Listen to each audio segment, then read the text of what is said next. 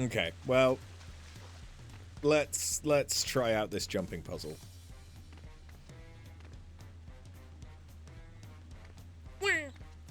Um.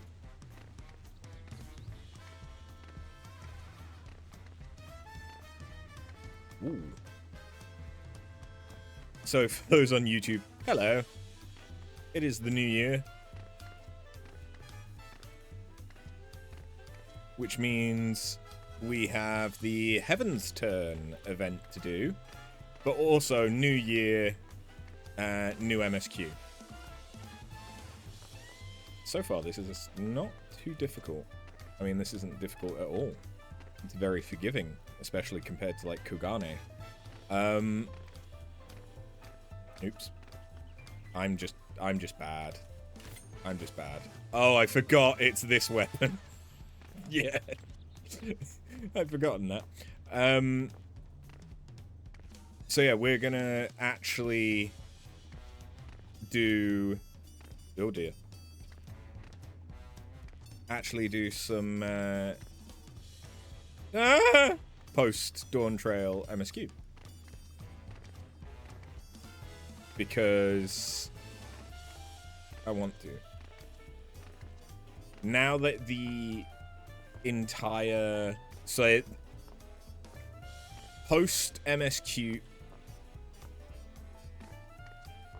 Post MSQ is usually split into two. So you'll have, like, post MSQ patch, post MSQ quests 1. Maybe I shouldn't be doing a jumping puzzle whilst trying to form coherent sentences. You usually have, like, group 1 and group 2, because you'll have the actual, like, post story, and then you'll have the story that's more prepping for the next expansion. And Dawntrail is now in that second group. I don't know how much of that is actually prepping for the next expansion or not. But that's usually the pattern that it follows. Mum's the word on your fingertips. Yeah. Like, I know that the dungeon... Motherfucker. I know that the dungeon that got added in 7.4 is Mistwake, which is 1000% FF9. And I know that the EX is Phantom Train.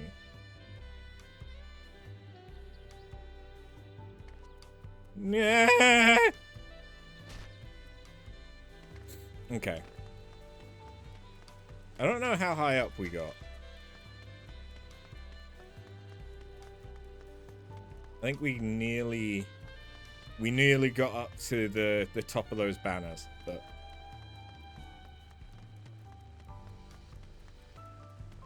post-patch wrapping up the Alexandrian stuff, to be honest. Yeah. But I don't think it is actually prepping for whatever the new expansion is yet. But, like, thinking about Endwalker, like, the first set of quests was doing all the stuff with Zero, and the 13th. And then we got the couple of quests with Wuklamart, which was like the prepping for Dawntrail stuff. And in case anyone's wondering why it is I'm doing a jumping puzzle, it's a good question.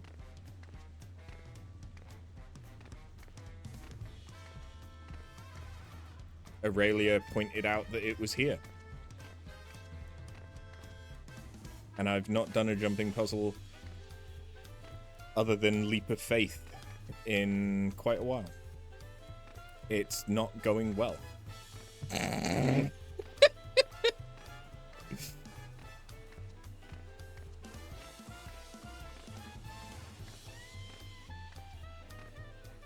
but at least we have some banging tunes.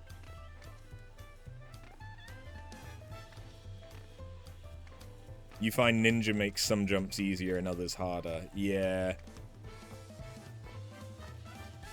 I can see that.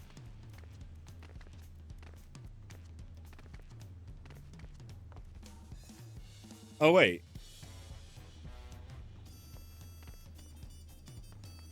Am I dumb and there's a much easier way to get to, like, this point?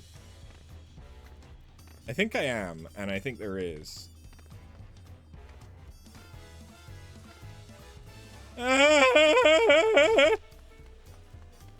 Because, like, can you get up to the top of...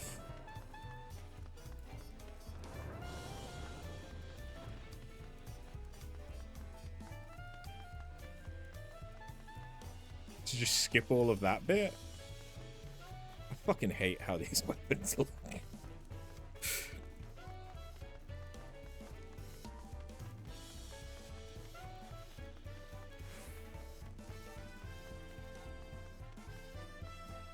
If it wasn't for the traily bit, I'd still hate them, but they wouldn't be as bad.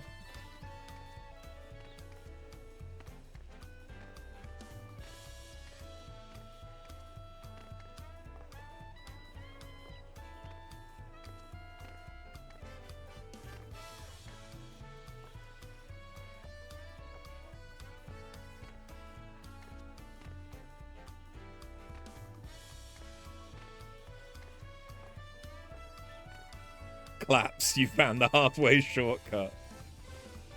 Thanks. You didn't want to mention it because it kind of ruins the experience. I get that.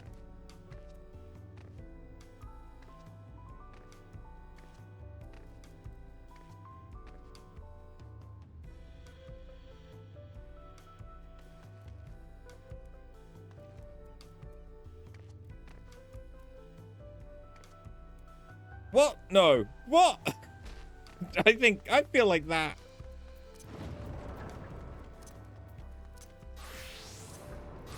I feel like I got screwed a little there.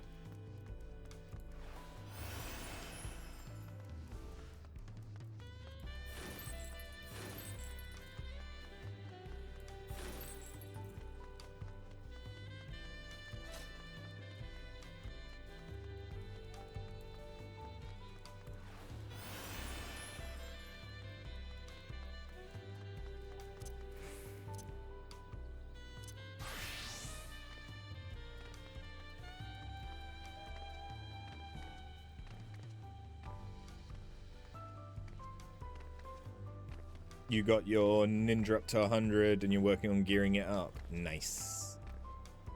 Ninja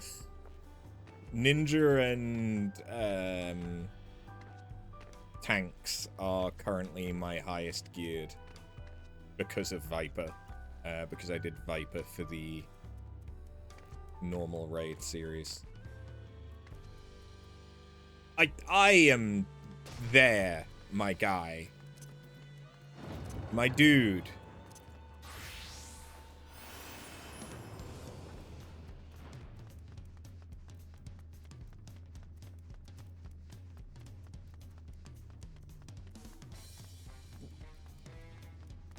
New year, new struggle. That's what this is actually turning into. Again, there's no actual reason why I'm doing this. Other than I can.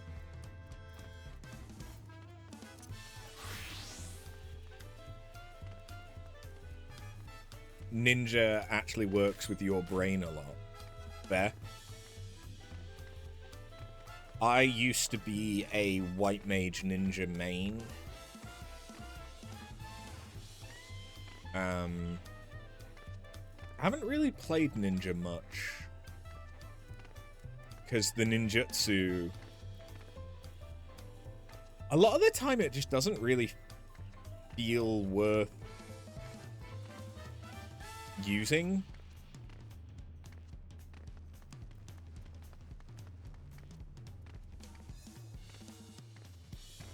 And especially like compared to Viper, where Viper is so much simpler. Like, you still get flashy attacks, you still get great AoE and everything, but you just don't have to worry about, like, oh, if I input this wrong, I get a bunny and shame. You like that it tells you you messed up via the bunny or something not lighting up when you want it to. Yeah.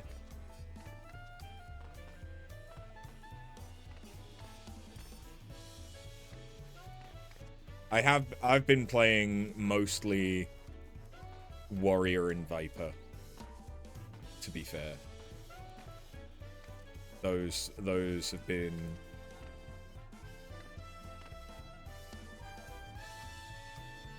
my two go-to classes for quite a while now. Is this the top? Or is there more? I feel like there could be more. No, this is the top. Nice.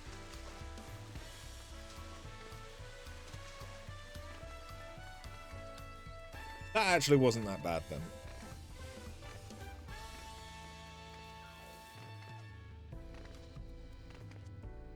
I feel like I could get there.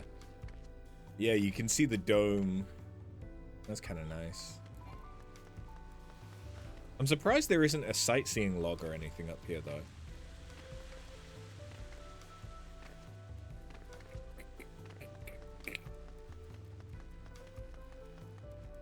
Ooh, but that's quite nice.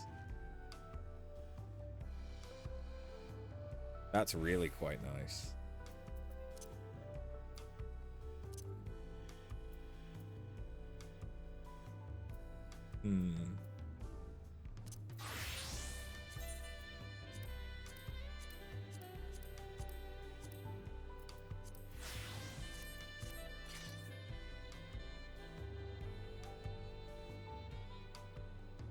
Oh, yeah. That looks pretty good.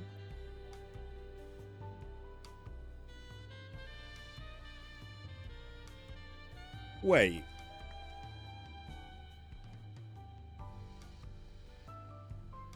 Does this... Hold on. Testing something.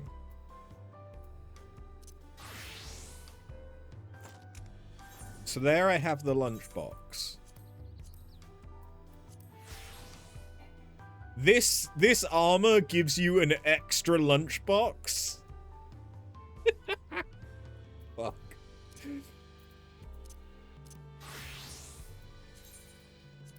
Because it is the machinist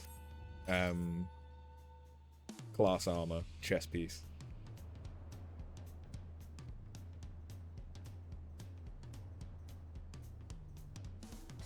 Yeah, that's an awesome view.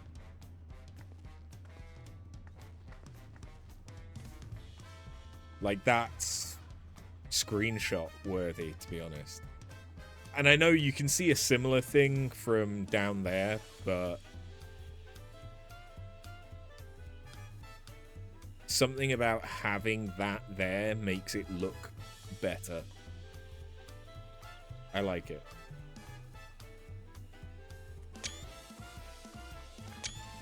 Black cat got in the way. Okay.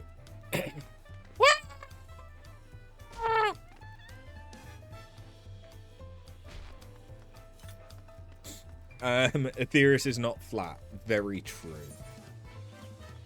Very true. What is it belongs in a museum? Is that for the custom delivery?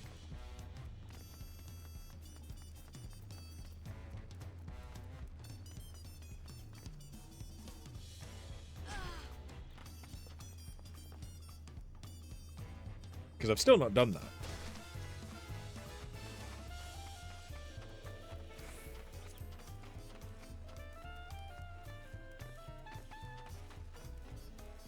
Imagine a flat Aetherius society. Yeah.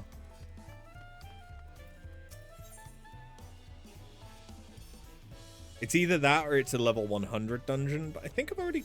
Do I already have that?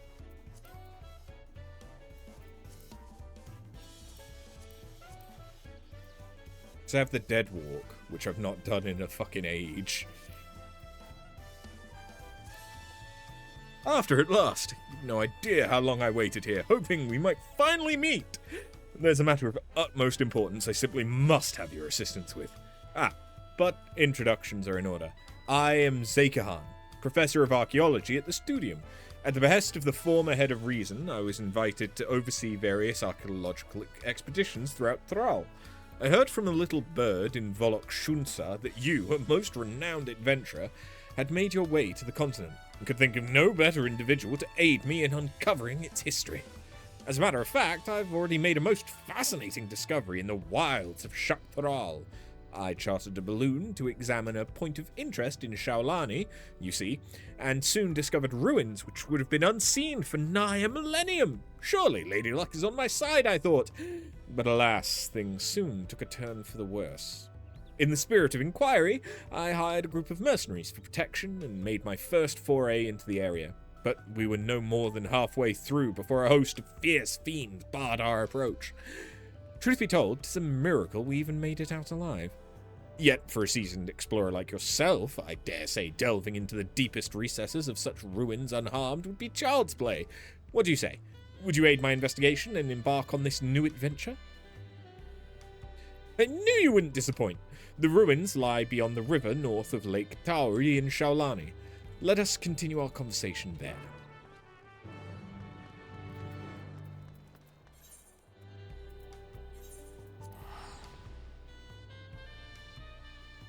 What is this?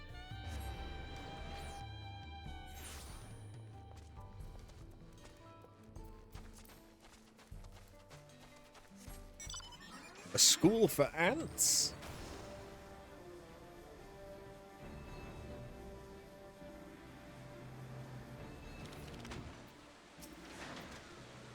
Wonderful, you're here. History, lost to the ages, lies in the valley just upstream. It is a landscape unlike any other, teeming with sabatenders of all shapes and sizes. I call it Tender Valley. Oh, okay, yeah, this is a 100 dungeon. Doubtless, the ruins have remained untouched for all these years due to its barbed environs. After all, none would wish to become the victim of their thousand needles, though I believe the ruins nest deep within the valley to be Yokhui in origin.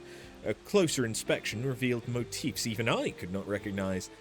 There's a new discovery waiting to be found within, I'm sure of it. Alas, the defense mechanisms protecting it were far too much for the mercenaries I hired. You would be wise not to underestimate them yourself. Lest I forget, you should know that I dropped some of my notes concerning the expedition during my escape. If you would know of my findings, I encourage you to search for the records during your exploration. I shall await your return here. I trust you the honor of discovering the unknowns which lie within. A school for antiquities. Yes. Okay. I do not want to... There we go. I do not want to tank when I don't know the dungeon.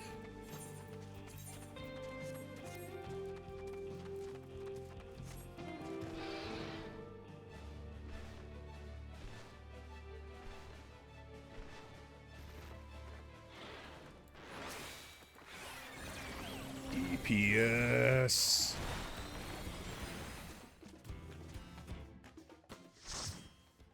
Okay, Tender Valley for the first time. I knew this dungeon existed, but clearly I've never done it. I think I thought this was MSQ locked. It's a lot of sabatenders.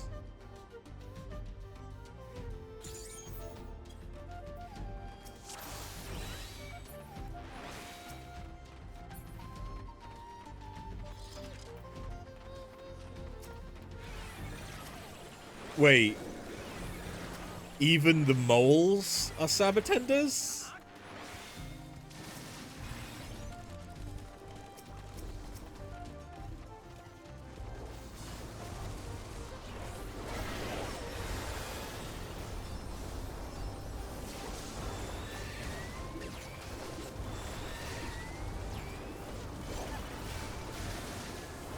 Right, how do I high level Sage again?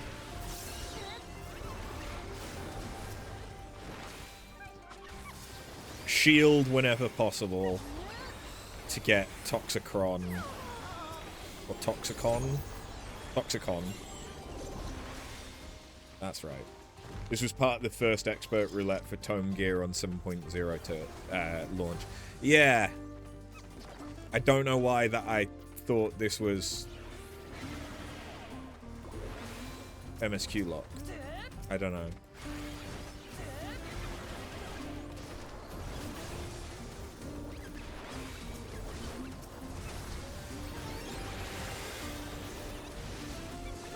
I can't explain it.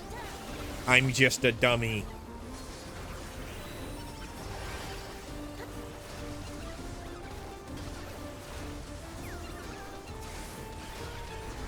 Oh, I know why I'm struggling. That's why. I haven't healed in a while. Okay? It's a good thing I'm healing. Because I need to remember how to heal. Because I'm going to be healing in a min-eye level static.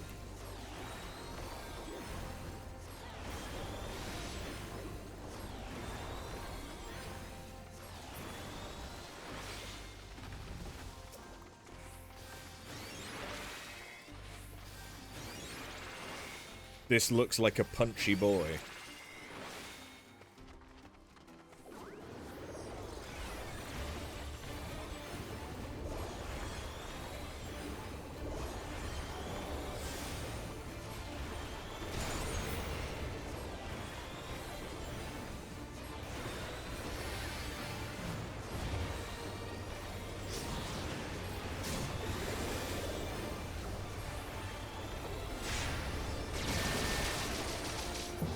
Oh, I see.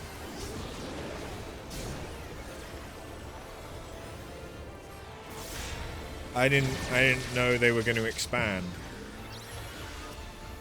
Now I do.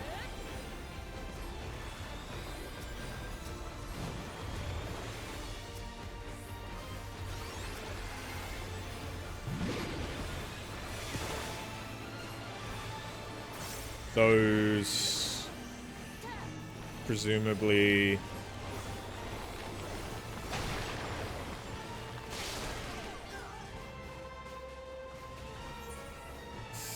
I hope someone has a Phoenix down or just doesn't need healing.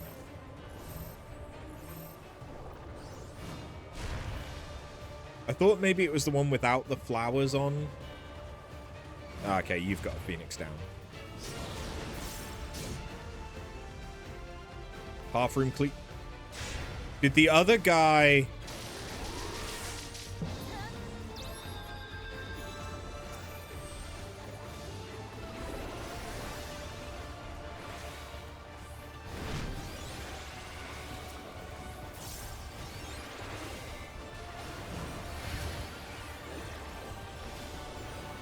Why did the other guy return? I mean, he is a returner, so maybe he forgot, but I don't know where the safe zone.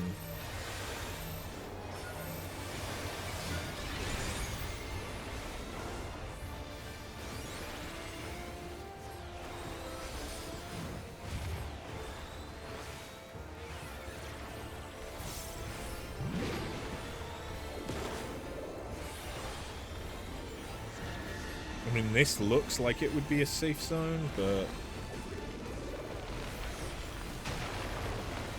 I don't think it actually is.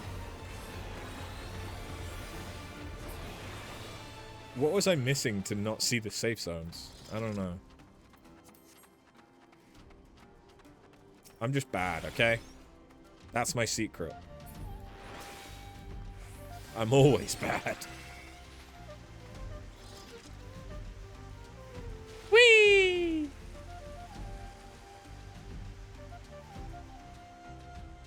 Don't look up my skirt. Dirty bastards.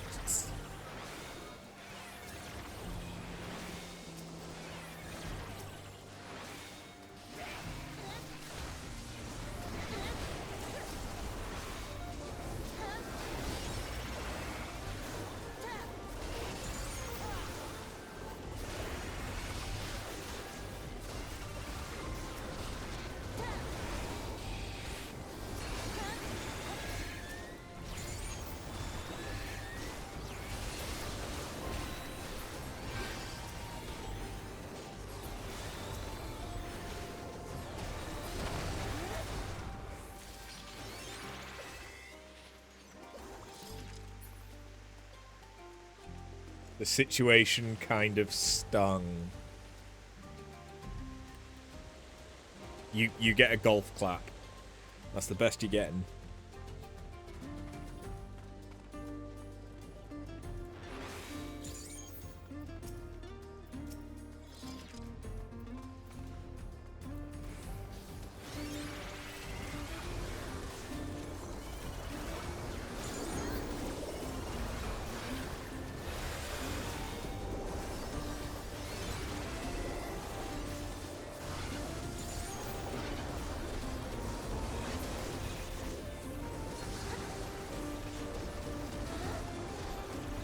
You wouldn't want any form of payment.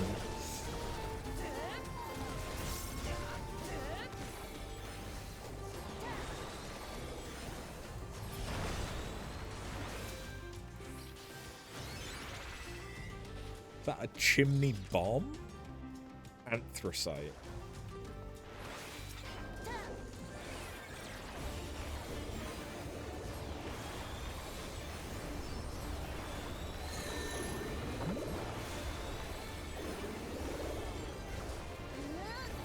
Presumably be over here. Yeah, okay.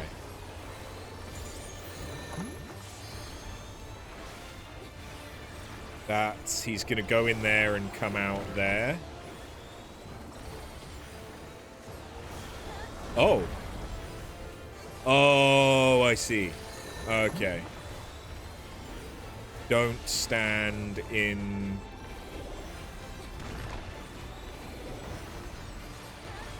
those.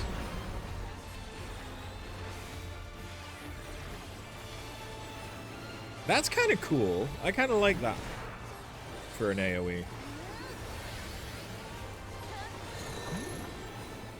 Okay, so this time...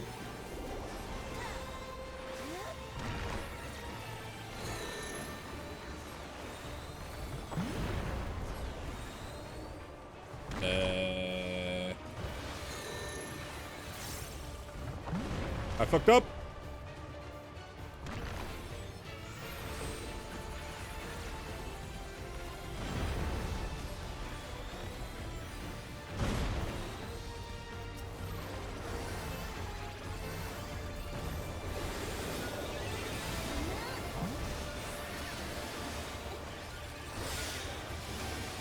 All the heals.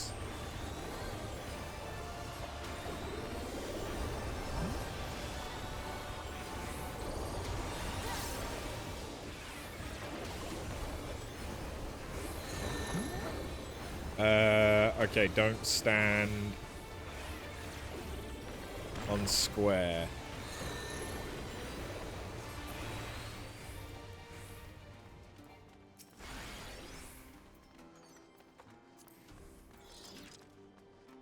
Yeah, these aren't good enough to be worth taking for me.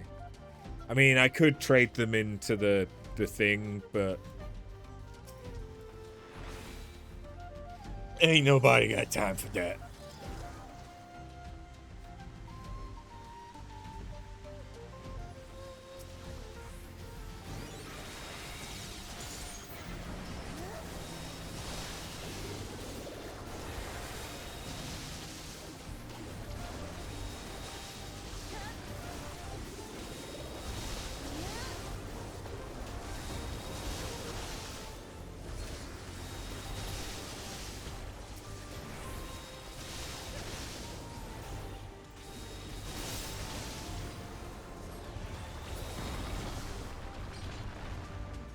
Yeah, I was getting fucked up without realizing it there. I am not a healthy boy. Oh. Oh. I saw Gwyd do the last boss of this dungeon, I think.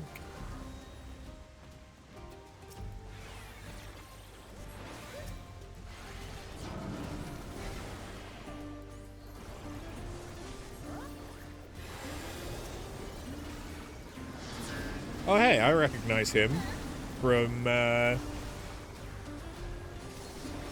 Khan, not Khan.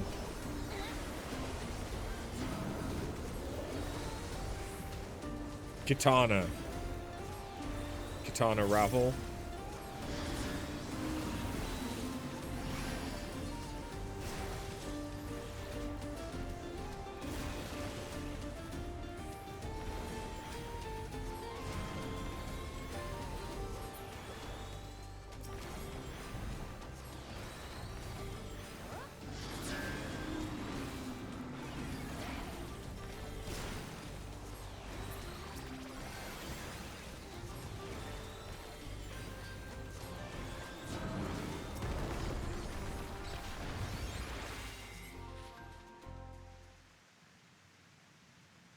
Oh yeah, I don't mind them reusing assets. That's fine. I like that this chain, like, you had the mole enemies that we've had since A Realm Reborn, maybe?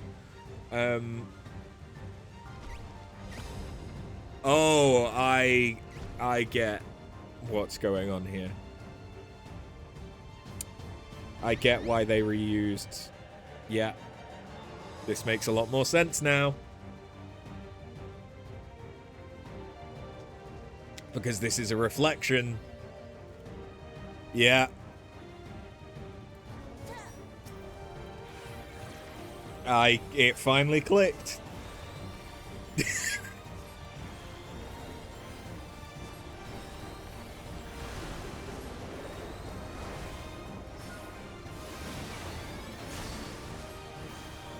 Bouncy Council.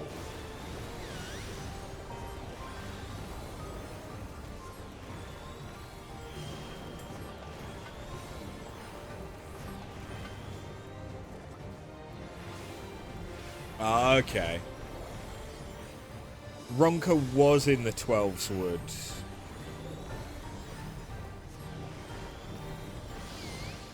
On that reflection.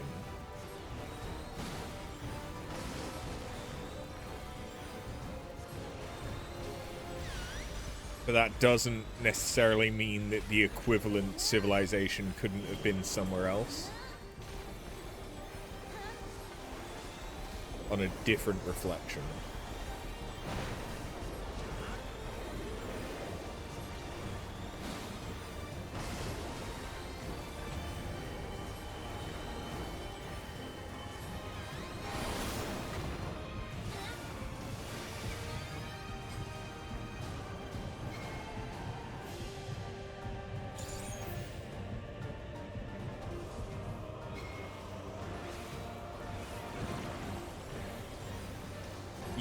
Yeah, I remember seeing Gwyd do that, and I thought of the Pokemon Psychic gyms.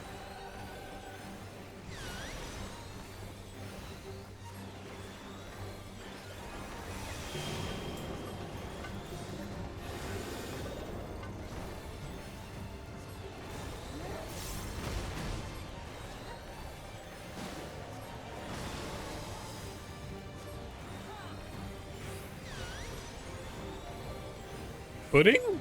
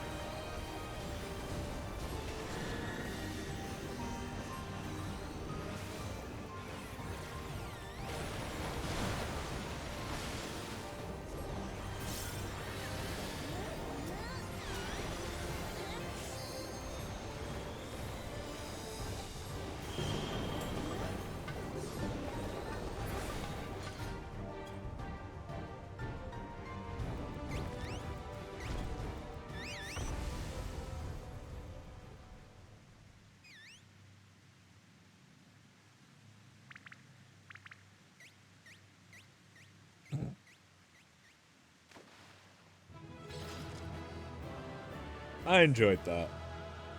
That's a good little dungeon. I don't know what was going on with the first boss. The first boss I definitely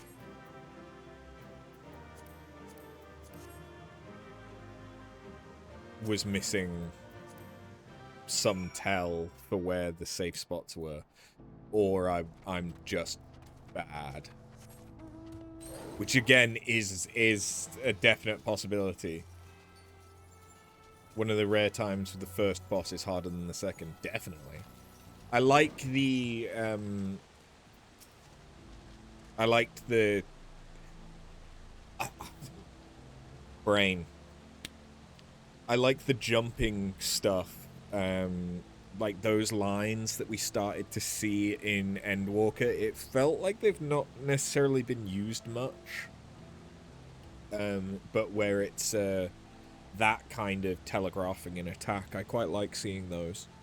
So the Great Serpent boss I enjoyed as well. I enjoyed the Anthracite, because that was a lot of it as well, and it was juggling multiple mechanics that we've seen so many times before, so that was a nice combination as well. You are returned, and with nary a needle to be seen. I experienced them firsthand myself. The pain was simply indescribable. That said, once it subsided, I was surprised to find that the lower back pain, which had ailed me for years, had completely vanished. Now, tell me of your expedition. I wish to hear everything. What did you see? What was hidden deep within those ruins?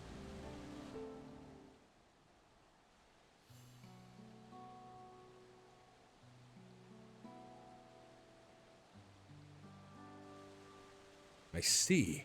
How truly remarkable. To think that the structures of a separate civilization lie in the depths of the Yokhui ruins, and at their deepest point, a great serpentine creature awaited. This is, beyond a shadow of a doubt, a significant discovery regarding Jacques Toral's history. Tell me, what thoughts have you concerning the valley's depths? I dare say the ruins predate the Yokhui. It reminds me of the ancient Ronkan ruins I saw in another world. Seemed special, I guess. I've no doubt there were many gospels that foretold of the great serpent's majesty. It reminds me of the ancient Ronkan ruins.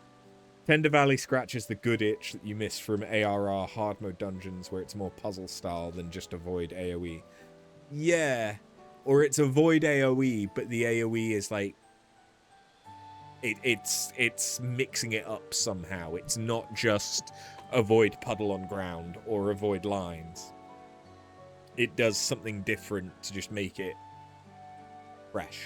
I like that. Truly, such a claim is invaluable testimony.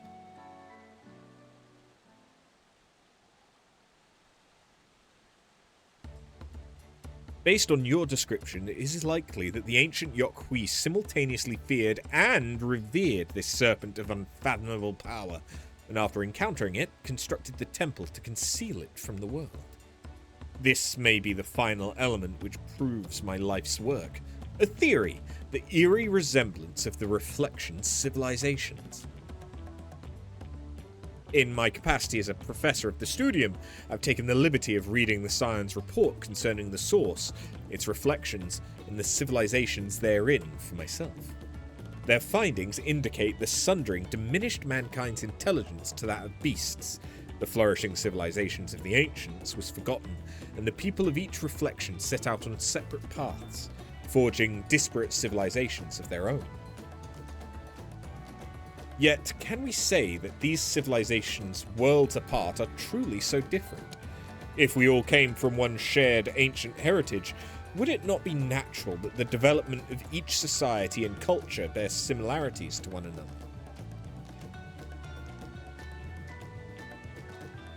What I'm trying to say is that it is entirely possible a society which predates the Yokhui and bears similarities to ancient Ronka once existed in the source.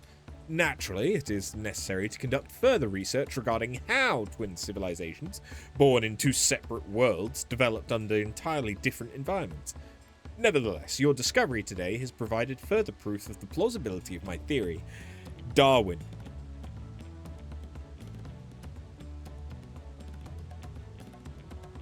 There's many situations of parallel evolution.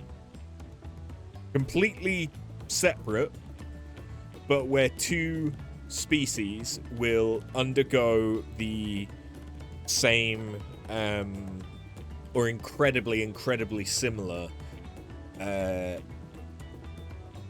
evolutionary traits because they're fitting the same niche, even if they're on two different sides of the planet. Like, I think finches are one of the ones that is like easiest to see, because like a finch, I think that there's multiple species of finch that are all incredibly similar, even though they're so massively separated geographically.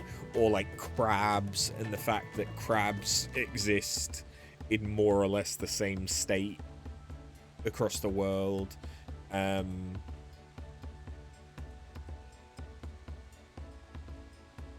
Armadillos, pangolins, hedgehogs, they all sort of kinda go hand in hand. Hedgehogs and porcupines, various turtles and tortoises.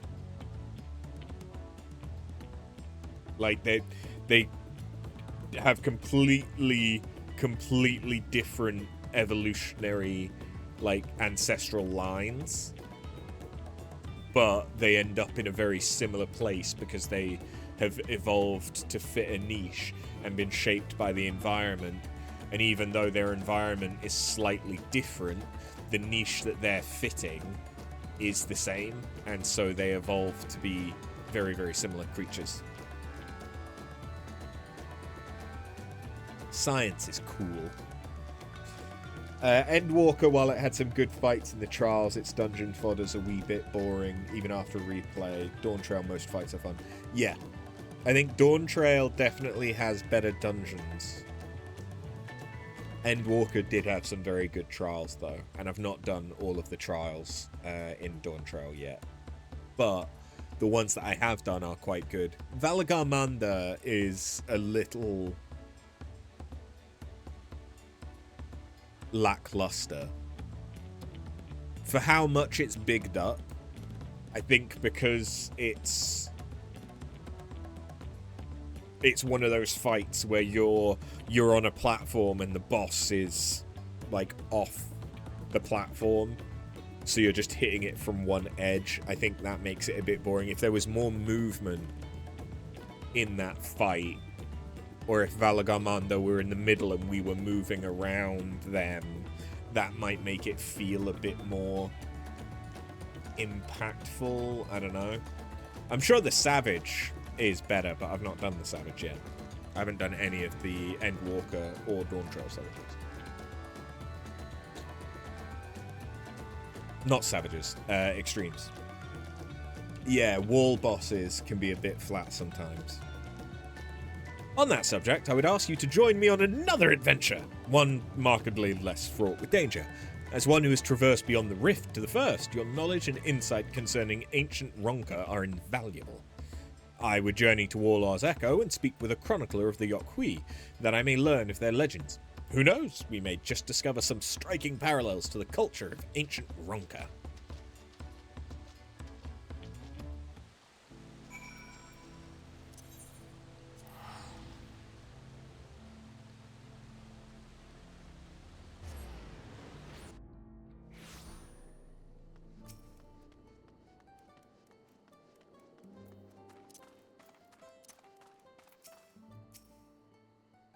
I am pleased to see you made it. I came by Alpaca, and for a blessing felt no pain in my lower back the entire ride. Perhaps the medicinal applications of saboteur needles is a field deserving of further study. The subject for another time, perhaps. The personage before us is the selfsame individual who informed me that Yokhui ruins may exist in Shaolani. They looked after me when I came here previously to conduct fieldwork, and are an extraordinarily erudite individual, well versed in ancient legends. Tell me, my friend, based on what I've shared with you, were you able to find any commonalities between the legends of your people and the ruins we discovered in Jacques Taral? Excluding those concerning disease, precious few stories of our ancestors who traversed north have been passed down, But for the valiant warrior who brought the sky ruin low, I would share with you a story regarding the Great Serpent, one we normally would not disclose to outsiders. Please follow me to the indelible passage. The murals shall explain all. Stormblood had a very creative dungeon and boss types. The issue there is gear sync and potencies and HP values. Some bosses are too squishy.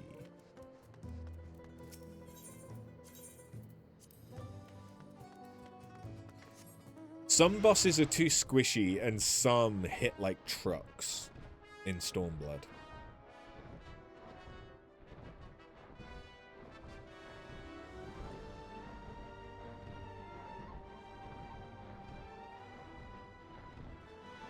But also part of that is that there's a lot of Magitech, and Magitech always hits pretty hard.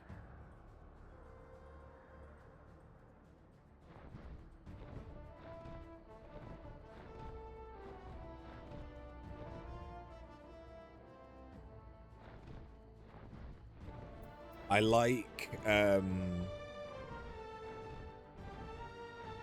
Violet Shisui, or whatever it was called. Shisui of the Violet Tides. I like that. That one's a good dungeon. A legend concerning the Great Serpent is hidden within this mural. Pray, gaze upon it carefully, as I weave for you an ancient tale.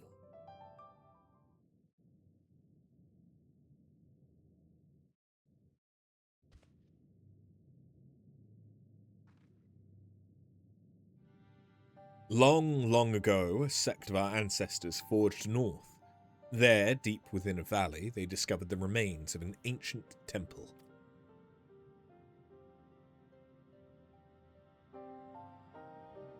Its inhabitants had long perished, and the purpose for which the structure existed was itself an enigma.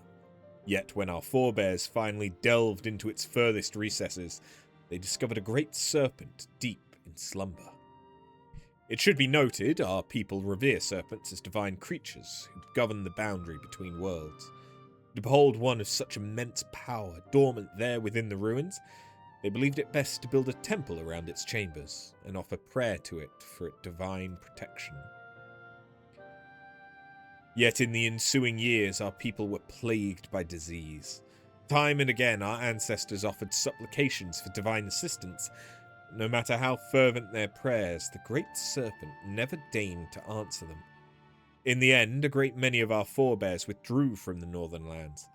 Only the most devout worshippers of the Great Serpent remained, but they too would eventually withdraw in somber procession, having buried too many brothers and sisters.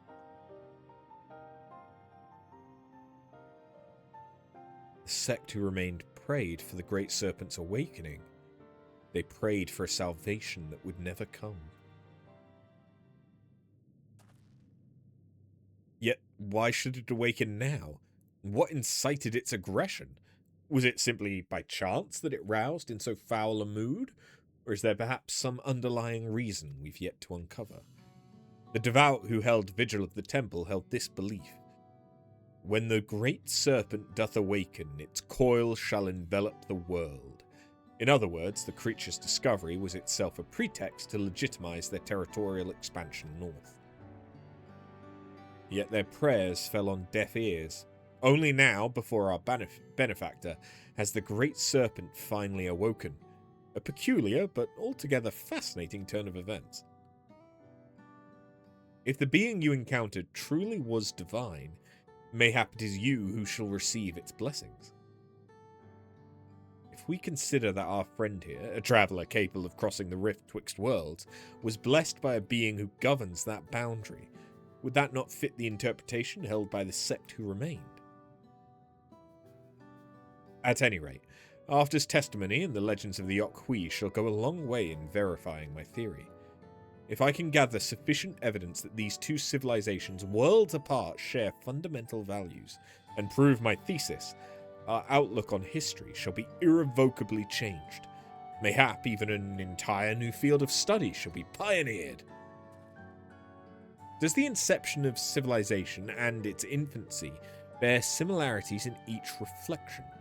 Was there some localized connection between them, such as a planar fissure, or perhaps there was some all-powerful keeper of whispers peering through the veil? Just thinking about what it is that connects us across the rift gets my heart racing. I certainly have my work cut out for me. And now that you've made the ruins safe, I may resume my expedition, and perhaps more importantly, continue writing my thesis. Master Chronicler, after. I cannot thank either of you enough for your cooperation this day. I know not where my research will take me, but I have no doubt my pursuit of the mysterious and miraculous will see us cross paths again. It's some kind of tower. Looks like it's made of glass or crystal.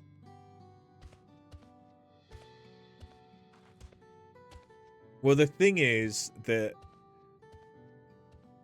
not really, because Crystal Tower only appeared in the first 100 years before we get there, which was already after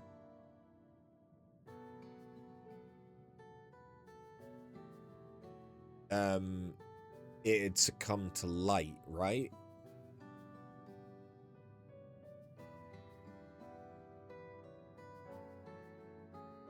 And the tower didn't exist in the first before that.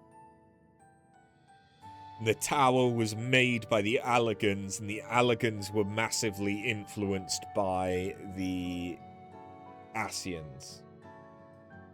Perhaps the Ronkans and the ancient Yokwi weren't influenced by Asians, and this was a natural, organic civilization. Because obviously the Asians, since the Sundering, they were putting a hand in raising civilizations and influencing them for various reasons and to various extents.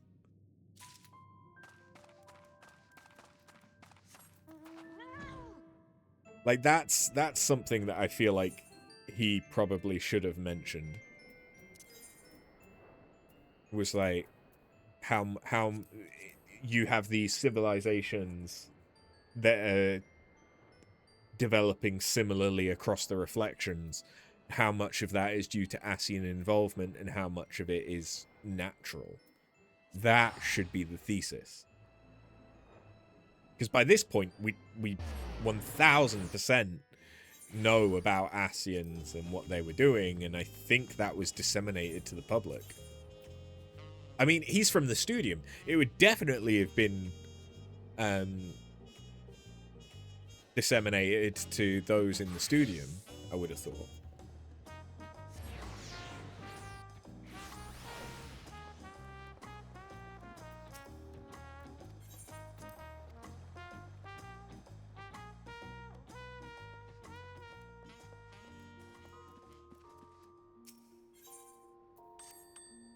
Yeah, especially after the Ragnarok and everything.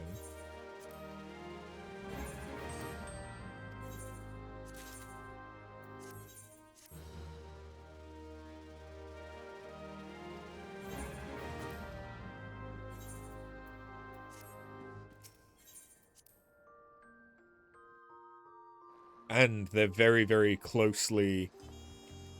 Well, they spoke with Hydaelyn, although I suppose not everyone knew about that. But they spoke with Hydaelyn. They then have had very good relations with the Leporites, who were literally made by an Asian ancient god. Hydaelyn's all three, kind of.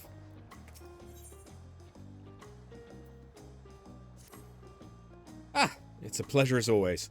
Have you been able to relax lately? Oh, I should have done the Heavensturn first. Oops. Wonderful. as busy as you've been with the rite of succession among other things, you deserve an opportunity to experience Tuliolol at a more leisurely place. Sampling the tacos of Shibalyev Tie is one such way to do so. They're made the traditional way and laden with fillings, and are absolutely sublime. If you have an empty stomach, the owner, Brukivu, will look after you. Okay. Heavensturn's usually Limsa, right?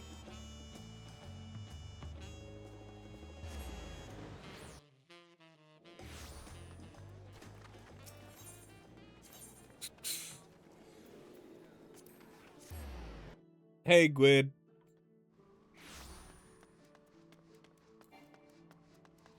She's primal, not quite Ascian, since Ascian is those reawoken to their memories. You'd classify the 3 unsundered we fight as the Paragons. Yeah, so, like, I suppose Ascian was the faction more than anything. Ancients was their race before the Sundering. She then she becomes the vessel for Hydaelyn, which is the equivalent to Elidibus and Zodiark, but we would consider Elidibus to be both an Ascian and an Unsundered. So she was an Unsundered, not an Ascian, but an Ancient, but also a Primal.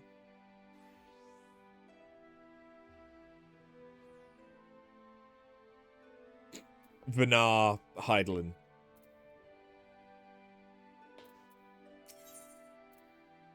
So Vanar would have been the Ancient, but by becoming Hydaelyn, she became Unsundered. Or she was Unsundered.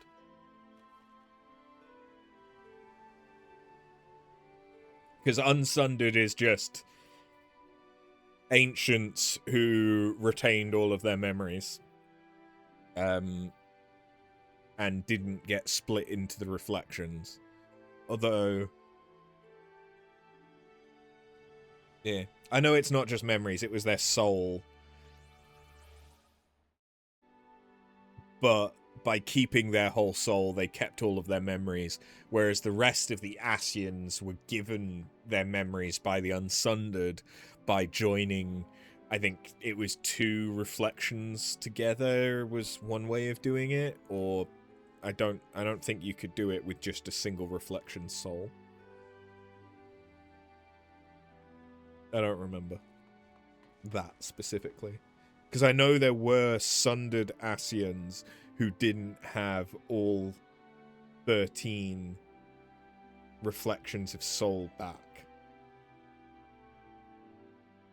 But they had some.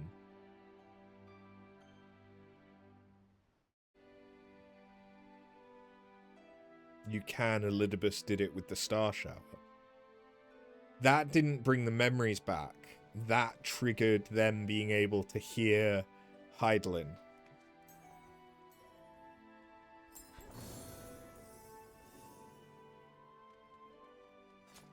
Yeah, almost none of them got all of their soul fragments back, because then they would have been effectively unsundered. Yeah. Because Elidibus with the Star Shower, he just made people hear Hydaelyn's distress call. Bear in mind there are numerous unnamed Ascians who are just masked, robed fuckboys who aren't important. Yes. Yes. That's true. So it may have been that the unnamed Ascians only had 1 or maybe 2, like, soul fragments, and the more important ones had more, and, like, that was the scale of power going up to the Unsundered, who were obviously full power. I don't know. They're not around anymore anyway. So. Yeah, the most of the Ascians, if not all of the Ascians that we really dealt with, were from the Convocation. Because obviously Elidibus, Emmet Selk,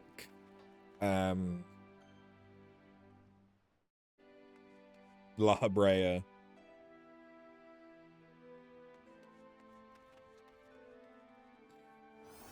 I forget if Igorahim was, or if Igorahim wasn't part of the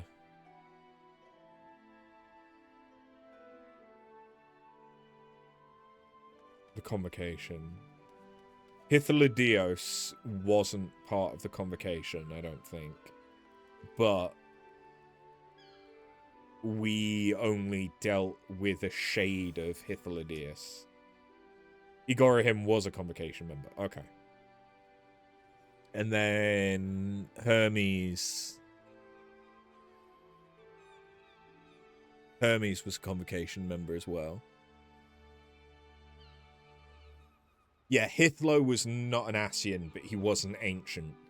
But he...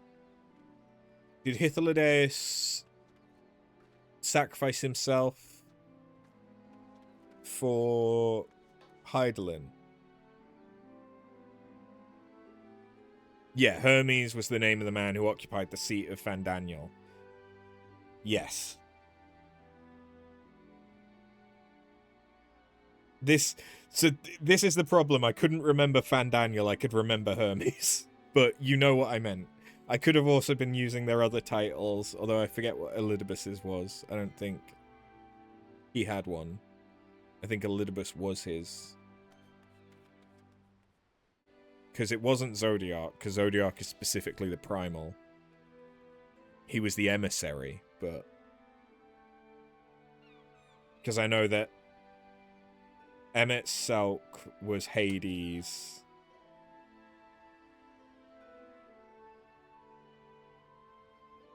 Themis.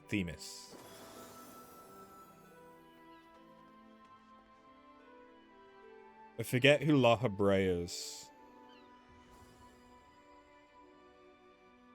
god was. Or it may have... Because it basically that they followed that it was... It's mostly one of... Oh yeah, Hephaestus. That's the one. Thank you. Yes. Because they follow that their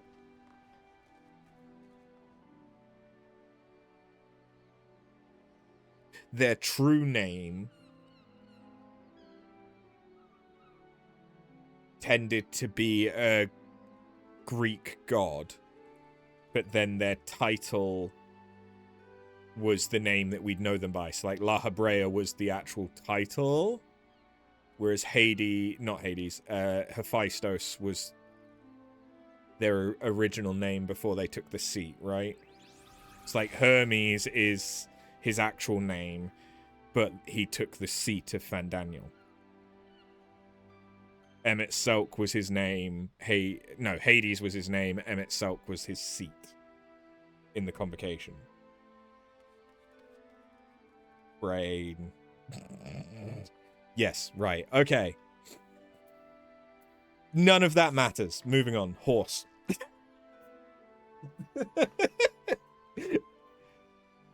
Vinar's Greek equivalent. That's a good question. Wasn't it Artemis? Someone was Artemis. Hey, Geeky. You, for one, are just confused. Yeah. I want to say for some reason that it was Artemis, but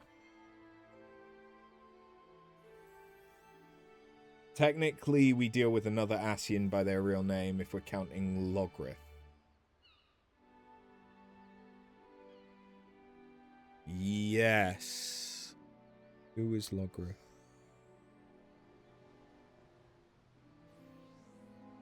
And Nabrialis. Logrith was Gaia. Right, yes. I'd forgotten that.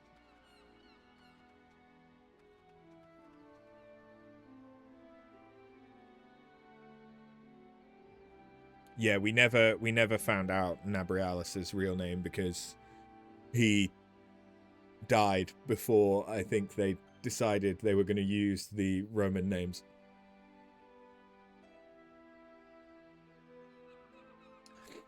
In honor and glory do we first lay eyes upon one another. I am the Uma Bugyo. the head of a delegation from the far eastern nation of Hingashi. We are come on a mission to tend to the fire of friendship with your Eorzea. Apparently, we have a link to his real name in a way.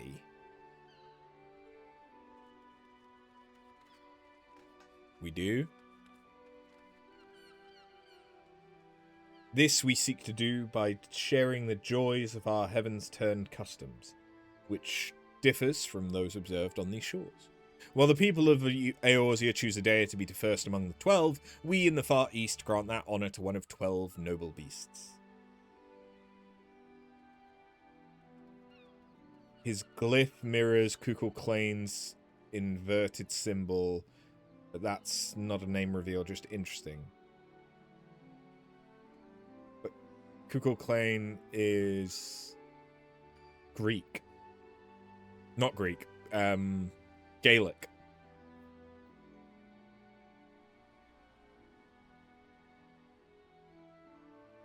He's Welsh, isn't he? Welsh folklore? Not Greco-Roman?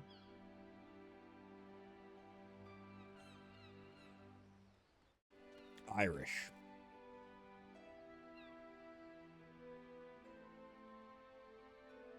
I only really know that because of Persona. But yeah. I knew he was either Welsh or Irish. I thought he was Welsh.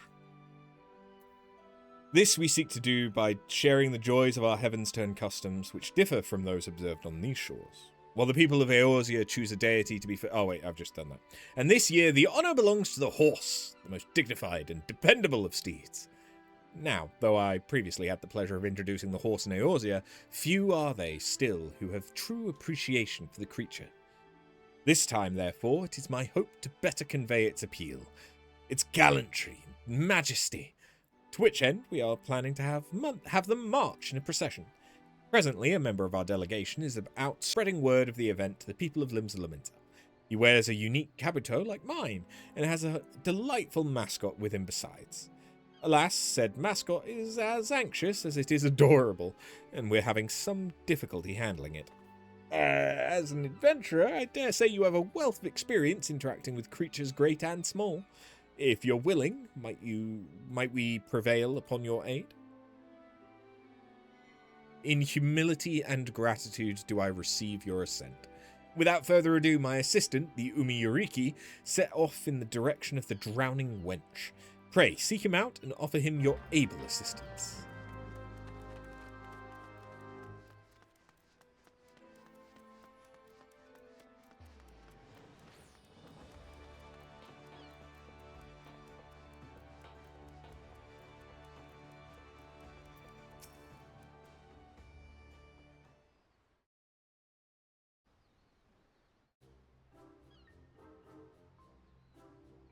Come here, I say.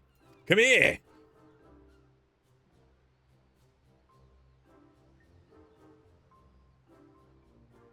How am I to promote the procession when it refuses my every command? Ah, forgive me. I did not notice you there.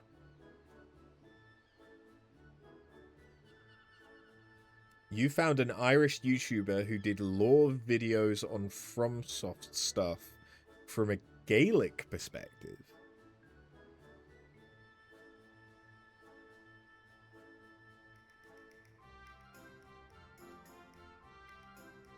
I could definitely see that in Demon Souls.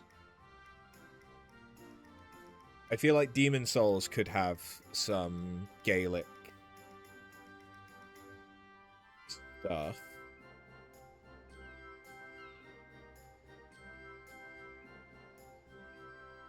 I mean, I suppose...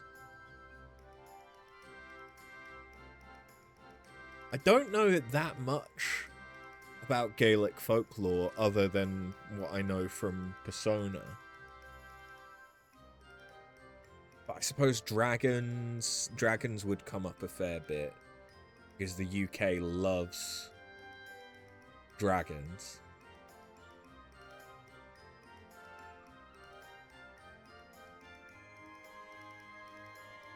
So like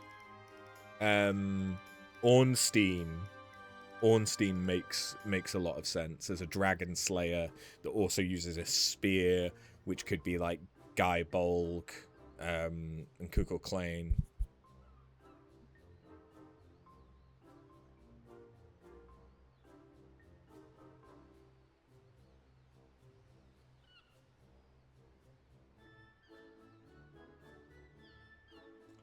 Gwyndolin, Arianrod, Gwydion, and Mananan MacLear. The Emerald Herald is similar to that of Brigid. I think part of my problem is sometimes I get Siegfried confused with Gaelic mythologies, but he's Germanic, or more Germanic, Central European. Gwydion's technically Welsh, but also not. Yeah, there's a lot of cross-talk and bastardization, I believe, between Welsh and Irish folk tales.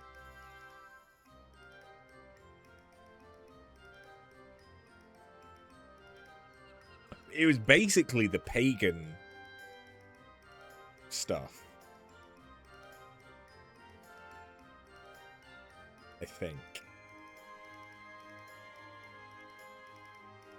Whereas a lot of English stuff, we don't talk about stuff before Christianity as much.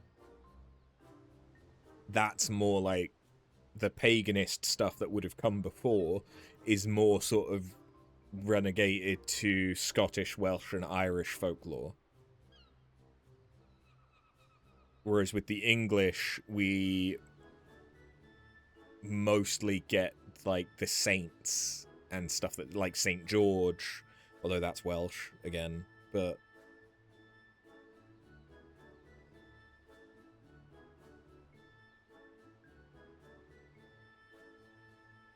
so we had the Anglo-Saxons, and I think the separation was sort of we had loads of stuff. We had the Anglo-Saxons, we had the Romans, we had the Vikings, but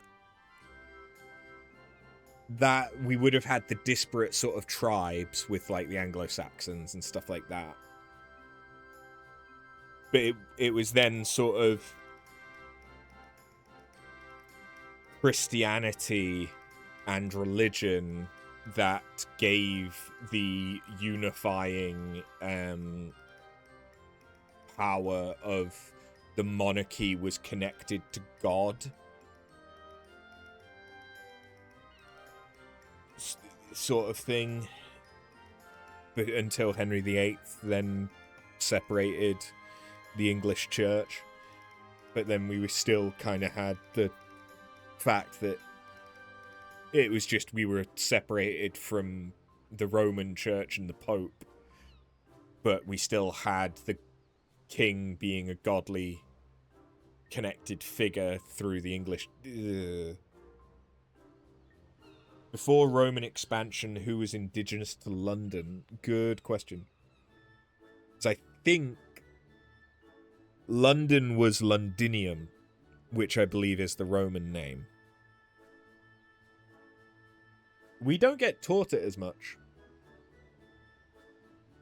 to be honest. It doesn't really come up in our mandatory education.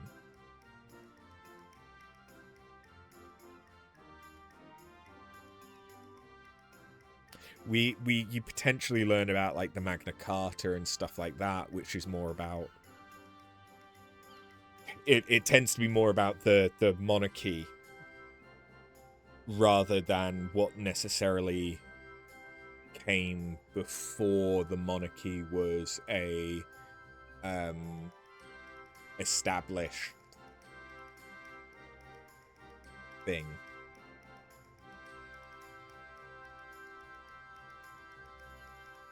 But I also don't know who established...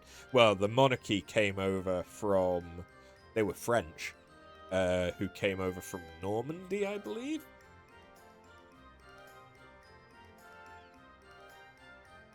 Yeah. Yeah, US history is a bit easier thinking about specifically the US because it's, you know, less than 300 years old.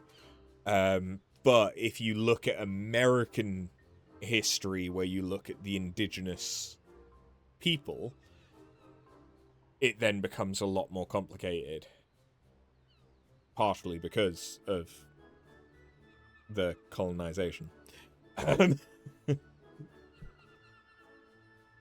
And the fact that a lot of those tribes were passing their history down through word of mouth rather than necessarily recording it into physical media.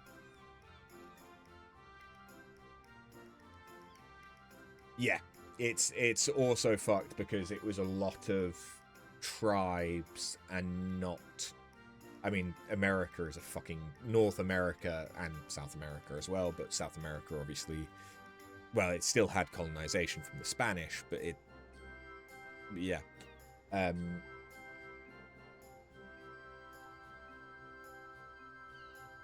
North America is a huge, huge place.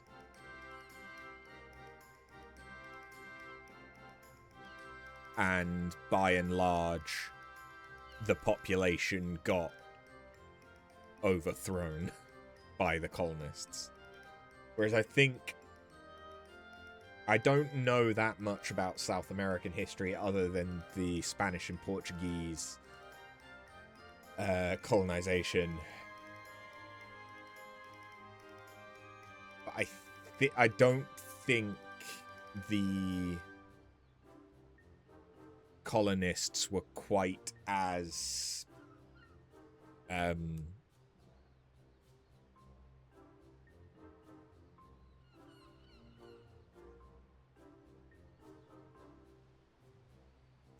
zealous. Although then again, maybe the Spanish weren't exactly that forgiving.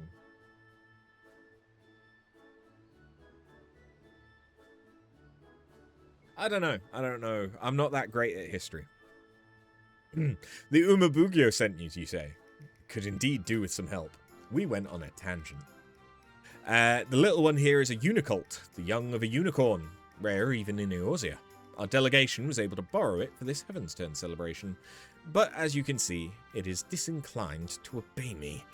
While I am versed in the handling of horses and could tame the unruliest of them, this creature has eluded all my attempts to reach out to it. It appears to be daunted by its new surroundings, and will neither move nor respond to aught I say. It's like in this game, no one, not even the writers, know where Midlanders come from.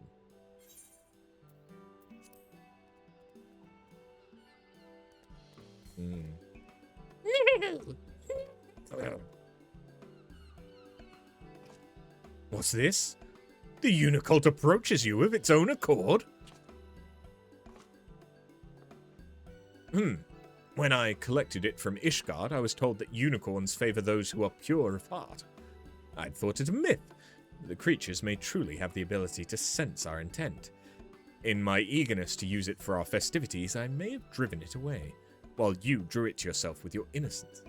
Because we're seen everywhere, and yet we don't have a specific home. Yeah, because Highlanders have a specific place. I forget where it is, though. I must admit, I don't remember the origins of all the different sub-races.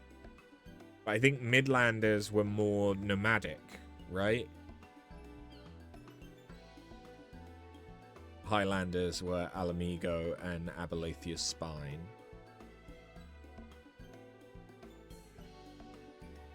Yeah.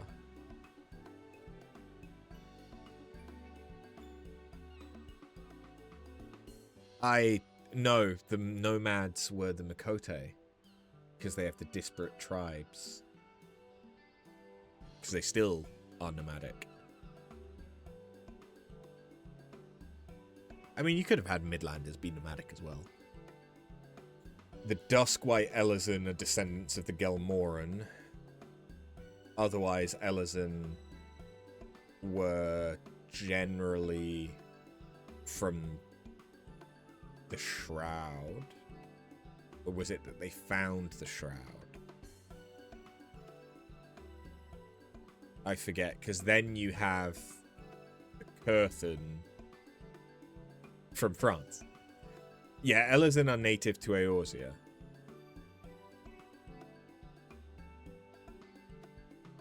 But specifically, like, the Shroud, Gelmora. But I don't know if they then traveled to Kurthus. Or if they... Yeah. Lalafels came from the south, same with Makote from Mericidia. The Makote are from Mericidia? Didn't know that. I know that they were nomadic. That was about it.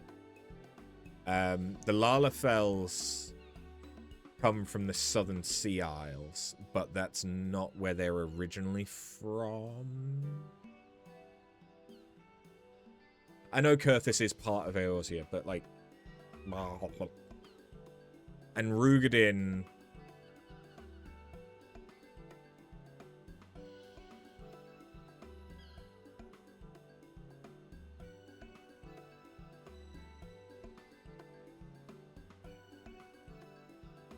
I forget where Rugadin come from. Valbrand, which is where Limsa is. Right?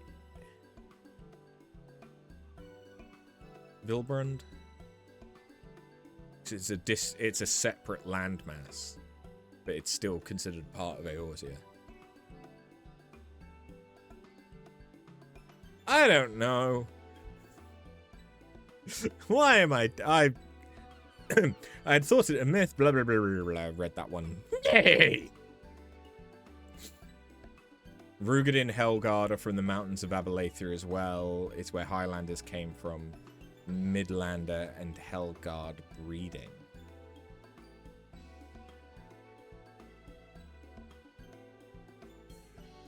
Those poor women. Those poor, pure women. Well, well, unless I'm mistaken, it wishes to say that with you, it would be willing to promote the Heavensturn procession. Loath though I am to impose, might I ask you to take the Unicult with you and spread word of the event. The procession will set forth from the Zephyr Gate in Middle Nosha and strike southward. To begin with, you might try approaching the folk nearby. When you've finished, pray report to the Umabugyo. I leave the Unicult in your capable hands.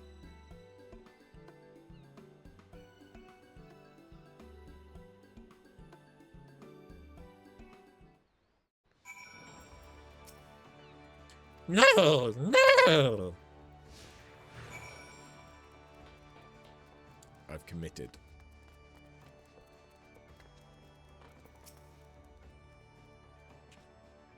Quintantane.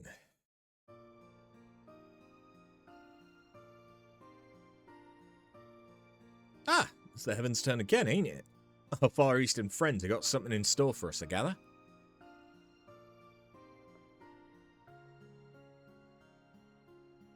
Well now, what a curious little creature. What exactly is it?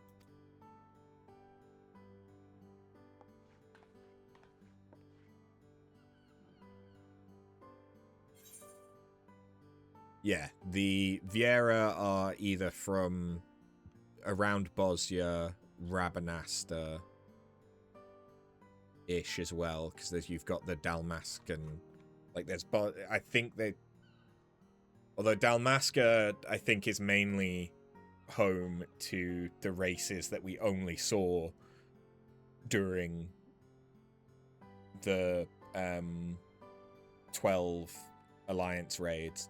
So, like, the crocodile faces and the pig faces, who I forget what their names were.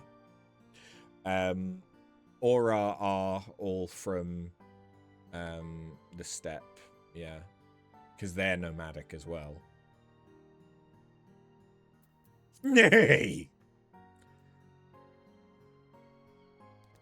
But yeah, they're all from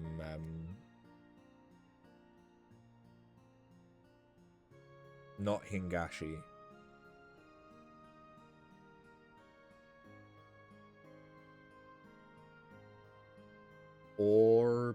Orban?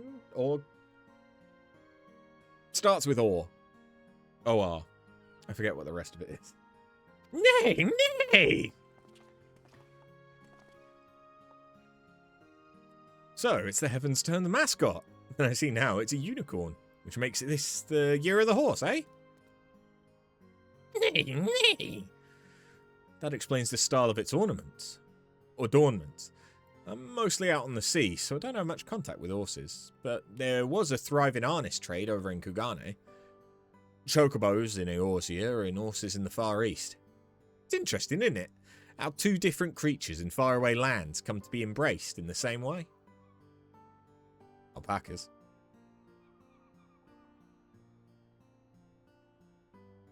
There's to be a procession outside the city, you say? That sounds like a good bit of fun. We'll tell everyone we know about it. Nay, nay! The Unicult appears to be pleased at having promoted the event. Otard. That's what it's called. Otard. Yeah.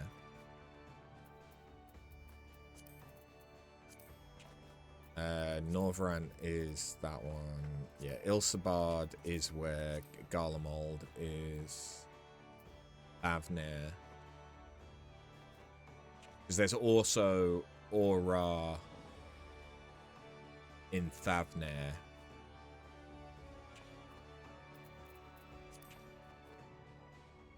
But that's not necessarily where they came from.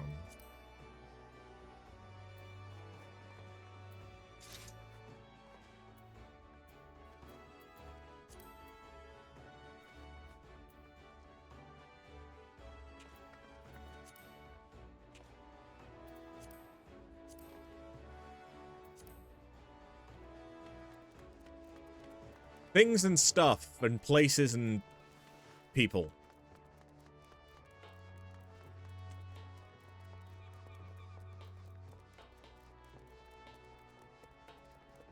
Things and stuff and places and people. Just remember, if nothing else, everybody poops.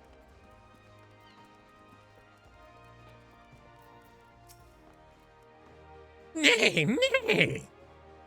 Oh my, you gave me quite a shock. Whatever you might be. I've never seen a horned beast like you before. Ah, so that's why it's attired this way. I must say, I do enjoy it when Heavensturn comes to Eorzea. It allows us to experience Far Eastern culture right here at home. And this procession sounds delightful. I assume the little one will be part of it as well? Nay! How adorable. I'm not too familiar with horses, so I look forward to seeing them in all their gallantry and majesty. Oh, he was stood on a chair. Cheeky little bugger.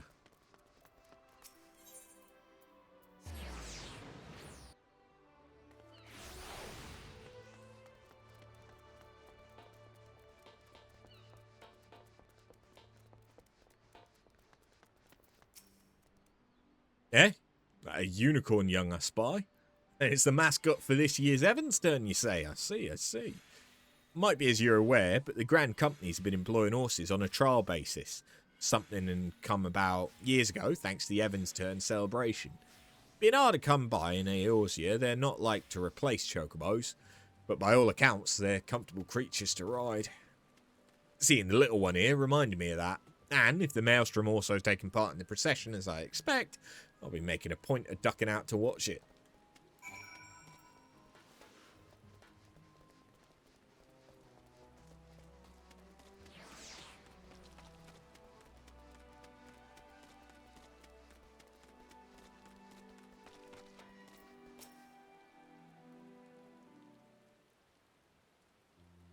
Ah, you're returned.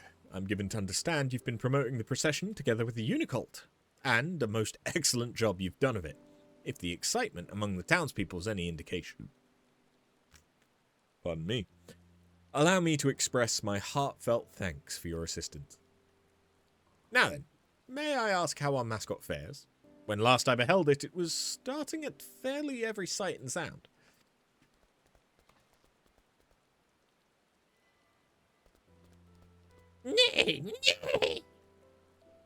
Well now, look how outgoing and cheerful you've become. Had I not known better, I would not think you the same creature. Lest you wonder, there's a reason why we went through not inconsiderable effort to have a unicorn be our mascot for this year's celebration. It all began during my previous visit to Eorzea. In our impassioned desire to introduce the horse to your land, we incurred the ire of a fraternity representing chocobo interests, with whose leader I engaged in a heated argument. Thankfully, an Ishgardian knight chanced to be on hand, a charmingly irrepressible silver-haired gentleman who helped us to resolve matters in civility and amity. Bearing the crest of the unicorn upon his person, he smiled as he expressed his tremendous and equal admiration for horses and chocobos both. Or chiffon, I assume. Because it would have been House Fortom, because they have the unicorn crest, or unicorn sigil, whatever the fuck. And he's the only silver-haired one that I can think of. In recalling that episode, I was reminded of the greatness of bonds that transcend nations, and so when our delegation was due to visit Eorzea once more, I was inspired to reach out to the noble house to which that knight belonged. For a time, I feared what might become of this year's event. Thanks to the Unicult, and you for helping it come into its own, I have confidence that all shall be well. Nay! Yes, all shall be well indeed. Much like the Ishgardian Knight, I believe you possess an innate ability to bring disparate hearts and souls together. That being the case, with you having promoted the procession, full sure am I that we shall have a great crowd in attendance. Now then, the hour of the event is upon us. We shall begin as soon as the preparations are complete.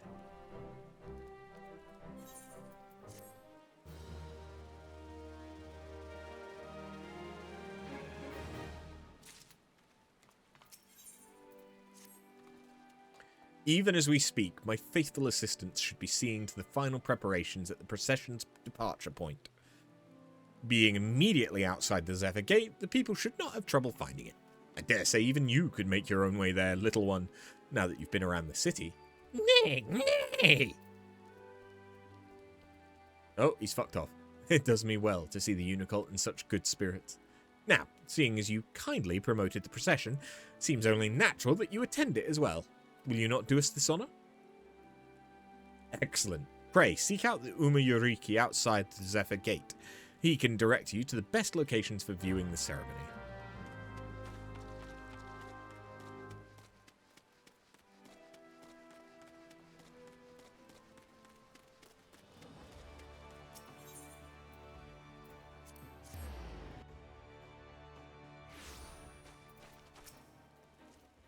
Ah, so you've come too. I was quite surprised when the Unicult appeared alone. In the short time it's been with you, it's become completely at ease around people. You truly have a way with beasts. Now then, those participating in the procession should be arriving soon.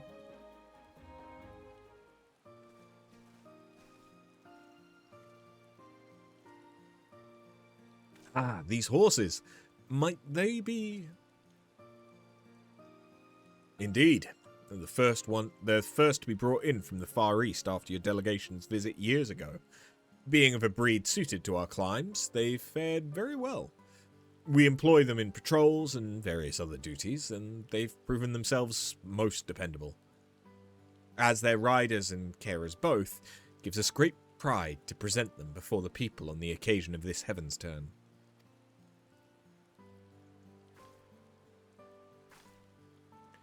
But to have our three steeds lined up side by side, I've no doubt that mine's the finest among them.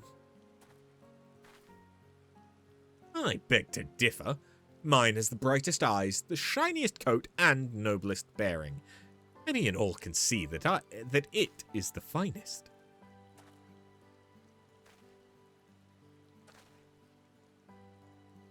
As you can see, we're quite taken with our horses.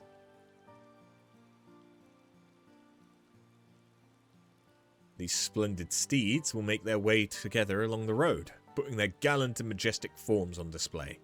A marvellous way to mark the coming of the year of the horse, I trust you'll agree. Nay! What's this? You wish to join the procession? While I am impressed with your newfound courage, little one, I fear it would not be safe for you to run among war-trained creatures several times your size. No.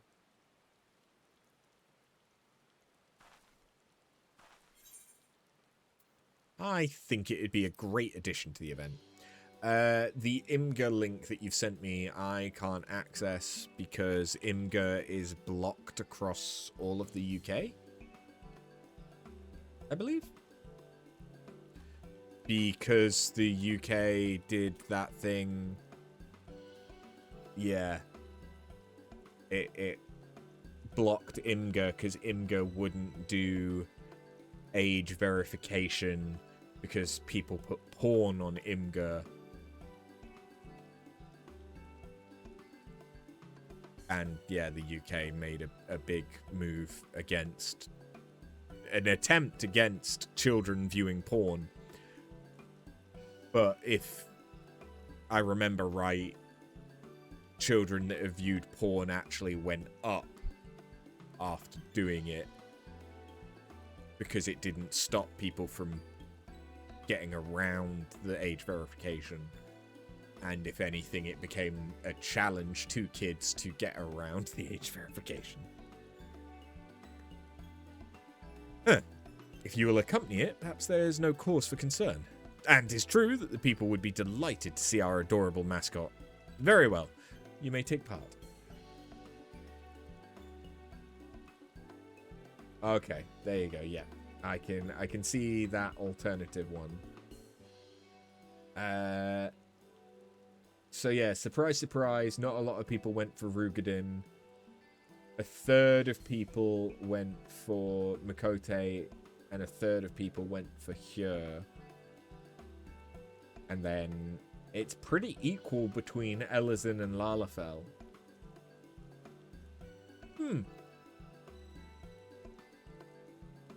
There were a lot more Elizin, I think, back then.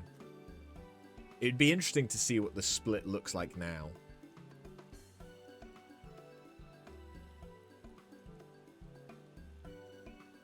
Because I imagine that the Elizin contingent has gone down and that the Lalafells might have gone up. I think it'll be still very few Rugadin. A lot of Makote. A lot of Hyur. Decent amount of Lalafells. Some Aurora and some Viera.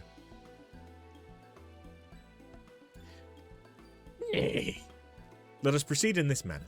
While the Grand Company horses travel along the road, the Unicolt shall run freely through the fields with you at its side. That should help the procession end on a charming accent, I believe. Or accent. Without further ado then, the good officers and I shall set forth. We shall see you and the Unicolt at the procession's end. The most recent link is play a survey of all available lodestone info.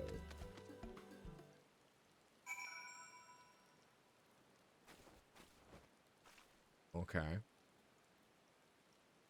I'm trying to load it.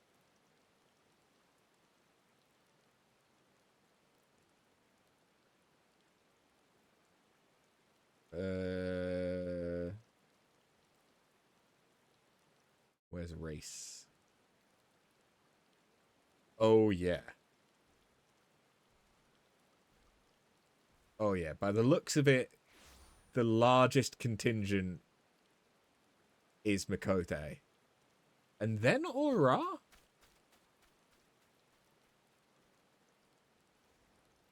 Huh.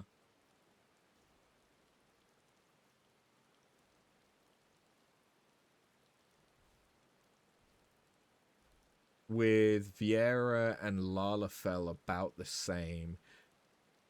Rugadin and Hroth are the least. Elazin slightly more than Rugadin or Hroth. And Hyur is about the same as Lalafell. I didn't think that Vieira would be that big. I suppose part of it is that they're the new race. They're the newest race. And the sex appeal. Yeah, it probably shouldn't actually be that.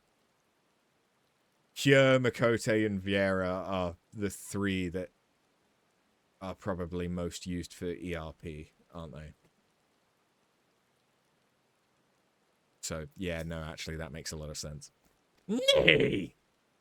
The Umano Unicult is champing at the proverbial bit to set forth.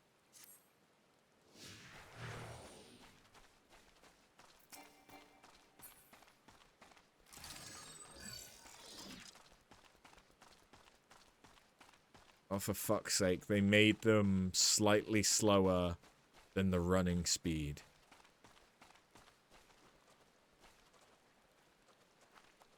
Nay! The Umano Unicult is savoring the joy of running freely while being cheered on by the people. Meanwhile, Aura just comfy in second place. Yeah. Nay!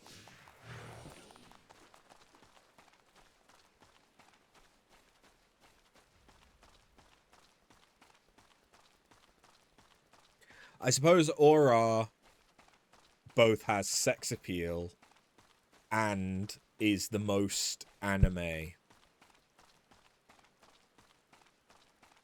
Like, a lot of the Aura hairstyles on the men are some of, like, the most anime hairstyles. Nay, nay! The Unicult seems tremendously satisfied. The Unicult is eager to continue on to your destination. Very Goku, yes. Yeah, and also lends itself to, like, Dark Knight really, really well. Like, demon stuff as well.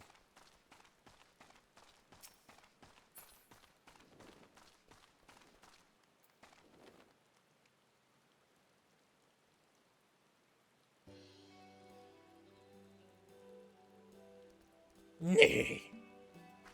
We were watching from here. You ran impressively, little one.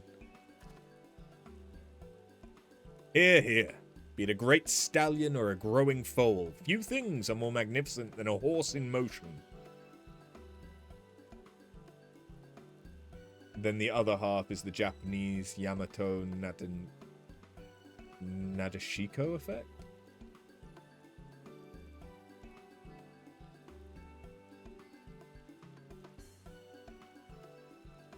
Oh, the idealized Japanese woman. Yes. Yes. Small, demure. Generally. Yeah, I can see that. Because the Hyur is more Westerner, whereas the Aura is more Eastern. Like, archetype. Generally. In the Far East, 'tis believed that to behold the horse's majestic form in the new year is to pray for peace and plenty. Furthermore, the unicorn is a symbol of the bond between our lands, a mark of friendship that shall endure for generations. These two things serve to lend the procession even greater meaning. Nay!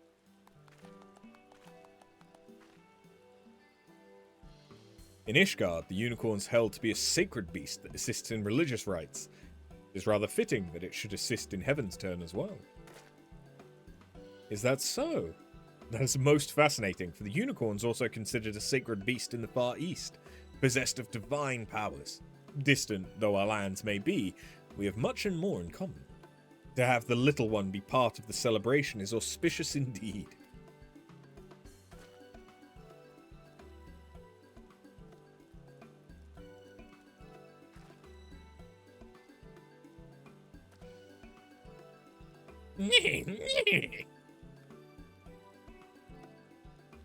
Truly, a horse in motion's a magnificent sight.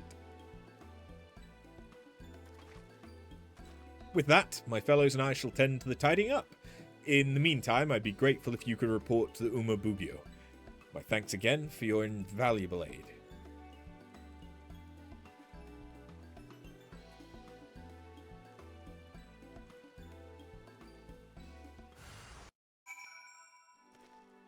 Thanks for the teleport.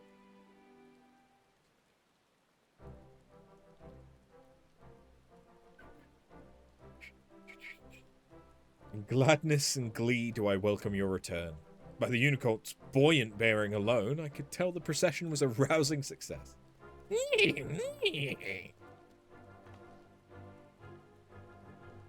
You have done very well, little one, going far above and beyond your duty as a mascot. Rightly proud of yourself you may be. And thanks to FF7, we have 2 breakdowns of that phenomenon. Tifu's not dressed like one is the Yamato Nadeshiko, where Aerith is dressed like one, but is a Sekuban?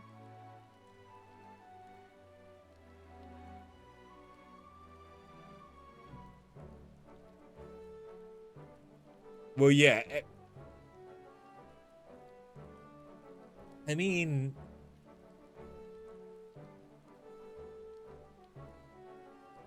they're both kind of delinquents.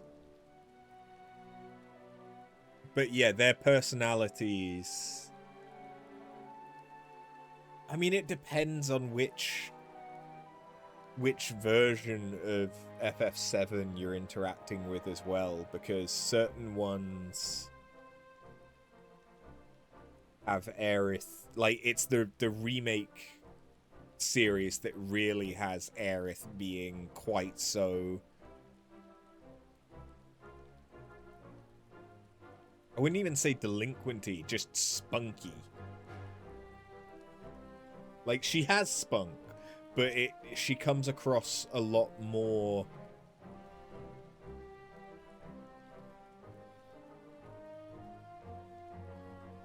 like, traditionally feminine in the original game.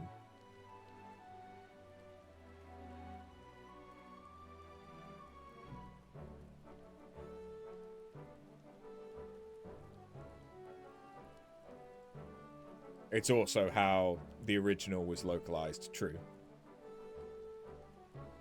That's fair.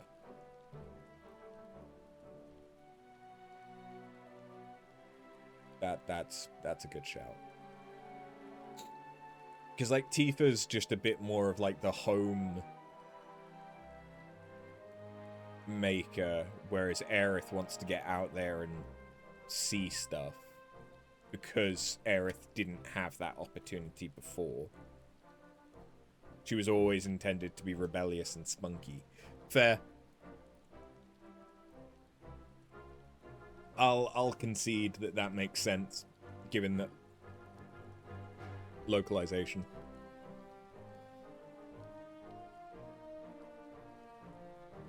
Why the fuck would I want to watch someone play Roblox, Twitch? I've never once watched a Roblox stream.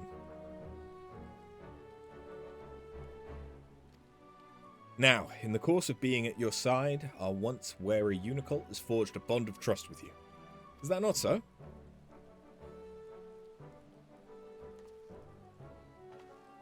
Then in hope and faith do I ask that you take it with you on your journeys. In your care, I believe it can reach its full stride, and Irish Guardian friends would doubtless agree.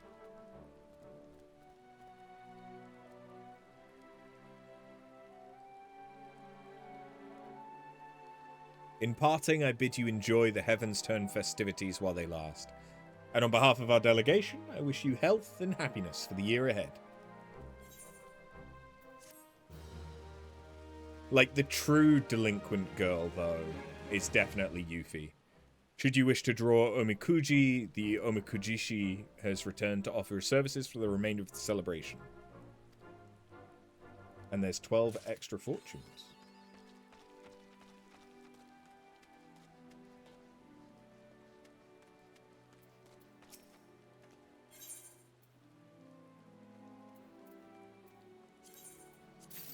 Advent cakes.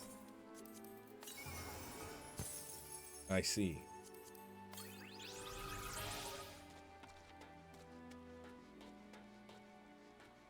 Yeah, Final Fantasy VIII is all the school stereotypes. But then put them in several layers of war. Well, you had school and teacher. You had, well, like, I suppose you had school includes teachers, blah. Because you had the dominatrix teacher.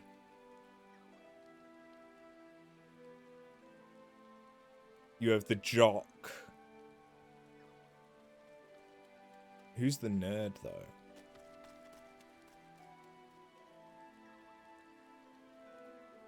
Although I suppose it would be the more Japanese school stereotypes, wouldn't it?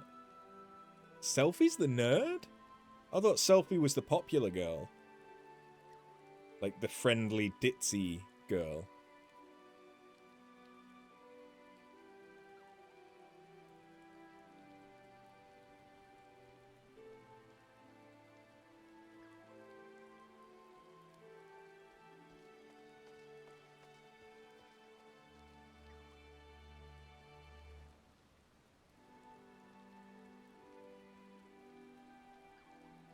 She's clearly atypical in the neurosense.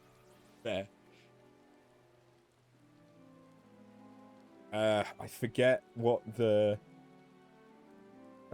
Squall Leon's love interest is called. Or Squall Leonhart. Right?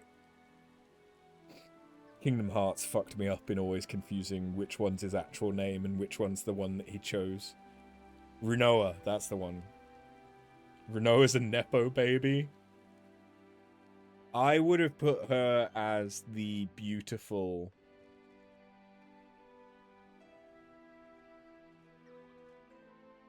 Like, if Selphie is the ditzy girl... Renoa would have been the beauty, the school beauty, who wants to rebel against her rich parents. She's the manic pixie dream girl.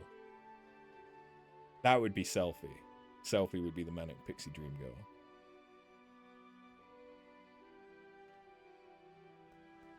Irvine is just cowboy.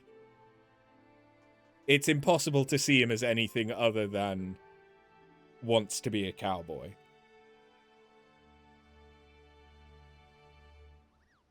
Theater kid. Okay, no, yeah, that makes sense. That makes a lot of sense. Theater kid that wants to be a cowboy. There you go. You got it.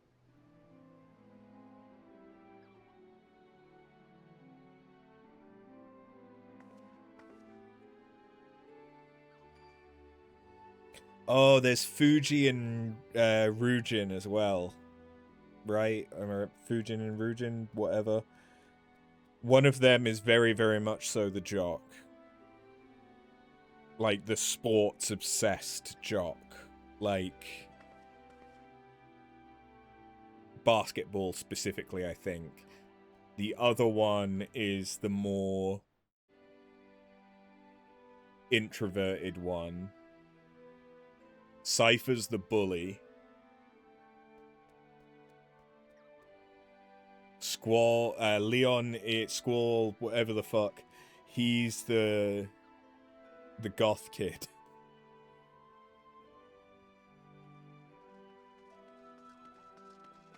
Zell is just a fucking idiot who's also obsessed with sports. He'd be on the track team, I imagine. Quistis is the teacher that everyone wants to dominate them.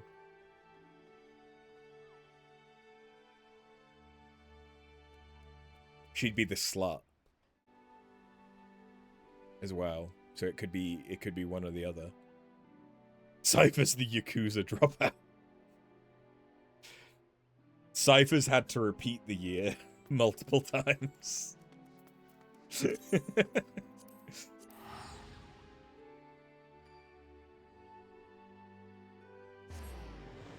Is that all the characters?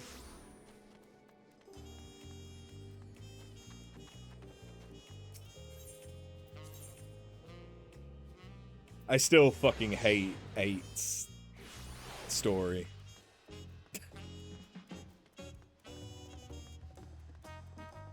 I mean, a big part of that could be localization, because a lot of the writing was fucking terrible in English. But I hate so many of those characters. Well, if it's an after. Lone today, are you? I see. If you have a hankering for tacos, then they're on the house. Consider it thanks for bringing down the passage of the unbound. Go ahead and find a table. I'll bring you your meal as soon as it's ready.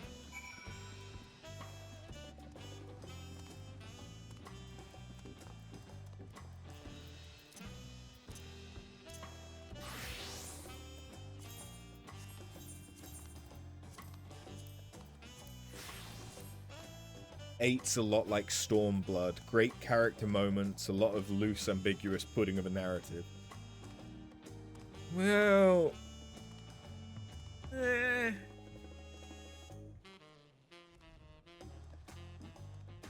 I agree, great character moments. I agree that some moments are clearly trying to be... They're trying too hard to be funny. But they just come out as absurd. Like, not absurdist comedy, just absurd. Like, it's too much. Like, especially stuff with the Namazu. I know that's the point. And it might be that, like, I know slapstick stuff, like the Namazu tend to have, is a lot more popular over in Japan. But, like, there's a lot of moments in 8 where it just feels farcical.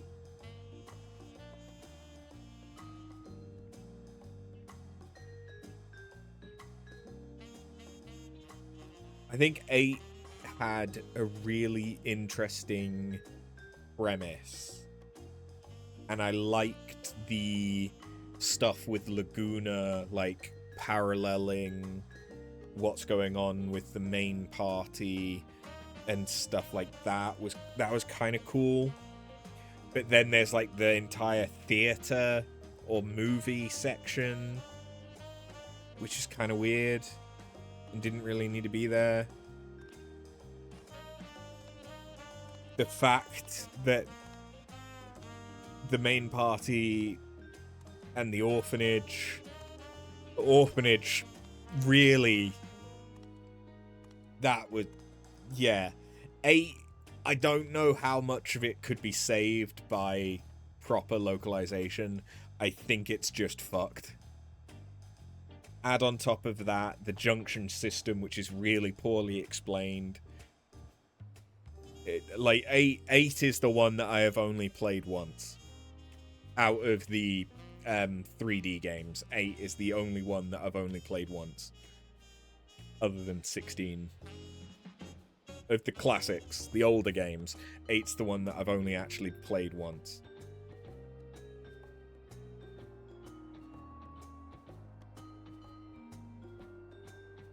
Well, completed once. Because I tried to play it when I was a kid, and the junction system was too complicated, and I didn't understand it because it wasn't explained properly. As I got older and played it again, and I think maybe read up a couple of things, it made more sense, and then it's very easy to get overpowered, which means that combat is nothing, which makes it the opposite side of the problem. But I had a similar thing in Last Remnant, where that has like a weird leveling system similar to the junction system in that it's not very well explained and it's convoluted and weird, where you can also either fuck yourself over or become overpowered really easily.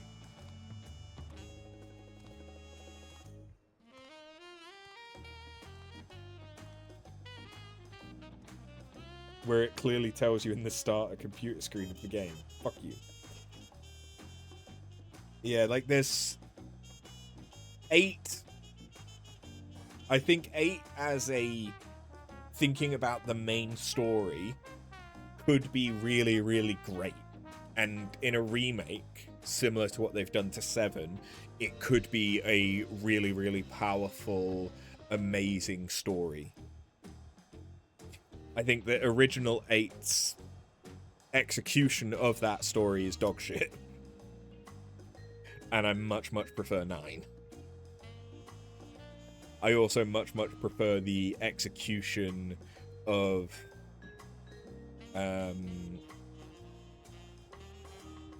learning stuff, like the equipment system in 9. I much prefer.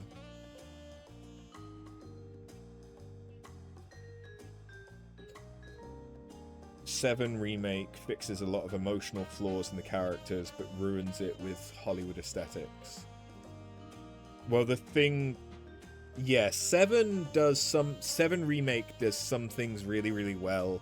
It does other things really weirdly that feels like it isn't necessarily true to the characters, but I understand why they've done that, because the world isn't the same as it was in the 90s.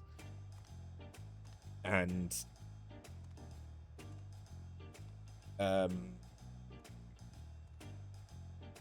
they've fleshed out some characters more.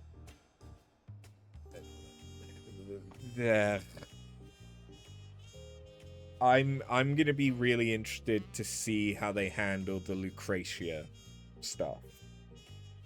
That's the one that I'm really looking forward to.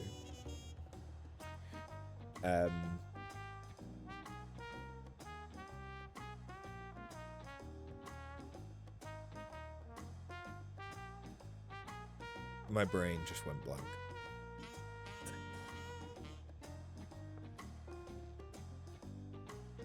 Platefall in the original was amazing, yeah.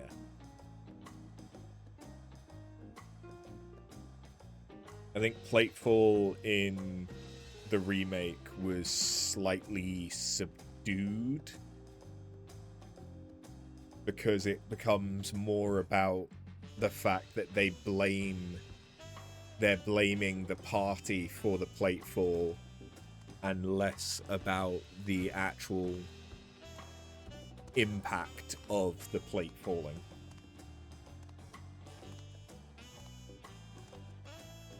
Just the cinematography and the sound design. Ah, okay.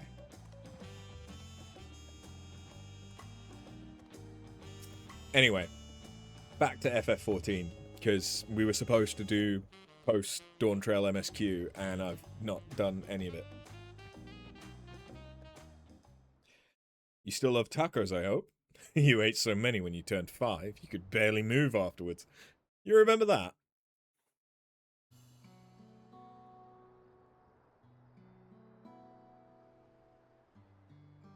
No, not really. That was 30 years ago for me. Right. Sorry, it's still strange for me too. Just the other day, you were a little boy, clinging to your mother's skirt as you set off for Yasulani. Now you're a man grown with a face full of hair. Even so, I knew you were my son the instant I saw you. We're still family. You can always rely on me. Relying feels like the only thing I'm doing right now. On you and everyone else. I can't even start a fire without assistance at my new job. Back in Alexandria, we had Electrope. If I needed fire, all I had to do was press a button. Everything was at our fingertips. But here, I'm helpless. Culinarian who can't even light the stove? The way the others in the kitchen stare at me. Gods. Never felt so embarrassed. I'm sorry to hear that. I've been told the tales, but seems life is really different within the dome. My wife and children, I was thinking I'd have them join me once things had settled, but at this rate... I say you send for them. If they're your family, they're mine too. I'll do whatever's necessary to make it work.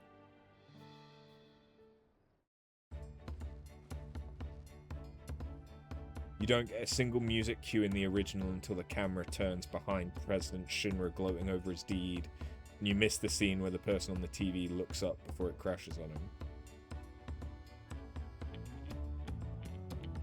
I don't remember them that well to like compare them side by side. It's been a while since I've seen either, but I do remember how impactful and well done it was in the original. I just don't particularly remember the execution other than the focus on the news reporter after the fall. But yeah. Didn't mean over here, but it seems you're having trouble readjusting to life in Tuliola? Vauwuklama! To aid folk like yourself, we've established a support group, a wing of the Reflection. There, you can learn the skills you need to live outside the dome. It isn't easy being back, I know, but I'm hopeful they can make things easier.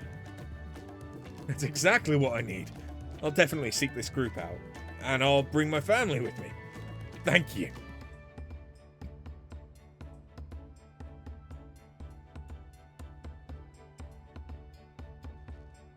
Oh, look who it is!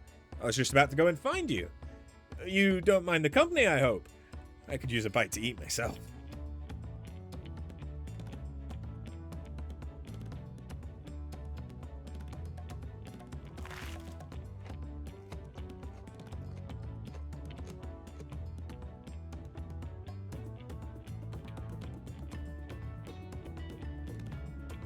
Ah, tacos here never disappoint. So, what have you been up to lately? I've been exploring Tural with my trusty alpaca, catching up on sleep, working to recover some stolen artifacts. I've been making a name for myself at the Arcadian, yeah.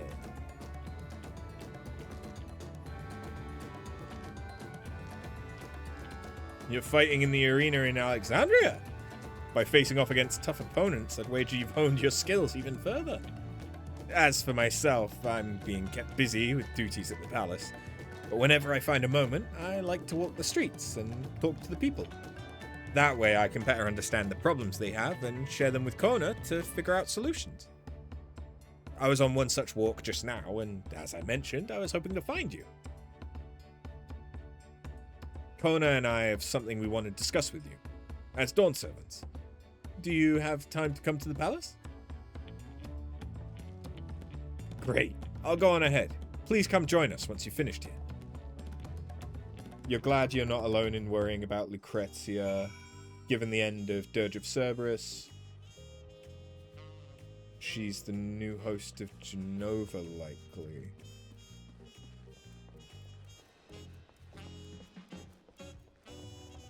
I don't remember the end of Dirge of Cerberus that well. I know that Dirge is being folded into Remake because we've already got, especially through Intergrade,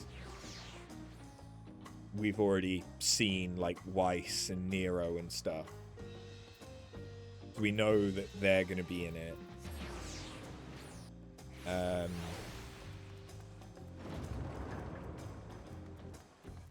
I just mean like the in getting death penalty, was it?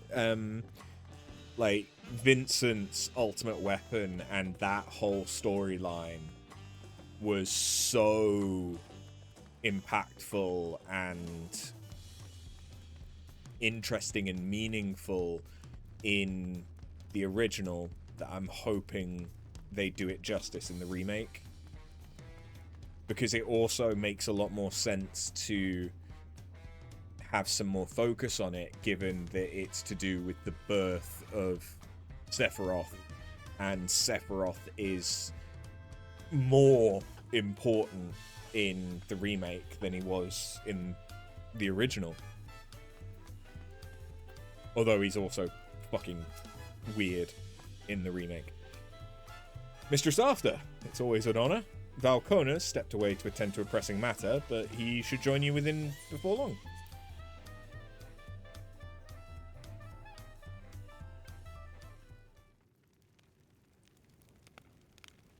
Is this going to be voiced?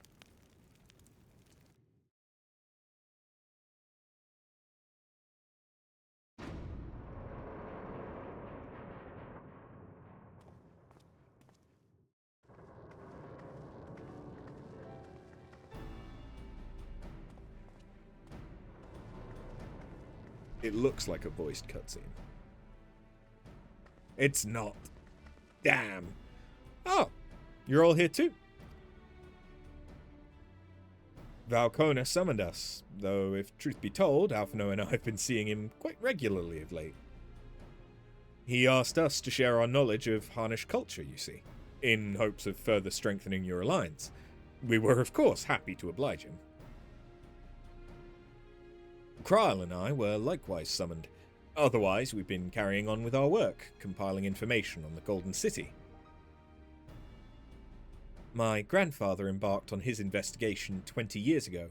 With our report, we shall finish what he started.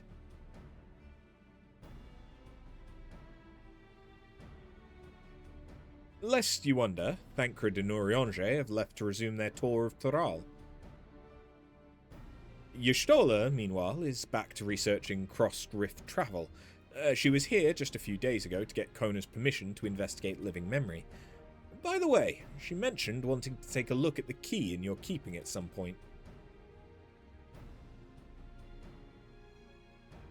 If the look she had in her eyes was any indication, I suggest you brace yourself for when she comes calling. You're like to be stuck with her for a while. As for Estinian, we know neither where nor what he is doing. Some things never change.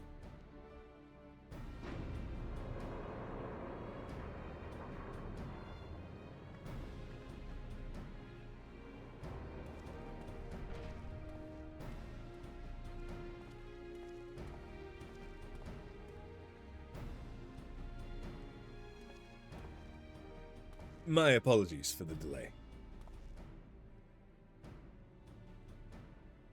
Think nothing of it. We took advantage of the time to catch up. So, what can we do for you? Hopefully present company's enough for whatever it is that you need.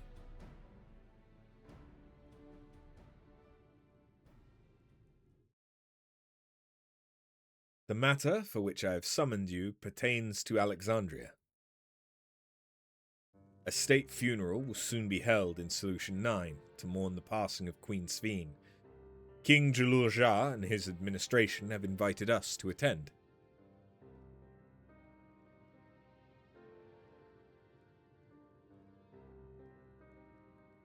While certain issues remain unresolved between our nations, such as the treatment of Yassulani, I see no reason not to attend. For generations, the Alexandrians lived without even the awareness of death. I wouldn't have expected them to have funeral rites still. Apparently, the members of Oblivion unearthed records of ceremonies that were conducted in the Alexandria of old. It was they who put forth the proposal the Queen be thus honoured. Leave it to that lot to think of such things. The people of Alexandria no longer forget the departed. They're being confronted with the idea of death for the first time. I suspect our friends wanted to do something for them. Though Sveen was but a simulacrum, She was nonetheless a pillar for her people. The pain of her passing must run deep.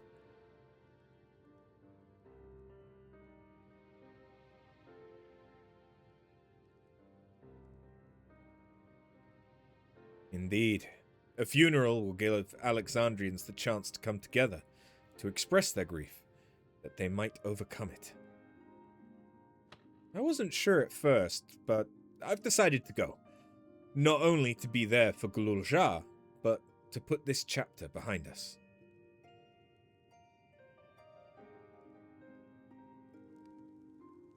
That I requested your presence was none other than to see if you wished to attend the funeral. You knew Sven as well, after all.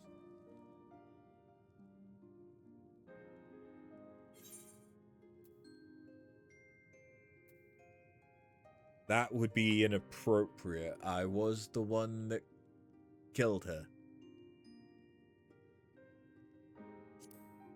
But I think I should go.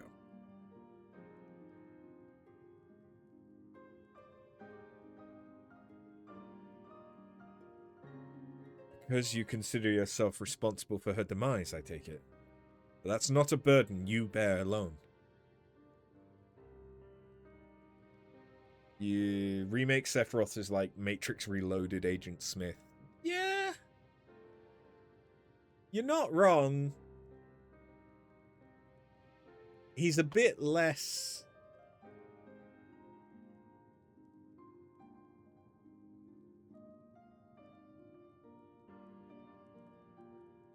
It feels weird to say it, but he's a bit less unhinged. But there are a lot of similarities there. And you've sent a picture that should evoke eerie nostalgia? Ah. Yeah, a bit. Pray return to the Waking Sands. Here's my idea. As vow, I'll attend the funeral as a representative of Tuliolal. Meanwhile, you can go in a personal capacity and watch over the people as they mourn.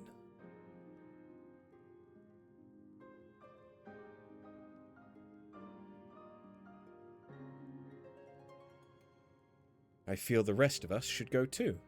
Regardless of the reason, the fact remains that we deprived Alexandria of a beloved ruler. It's only right that we remember who Sven was, to her people and to others. So let us stand with you. Then it's decided. Let's head to Solution 9 and look for Gululja in the back room. Your Warrior of Light's a Minfilia clone. Yeah.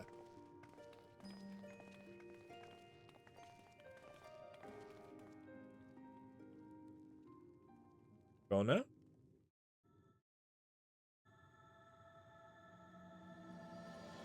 Oh, okay. I thought that was us about to hear something from the beyond with that sound effect. But no, we just finally got the opening cinematic thingy, opening title, 2.5 hours into stream. When this was the main thing that we were supposed to do today. Yeah.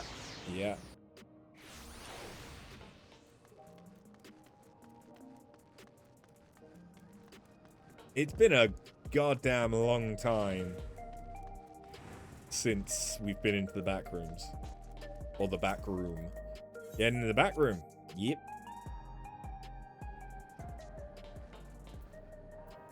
Hey, Gululja. It's been a while since we've seen you, too.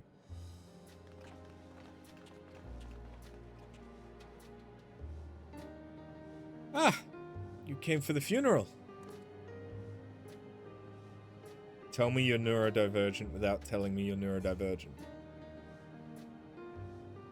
The fact that we planned to do one thing and I've done 3 other things?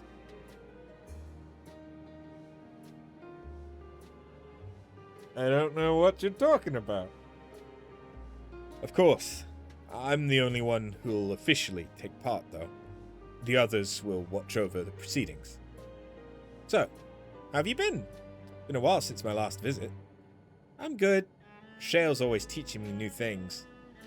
Recently, I've learned about Everkeep systems and the mechanical soldiers. It's knowledge I'll need to use my authority properly.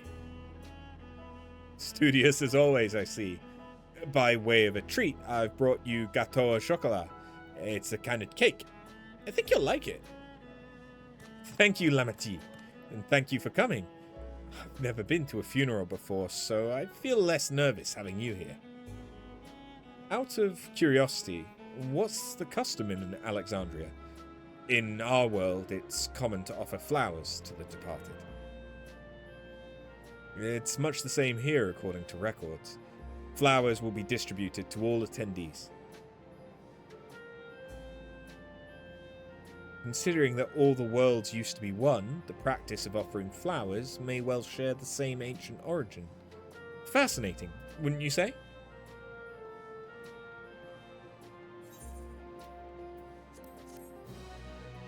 Juice.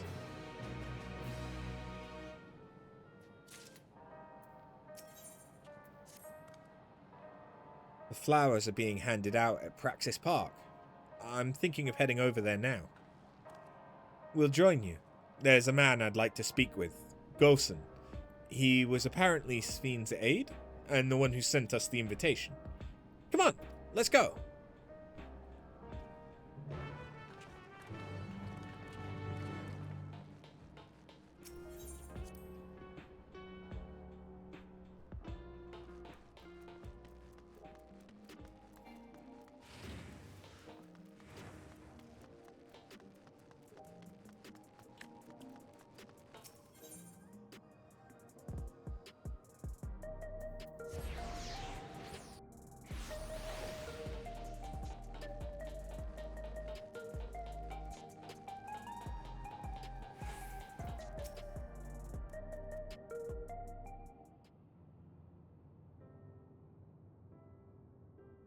So,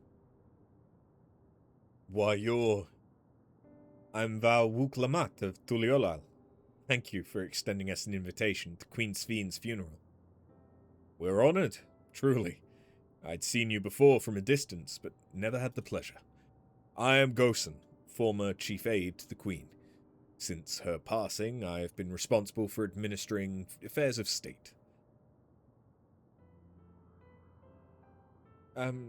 Can we get our flowers here?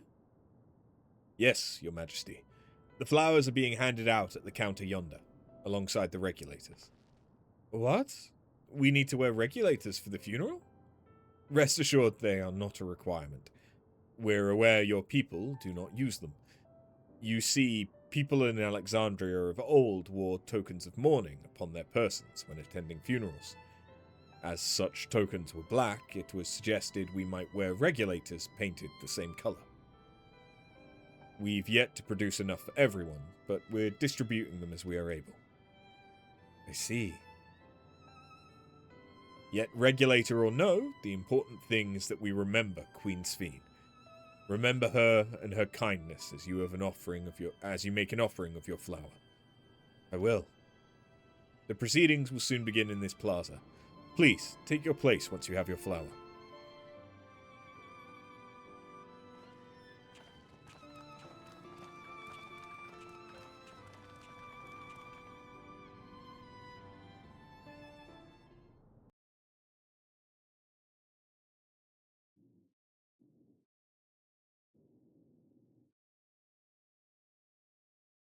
Wow. That is a lot of people wearing the same 3 outfits. Why are they in marching formations?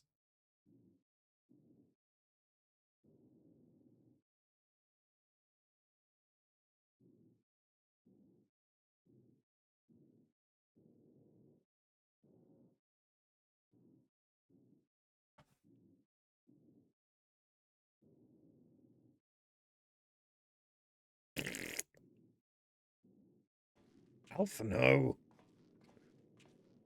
Hold it in.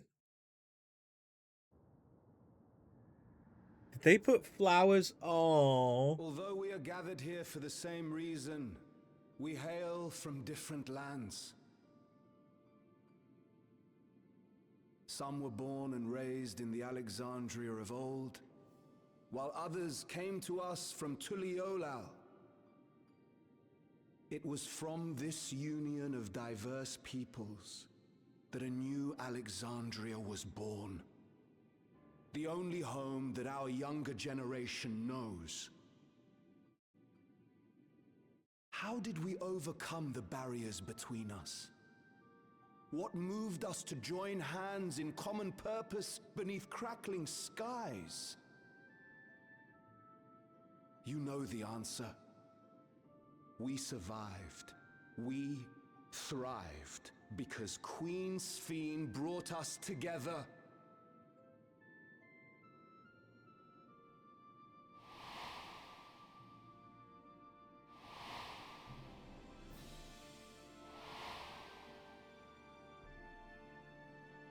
Inspired and encouraged by her boundless kindness, we strove to be better, for ourselves as well as those around us.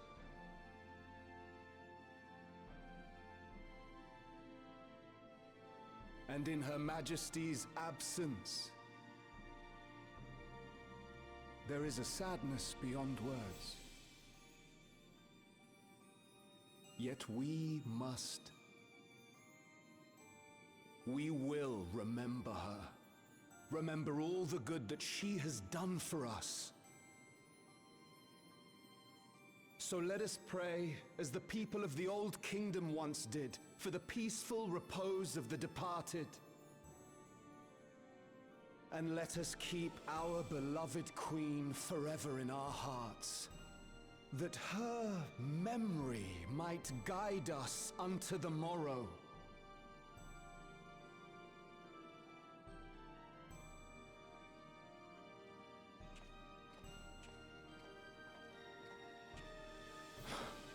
Would that I could find solace in my own words.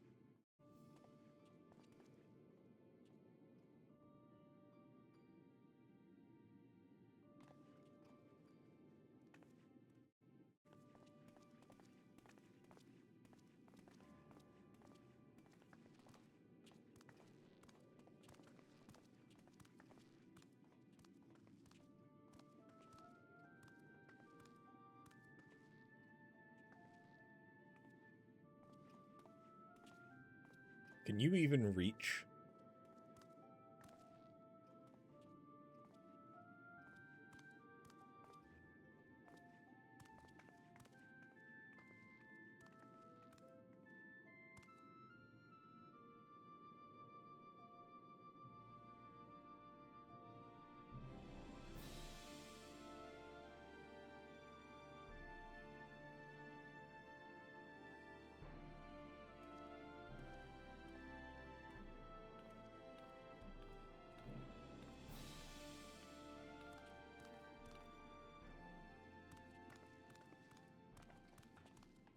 Was Queen Sphene taken to the cloud? She must have been. To still remember her is strange, isn't it, darling? I miss her. She would always cheer me up when I was down. But even though I remember her, I'll never see her again. That doesn't make sense.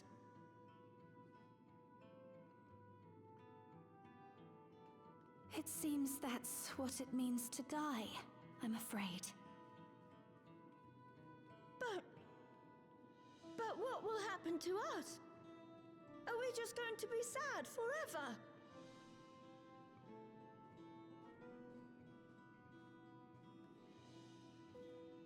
What will happen indeed? Everything that we have, we owe to Queen Sphene. How are we to go on without her? I still remember Her Majesty so clearly.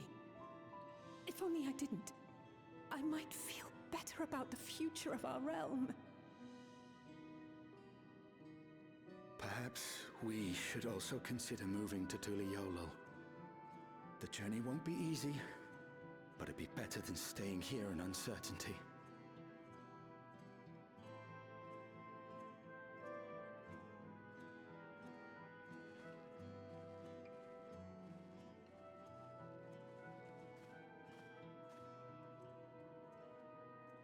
In times like these, I take comfort in the beliefs of a Turali people called the Yokui. To them, death isn't the end. So long as we're remembered, we never truly die. It could be the same for Queen Sphene, you know? If you keep her alive in your hearts, she'll always be with you.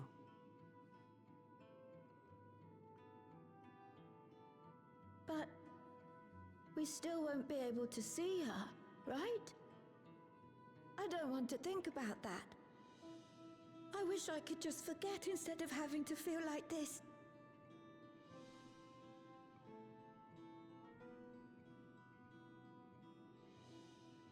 I'm sorry.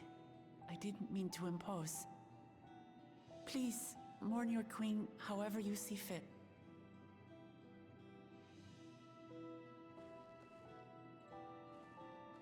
That was very understanding for Lamachi. As expected, they struggle to come to terms with their loss. I hope they can find a way to move forward. It's not only grief that weighs on them, but worry for the future. Bereft of their queen, how will they proceed? With Gululra. True. But with that at least, we're not powerless to help. What is it, Guloja? I was wondering, is it better to remember or forget someone when they're dead?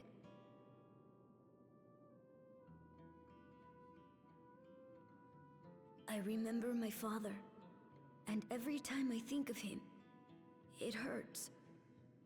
It's the same with Queen Sphene. Knowing that she's gone makes me feel sad. But it's different with my mother. I never knew her, so I don't feel as bad.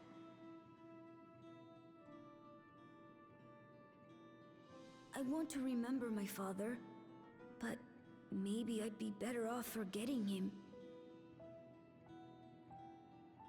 Guloja.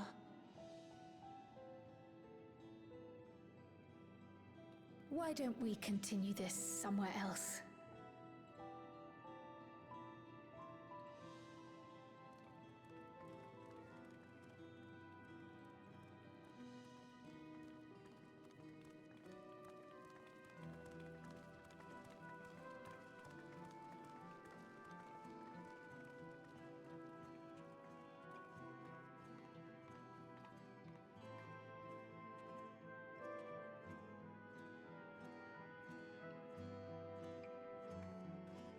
That's not zooming in on the man, that's zooming in on the regulator.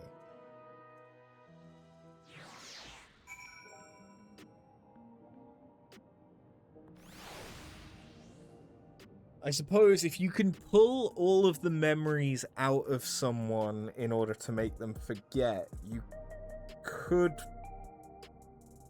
reconstitute someone from external memories. That's something that's been done before, right? In movies and shit. Like you clone someone and feed them memory. I mean, it's basically altered carbon.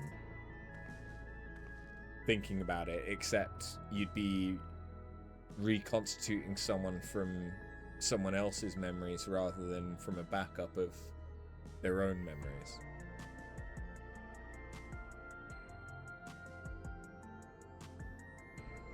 Wasn't there something in FF14 where we took someone else's memories and put them into someone?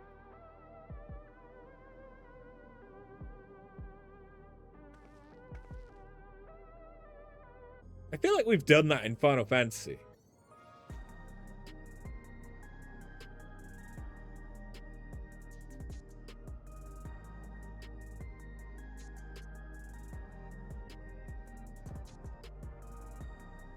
I think that was that how we were trying to treat the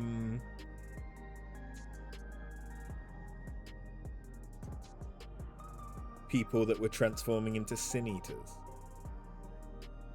I know that we were feeding them ether in order to get to unstagnate their ether through the familiar, but wasn't there also something about feeding memories or some shit? Or was it the fairies? Was it their quest line? The sylphs? Not the sylphs. The fairies. The fae.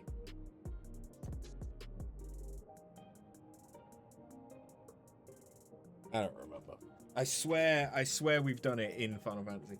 I'm gonna pop to the toilet and feed Nyx, and then we'll keep going.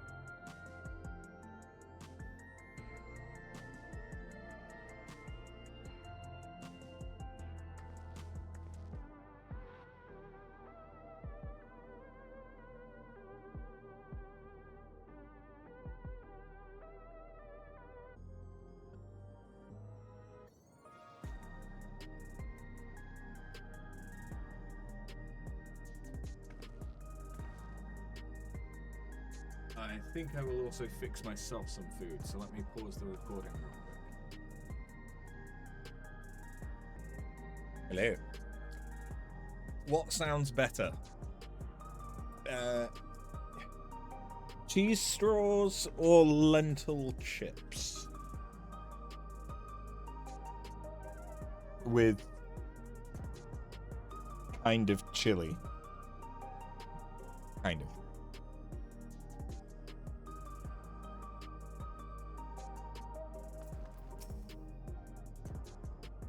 More voice? Probably not, but definitely not. Hey, Gluja, do you really know nothing at all about your mother? Both. That is not an answer. I'm not opening both. I get one or the other.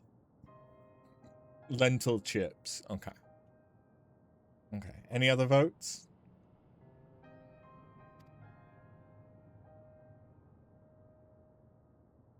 Shale searched the system for information on residents, but the only Mamulja she found listed were my father and me.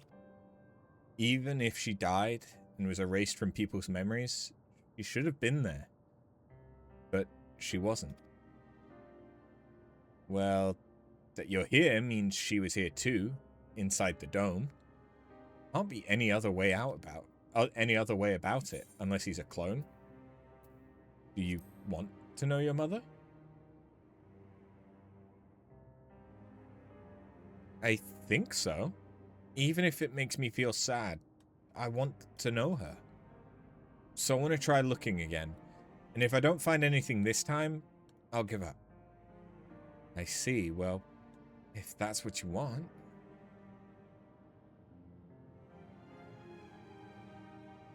Then I'll help you. I'd like to help as well. And I believe I speak for the others too.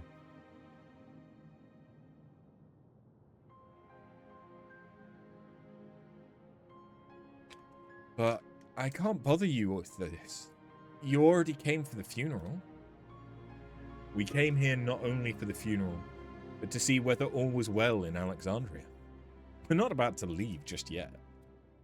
Besides, in seeking to learn about your mother, we're bound to learn about your father as well. By retracing the steps of this man who kept his own counsel, we may gain knowledge that can serve the people of Alexandria. It's a fair point. It's a fair point. Alright. Thank you, everyone. You're welcome, partner.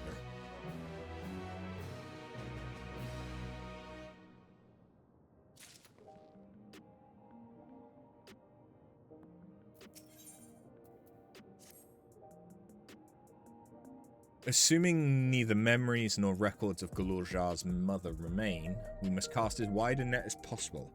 I suggest we split into 2 groups. If you could make inquiries outside in the outskirts, the rest of us will do the same in Solution 9.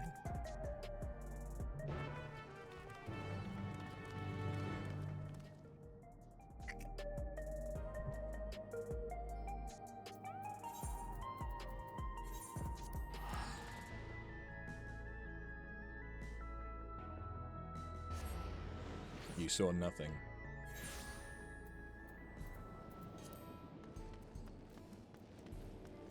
There may be some melted mozzarella in the chili. Sorry, but I've never heard of a Muljar woman living in these parts, much less one connected to Zoraljar. You might have better luck talking to the people over at the Tonawalton settlement in the north of Everkeep. It's a place called Ueyatwa. Ueyawata. The resilient son won their loyalty when he saved them from some crisis or another, or so the story goes. If I remember correctly, their chief's name was Kaniloka. Your exchange with the middle-aged Tonawalta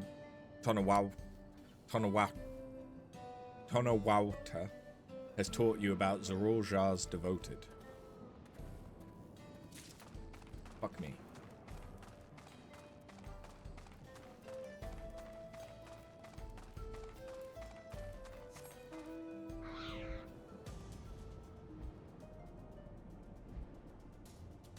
Ueyawata. Anawata. A Mamuljar woman. The people have never been a common sight around here. Why, the last time I saw one would have been before the dome came down over our heads. She was among. Ah! It's because I have food right in front of me and I want to take a bite. She was among an entourage of Landsguard that was dispatched here. I assume they all returned to Tuliolal after their mission. But if any remained, I suppose they could have been trapped in here with the rest of us. Among.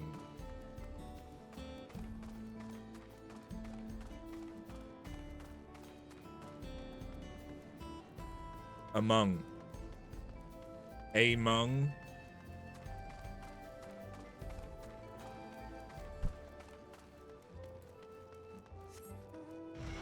Chungus. What?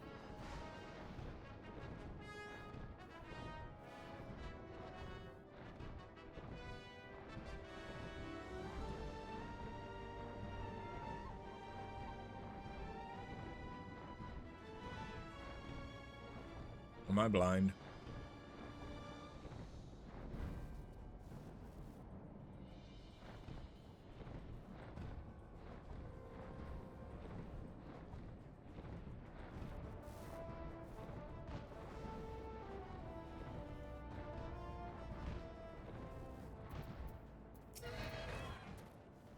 You're looking for a Mamuljar woman? Oh, Galorjar's mother. Can't help you there, I'm afraid. I only know a little about Zoraljar.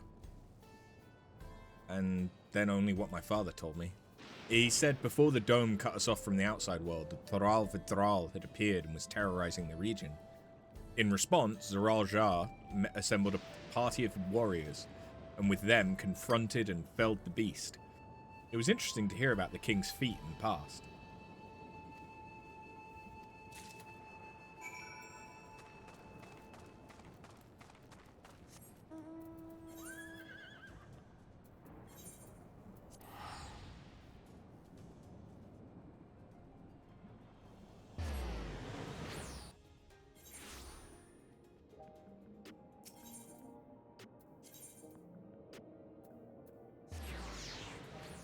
I'm doing a real good job of eating.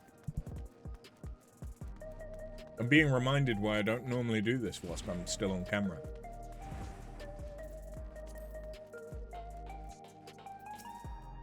You heading to the back room? Yeah.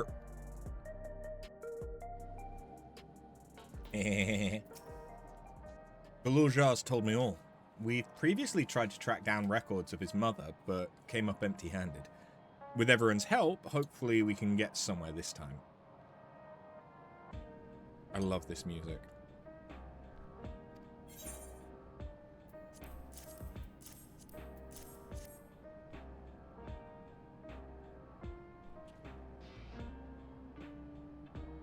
Ah, so you spoke with quite a few different people as well. Let's combine all our findings and see what conclusions we might draw. And let us do all of this in a voiced cutscene. God fucking damn it. So, Zoraljar brought a retinue of Landsguard to Yasulani, among whom was a female Mamuljar.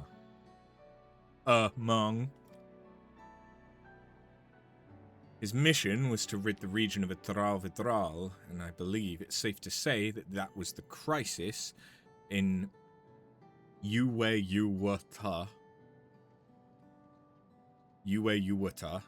he resolved. If some of his troops stuck around for a time, perhaps to assist the villagers with recovery efforts, then they could have indeed gotten trapped in the dome.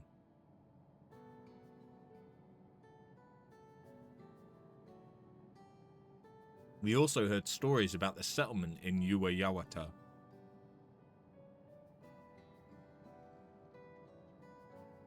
People lived there until nearly a decade ago, and Zoraljar made regular visits. If he required secrecy, a location home to his most loyal followers would be ideal, and if this Mamuljar woman had remained there, they would have had occasion to come in contact.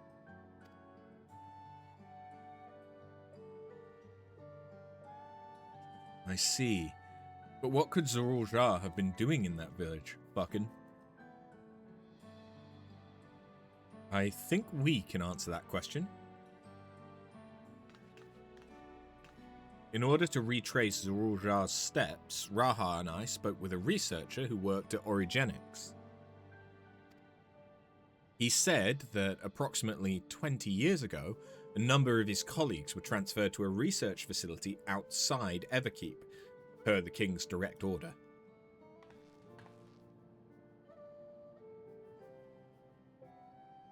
This is the first I've heard of such a facility. Only Vanguard was believed to have been under the King's jurisdiction. It was apparently being used to develop a new kind of weapon, but I'm afraid that was all we could learn. It's plenty to go on. Even if the work there were classified, any materials and equipment needed would have been manufactured within Everkeep.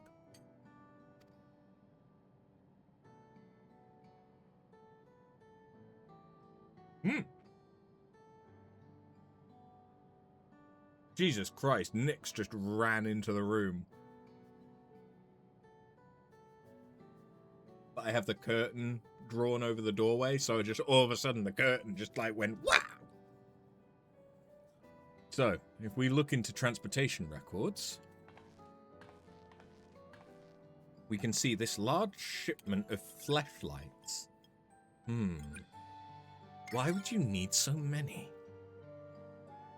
There it is. The routes are full of detours and attempts at obfuscation, but large deliveries were being made to Uweyawata, far too large for a mere village.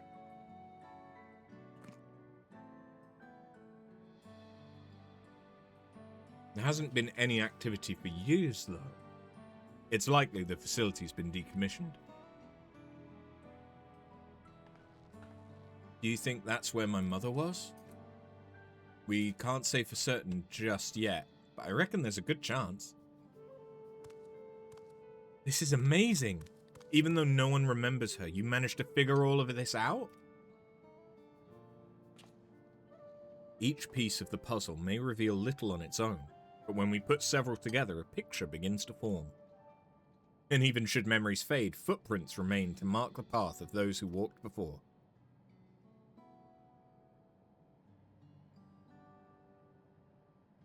A lesson I learned in another life. So we'll be investigating this secret facility in Ueyawata then. And this time, I want you to come along, Guluja.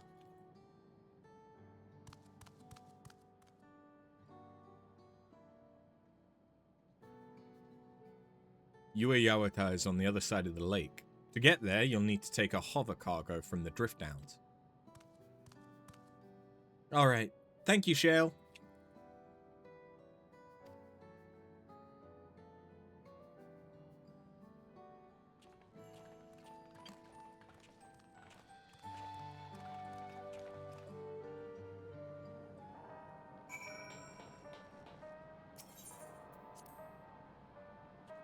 This gives me an opportunity to stuff my fucking face.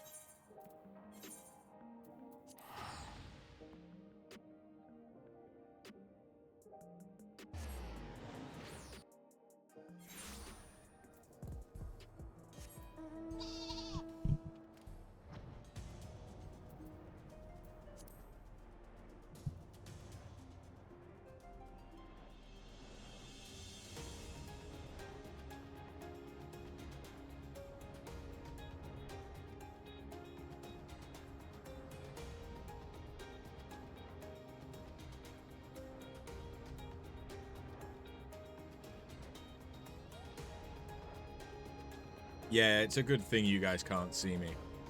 Because I'm making a fucking mess.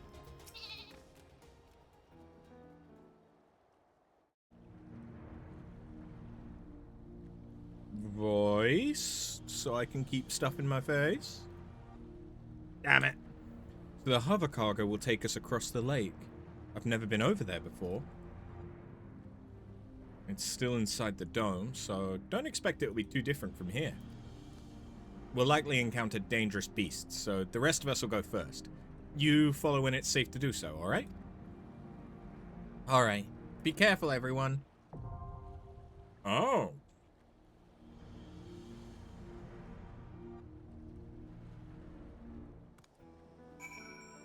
Making one, or I just am one?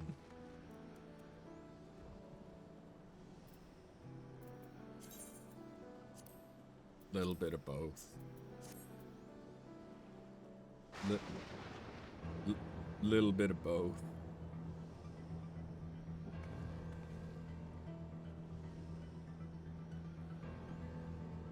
Okay, well, if we've got a dungeon to do, that's fine, but I kind of need to eat before we go into the dungeon, especially if I'm healing, because that will be a problem.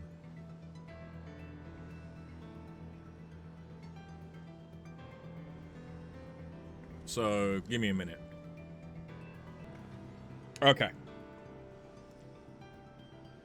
I finished eating, and a wild squid appeared.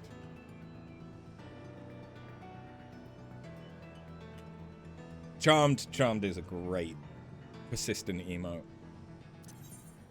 I love it.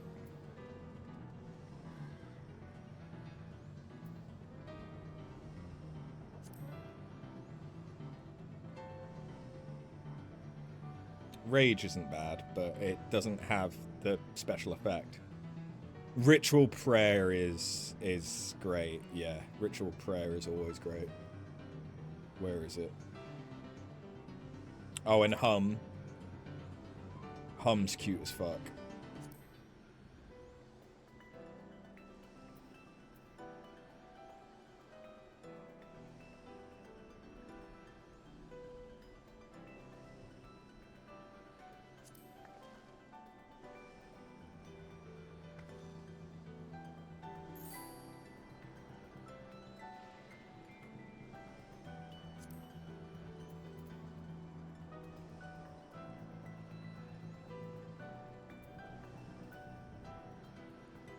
Can't go wrong with sweep. Sweep's always good.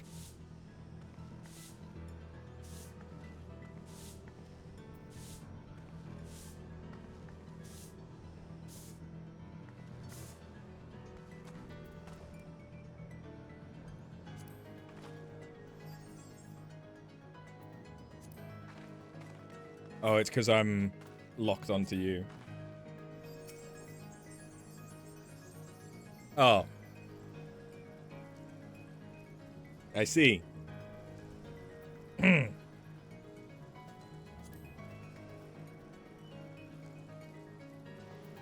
No golden shower.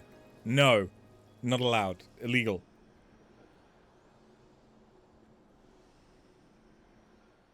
Okay. Are you tanking, yeah?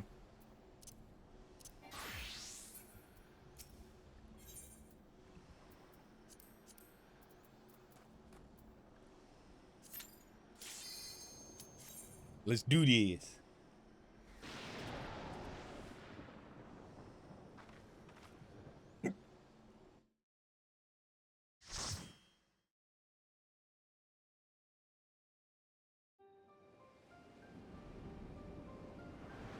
Wait, there's actual vegetation?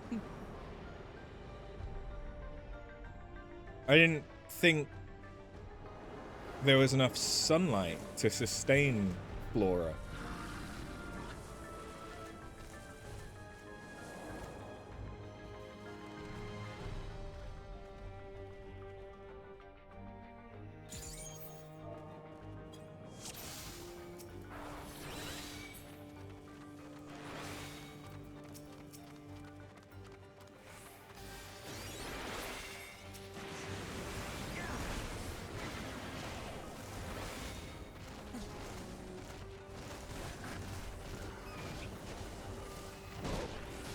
What's up, baby? Why have you just started yelling at me?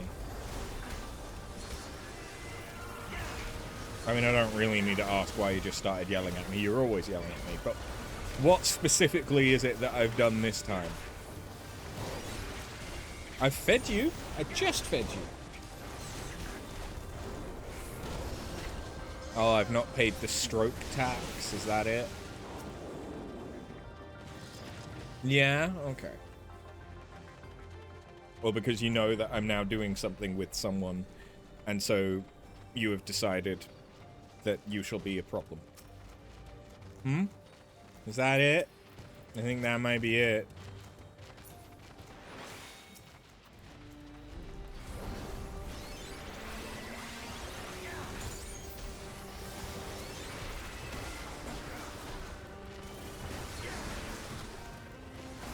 Because you're adorable, but you know you're adorable.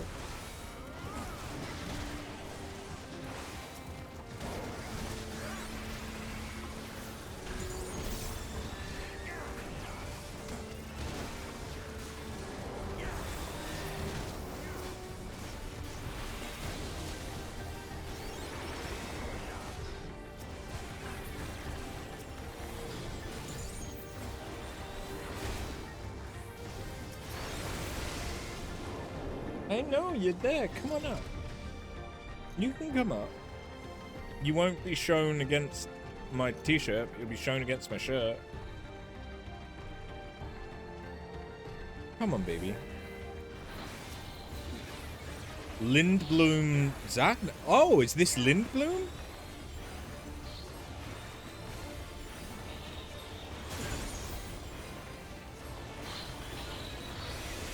There you go, baby.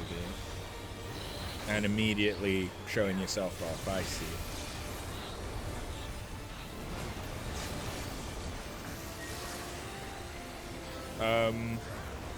Oh!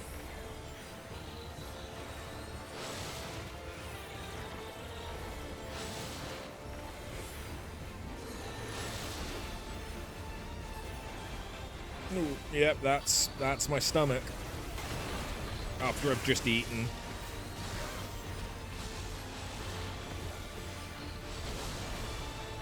Oh, moss!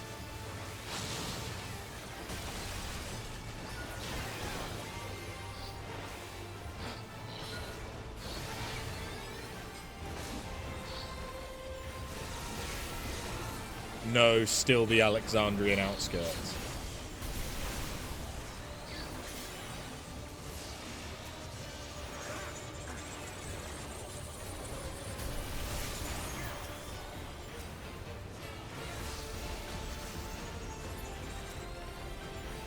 Fair enough.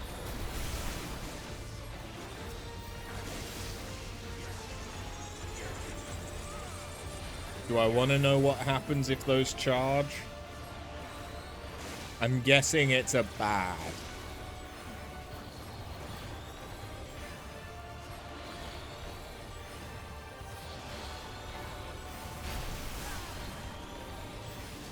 Oh, apropos of absolutely nothing at all. Other than we're playing a Final Fantasy, I guess.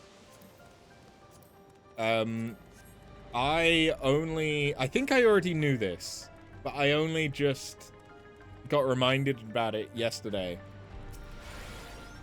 Sora is Japanese for sky. Riku is Japanese for earth. Kairi is Japanese for sea. And then you have Aqua, Ven, and Terra, which are the, like, more Latin ones. For some reason,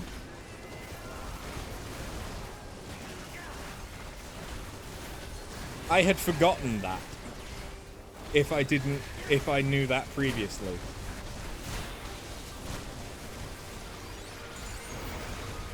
So yeah, I'm an idiot.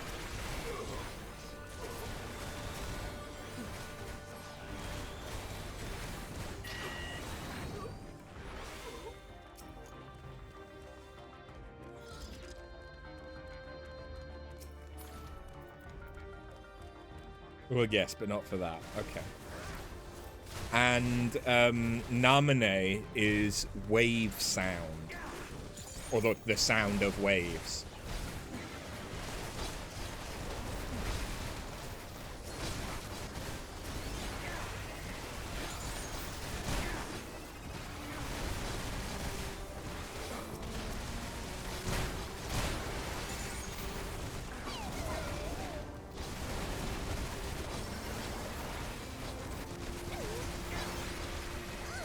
Yeah, I'm an idiot.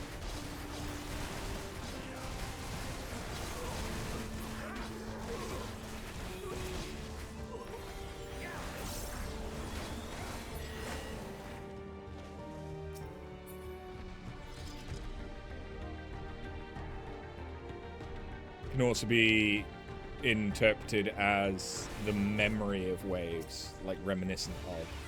Yeah. Well, that's the thing with Japanese names. It's like there's often different ways to interpret them.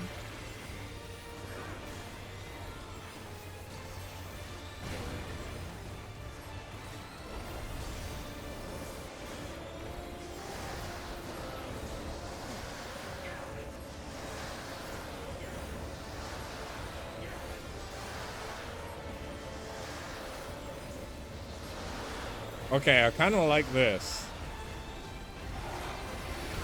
That was kind of cool.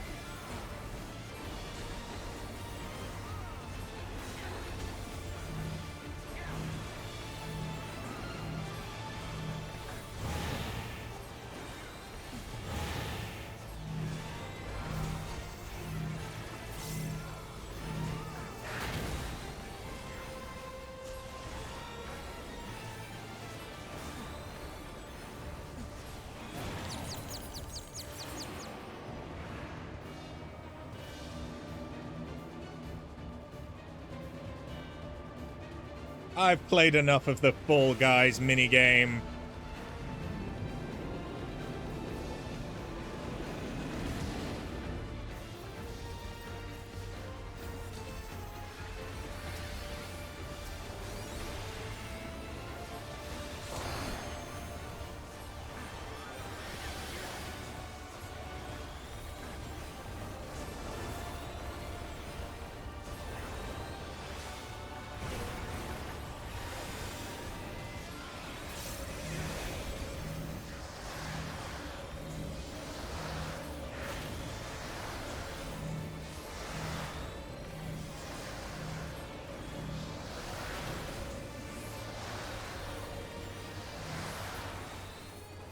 That was fun.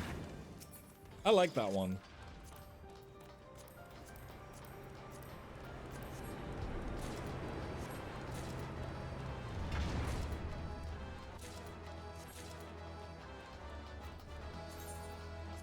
I don't even know what these look like. Those look like painter's gloves.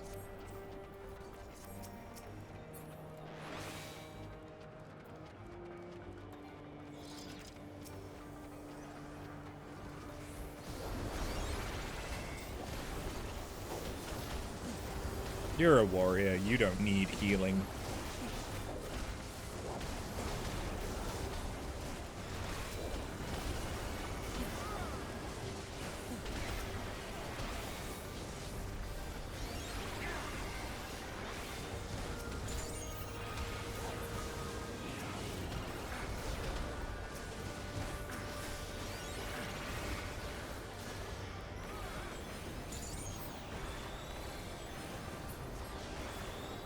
Oh, and Shion in the language is a flower that in the language of flowers means it's the equivalent of like a forget-me-not.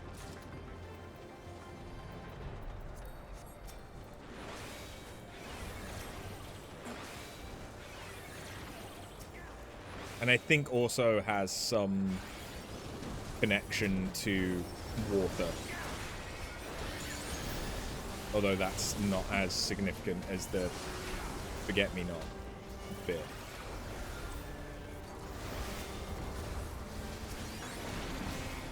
Yeah, I came across a Kingdom Hearts TikTok last night.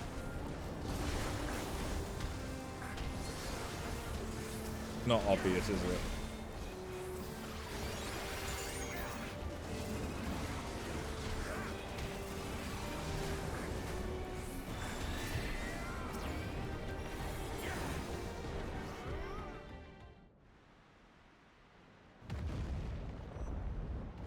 Ball. Is that a Spriggan? Not a Spriggan. A Jackalope? Oh. Lunipiati.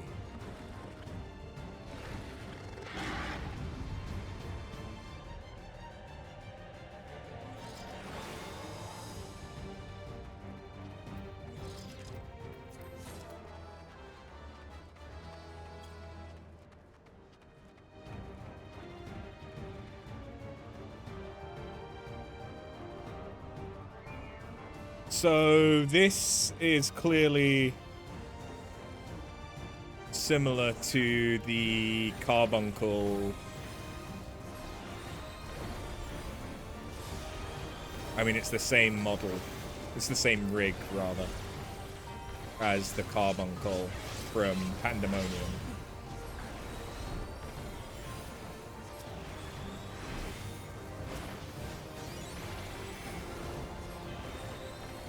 Leporine loaf? Oh.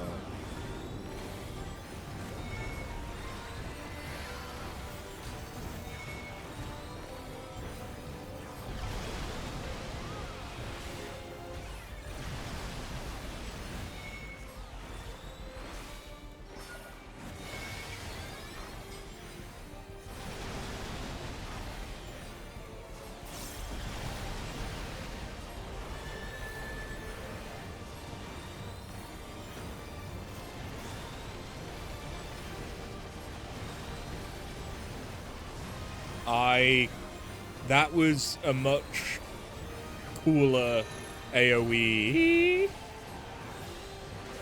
to avoid than Shiva. Worms? Sandworms?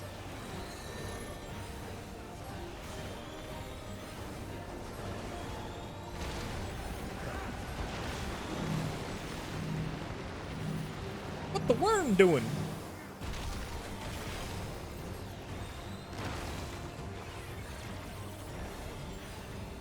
Crater Carve.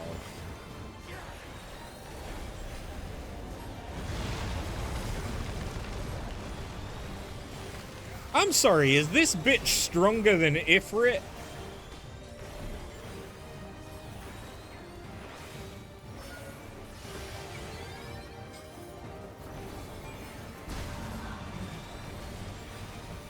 Oh. Let's not gap close into the hole.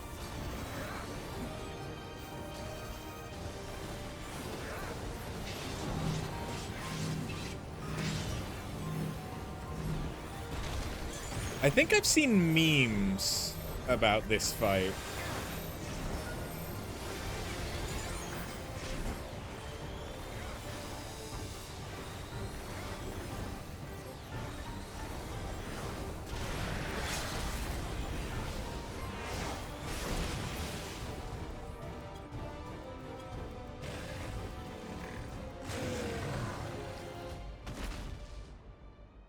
Bunny, go bye-bye.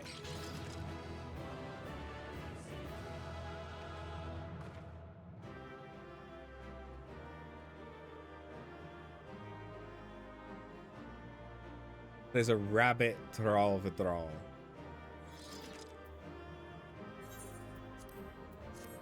And down the hole. Yeah.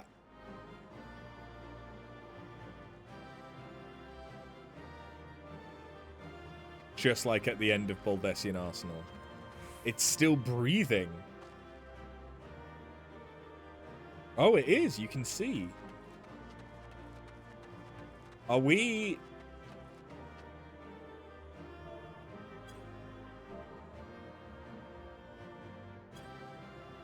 Bitch slap.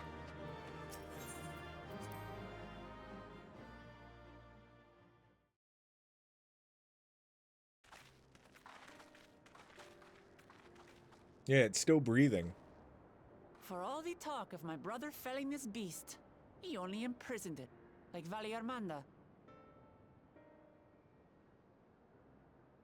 From what I could tell, they sought to transfer people's souls and memories into bestial vessels at that facility. The Tral Vidral explains the need for a remote location. It was doubtless their prime subject. Though I expect Zoralja did not foresee the opportunities it presented when he imprisoned the creature.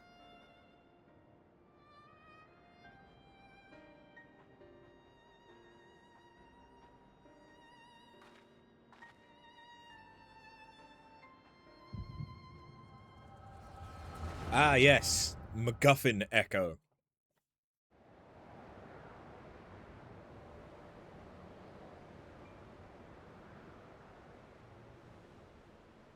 And so, in order to prevent the breakdown of the individual, I instead seek to transfer their soul into the body of the beast. This would allow one to wield the power of a Tral Vidral. In theory, our initial experiments will involve lesser creatures. But in time, I am confident we will be able to bring even the mightiest under our control. So presumably this is before he realized that they could use feral souls. As they won't be able to return to their original forms, we must consider them lost. But the sacrifice will be worthwhile, for the army you stand to gain will far surpass any composed of mechanical soldiers.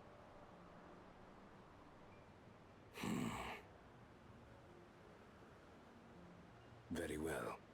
Recruit volunteers and begin at once. Thank you, Your Majesty. I shall return to the observatory and see to the necessary preparations.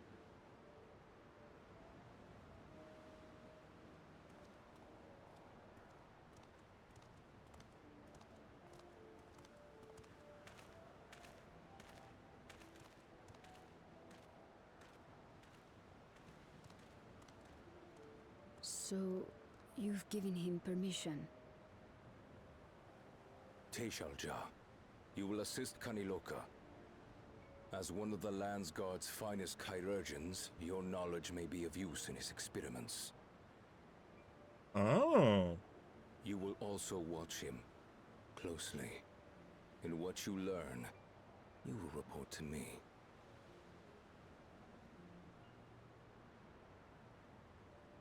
You object to his project?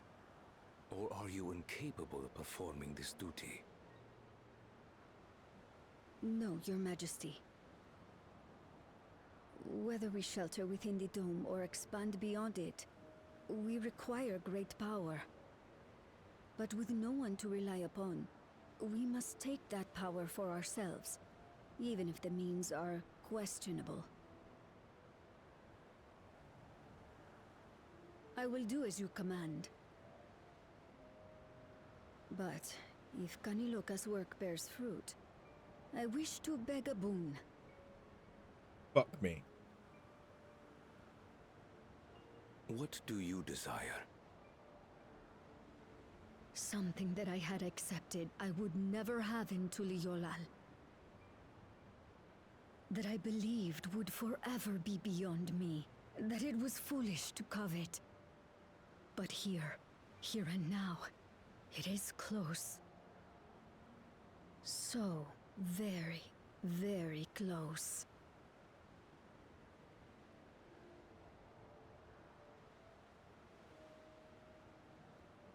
Perform your duty to my satisfaction, and anything you desire is yours.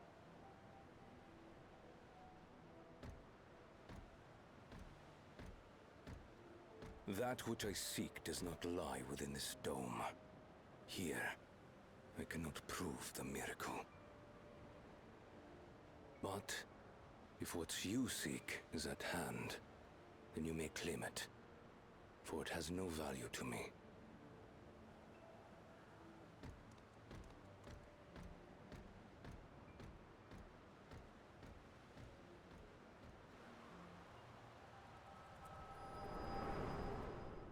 Well, we know her name.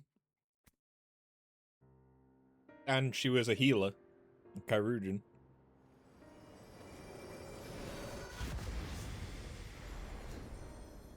Are you alright? Was she inside the Thrall Vitral? Did we just kill his mum? Does he remember her? The Thrall Vitral wasn't wearing a regulator, so... Teishalja. Could she be my mother? Like the people in the outskirts said, few Mamulja lived in the Yasulani.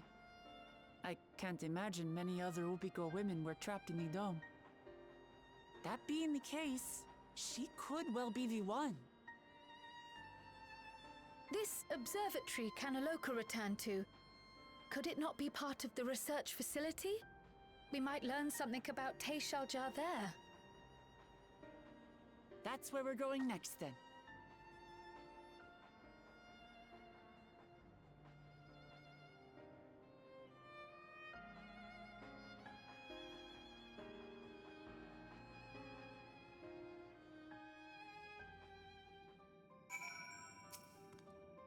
I wish I could see into the past like you. Then I could see people who are gone. Because there aren't any other Mamulja women here. For a long time, I couldn't even imagine what my mother looked like. But when I visited Tuliolal and I saw some, I was finally able to picture her in my mind. And one day, I hope I can see what she actually looked like as well.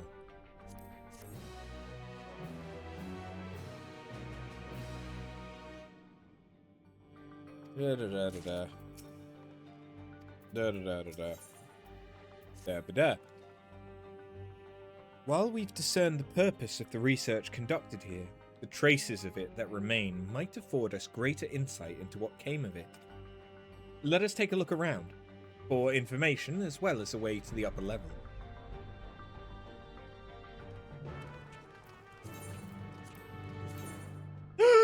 Shorts! They're kind of poopy, but they're shorts! There's not that many shorts! That's not bad, but... Shorts. shorts are pretty big, actually. I can't dye them. It does feel like most of the sets of shorts are striking.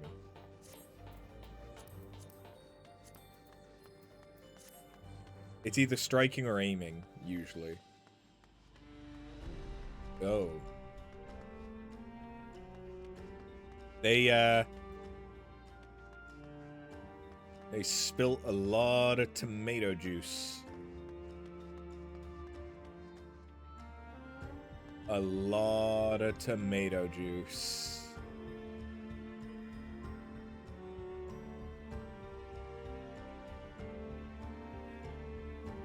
Healing has a bunch too.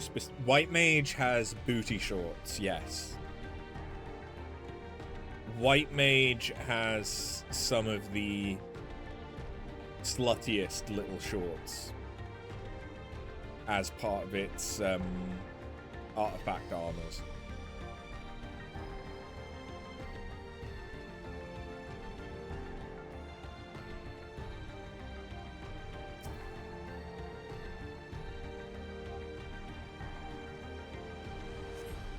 A lift can be seen behind the wrought iron gate. As sturdy as it appears, the gate will likely resist attempts to force it open.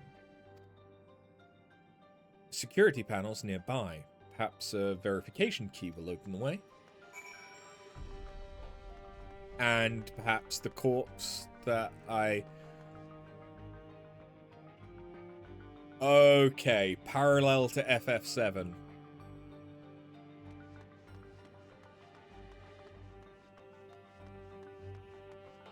That layout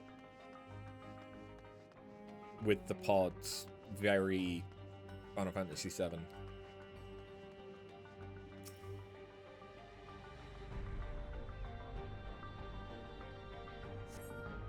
They're recruiting volunteers for a new experiment. I know I'm not as bright as the others, but they wouldn't laugh at me if I was stronger than them. This might be my chance.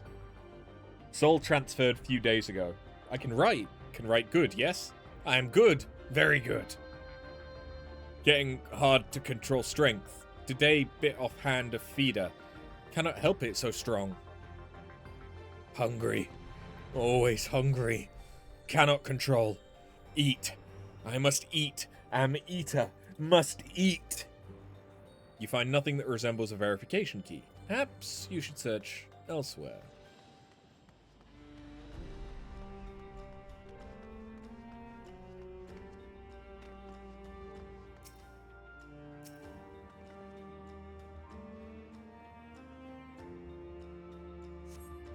Supplies for the staff are neatly arranged within the cabinet. Among the various items is a manual outlining regulation and tranquilizing gas to be used in emergencies. You dig deeper and find a verification key. Perhaps it can be used to open the iron gate. Okay, so it wasn't the corpse. Whoops.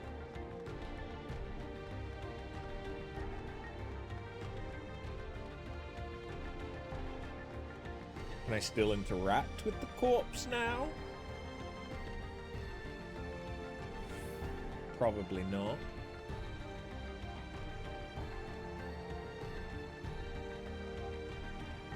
No. No, I cannot. That's poopy butts.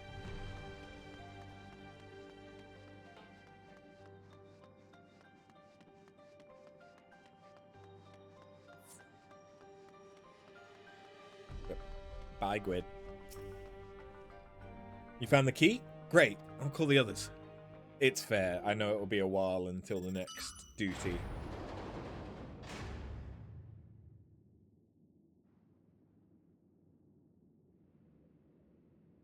It seems the key can be used to operate the lift as well. Up we go.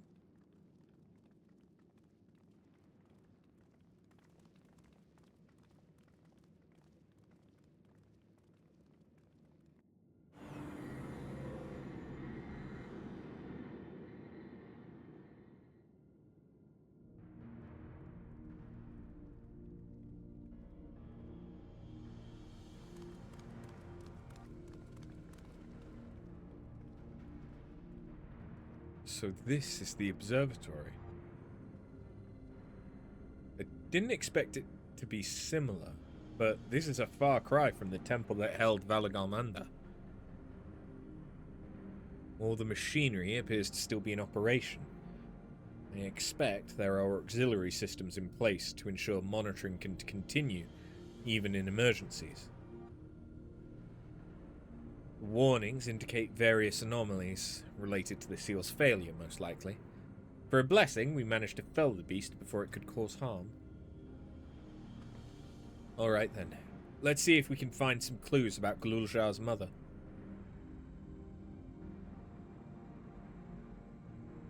I think I can use this terminal. Shale taught me how.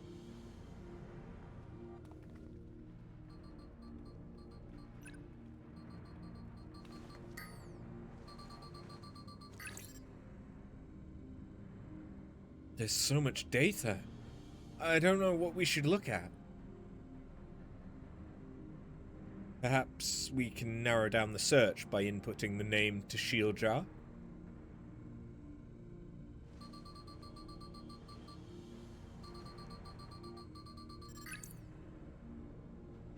It brought up a lot of results.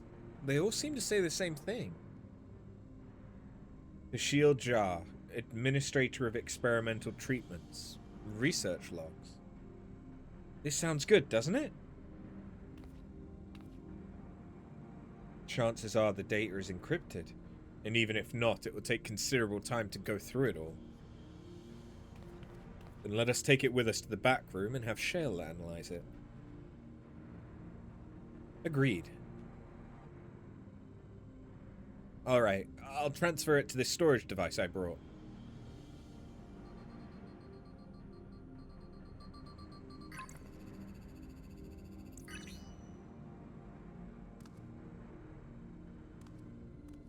There, it's finished.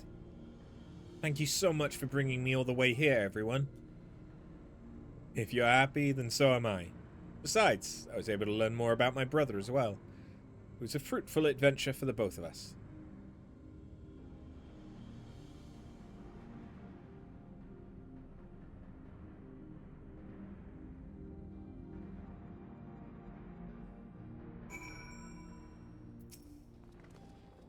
And here we are. The authorities will doubtless wish to be informed about the facility and its contents. But first things first, let's deliver the data to Shale.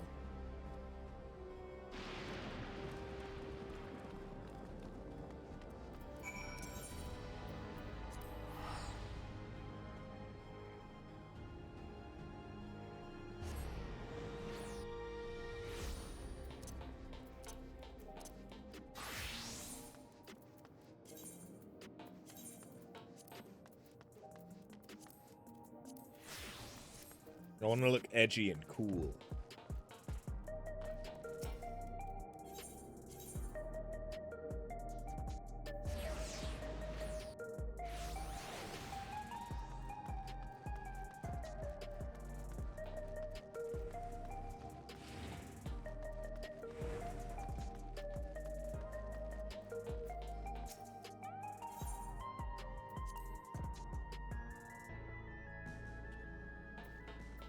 Hey Shale, welcome back. Gluljar's already given me the storage device. There looks to be a wealth of data, all of which is encrypted, so I'll need time to process everything. In that case, Alizé and I might take ourselves around the city and check on the people. Aye, their mood has us a bit worried. Don't know if there's anything we can do to help, but we'll see. Understood. I'll let you know as soon as I've finished my work. Thank you. We'll see you again soon.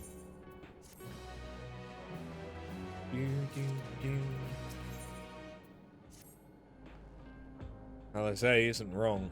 The mood out there is still grim. Some of the Turali remember a time before they were dependent on the Sol system, but even they're unsettled and wondering aloud if they'll have the chance to reunite with old friends and family before they pass on. With good reason too.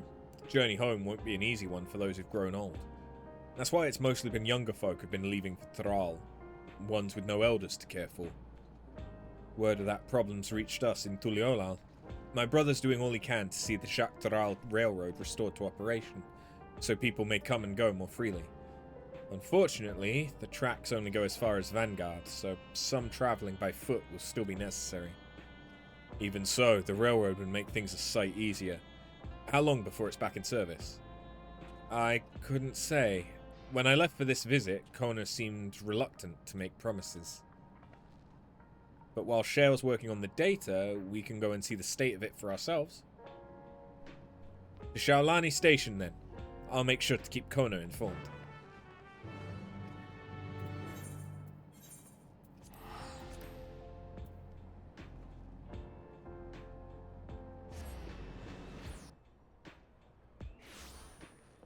Boots and cats and boots and cats.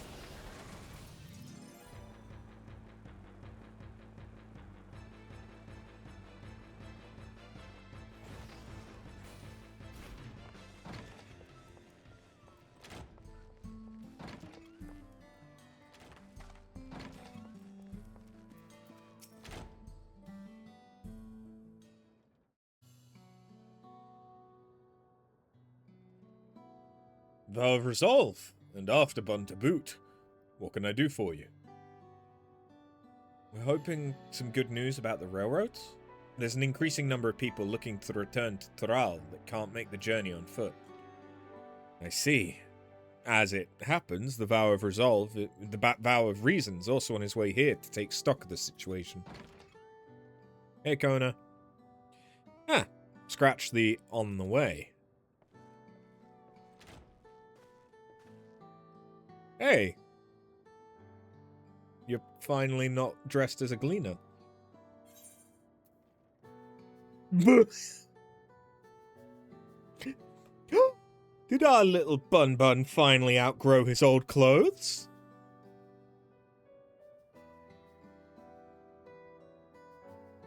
Stop that. As you well know, my previous attire was that of a gleaner, and I've chosen a different path.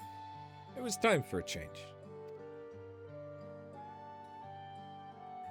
You hear about the railroad too?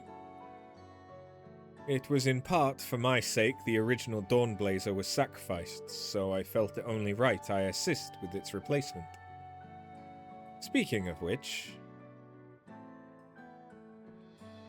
I assume Lamati has explained the growing urgency of the need.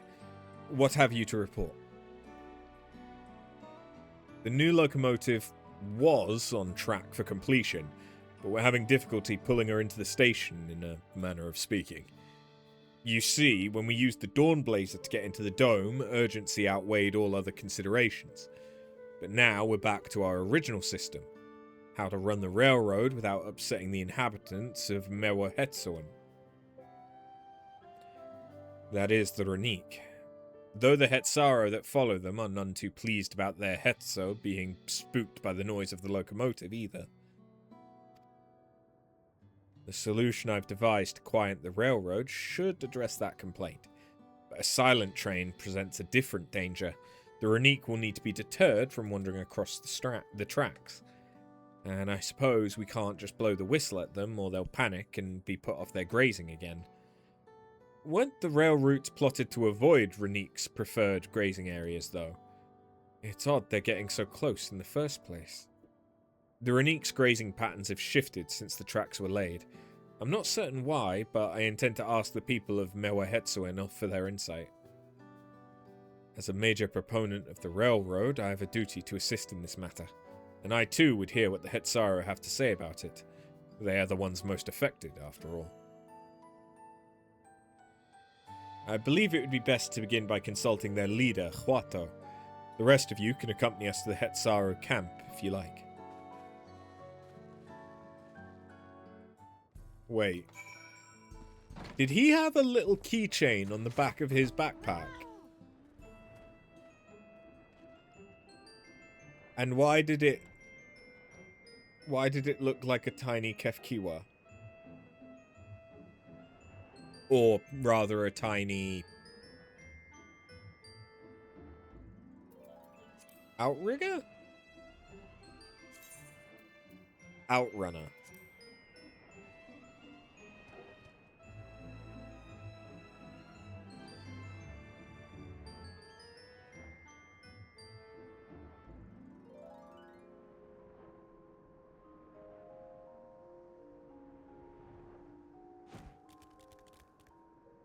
It is.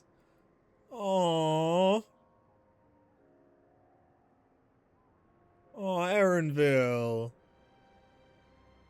Well, Erenvile. That's adorable.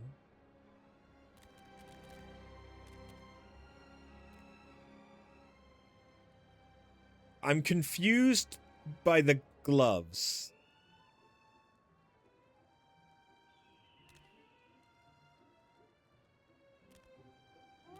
The gloves don't seem to fit the rest of the outfit for me.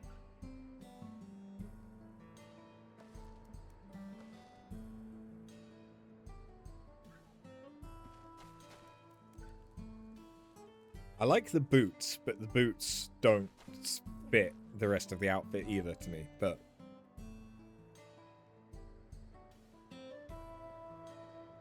yeah, those gloves...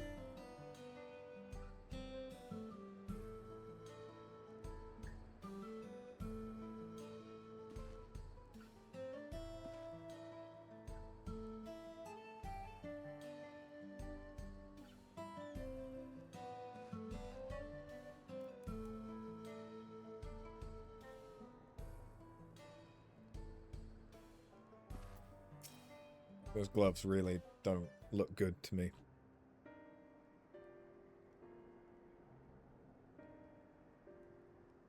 Thou of resolve, thou of reason, I bid you welcome to our camp. What brings you all the way to Mewa Hetsuan? I thank you for seeing us. Our visit concerns the matter of the Jactaral Railroad.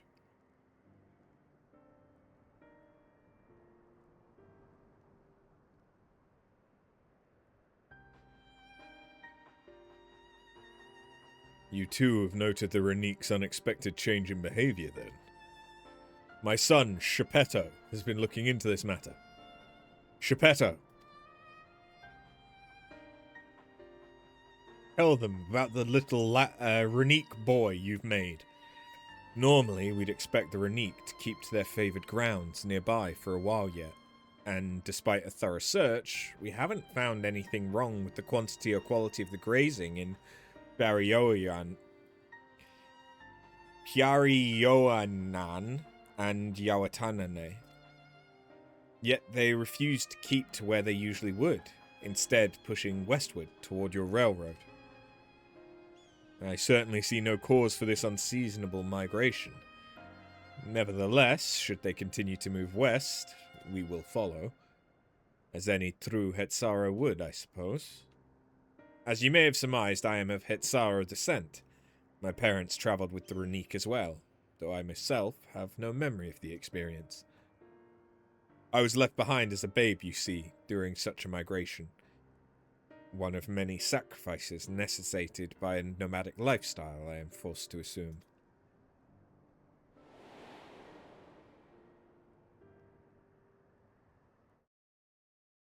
Chance encounter with a kind Pelu merchant was the only reason I survived. Taking pity on me, he taught me his trade that I might fend for myself.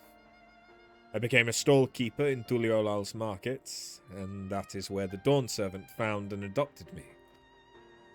I'd already been in the palace some time when Lamachi came to join us. Like me, she'd been cast aside by her parents. I knew the pain of solitude, and wanted to spare her that suffering. As this tiny child's new brother, I swore I would always be there for her.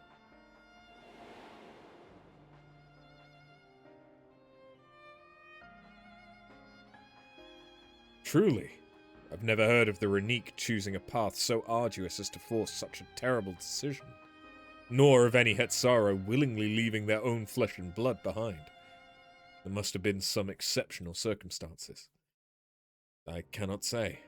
The idea of following in their footsteps that I might better make excuses for their actions never much appealed to me. Even if it might help you better understand the Renique's current behavior.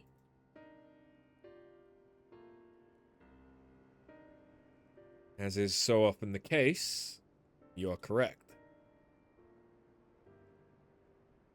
Though my discomfort with the Hetsaro may weigh The Hetzara way may arise from fear of reopening old wounds rather than blind fervor for innovation. It would nevertheless see me repeat past mistakes. And to refuse to learn one of our country's treasured traditions would make me a poor dawn servant indeed. Please, teach me of the Renique and what they mean to you. I promise to listen with an open mind. We'd be delighted. In the meantime, your companions are welcome to look around.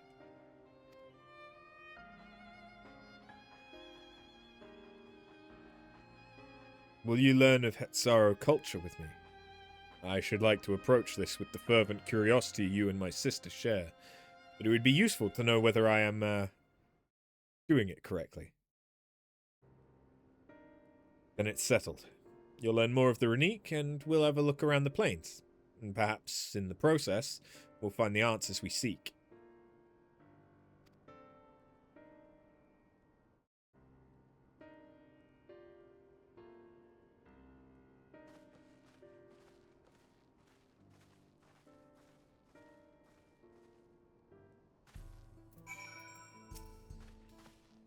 The quickest way to learn about our way of life is to do as we do. I hope you're not above manual labor. I'm not the most experienced, I'm ashamed to admit, but I shall put forth every effort. That's all we ask. Take these tools.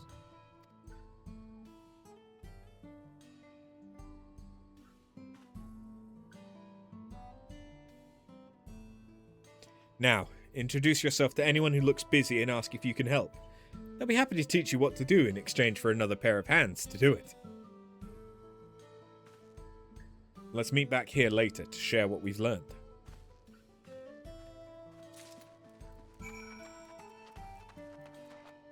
I'm learning how to be a shepherd.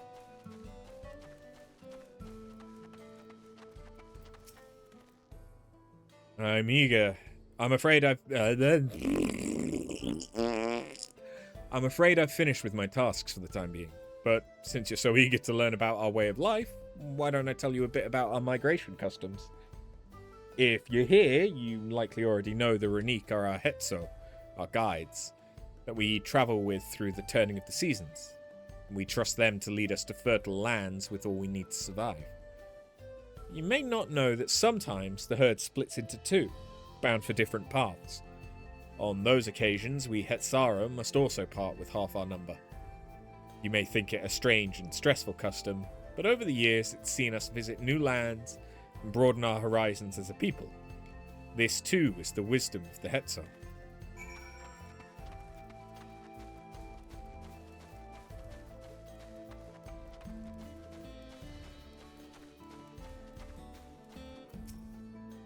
This won't do. The wind will go right through it, and me without my needle and sinew.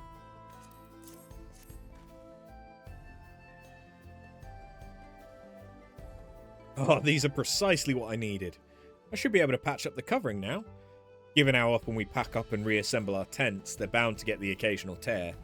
Fortunately, the Renique hide they're made of is durable enough that we generally don't need to worry. Wait, so your tents are made from Renique, but you also worship the Renique? So do you deliberately kill them and take their meat, or do you deliberately tan the ones that die naturally? You're learning about the Hetzara way of life, are you? I may have a thing or two to share, but rather than talking your ear off, let me test your powers of deduction. I find answers much easier to recall later if I arrived at them myself. Our Hetzo provide us with something that we use in medicines. Poultices and soap to drive away pests and sustain our fires. What is it? Bones, hooves. Are hooves bones? Is it dung? Again? Sounds like there's a story there, but that is indeed the correct answer. We've discovered myriad uses for Renique chips over time, each a boon to our way of life. Where there is a need, our Hetzo always provide. So, Hetso shit, Renique shit, goes into your medicines.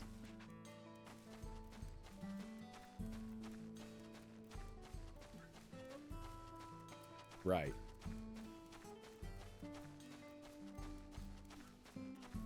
I do know that herbivore poop is generally safe to consume. Like, I know that's a weird fucking thing, but like, yeah. It's carnivores where it's a problem. As you stroke the Renique's coat, you note that many portions are shaggy and tangled. This one's fur is a bit overgrown, but a good brushing could thin it out. Would you like to give it a try? You'll need the right tool for the job, mind you. A comb of the type you're used to would just get lost in the tangle like as not. Ah, Geppetto sent a Renique brush with you, did he? I like him. Now just run it through one little patch at a time, gently.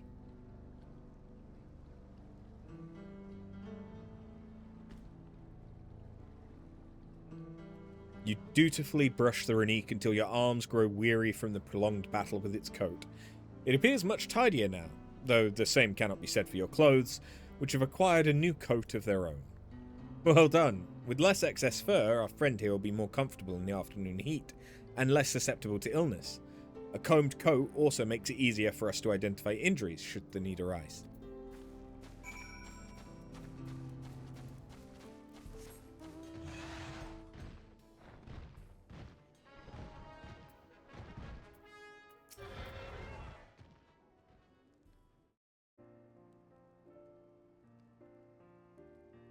You smell of the grass and the wind, which is a good thing, I promise. You could nearly be mistaken for one of us, or at least an adventurous Shitona. I have to wonder how Valcona's getting on. I assumed he'd be reluctant to get his hands dirty, but it seems his wish to understand us was sincere.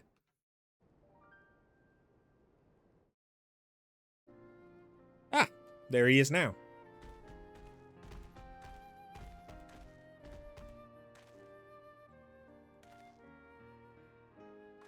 He likes it.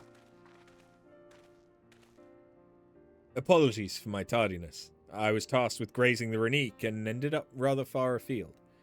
I found myself wandering hither and thither at my companion's inclination. To force us back to the trail seemed inappropriate. How was your own work? Have you anything to share? At Sorrow, life revolves around the Renique, but in turn, the people receive all they need. Renique are treasured members of this community as important as family.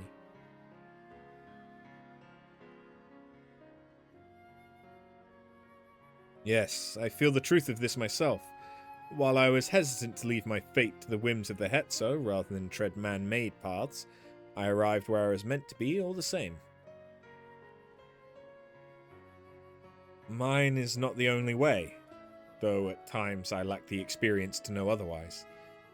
My inability to conceive of how a decision might be right does not mean that it is wrong. My parents had a duty to the Renique as they did to me, and so I wonder if their leaving me behind was not so selfish an act as I once believed. I have no way to know, of course, and regardless, this has no bearing on our present concerns. We're here in service of the people of Thrall, after all. Nevertheless, I thank you for helping me to find deeper meaning in what we've done today. And I'll endeavour to remain curious, especially where the Hetso are concerned. I'm glad to hear that, Valcona. You're welcome among our herd anytime.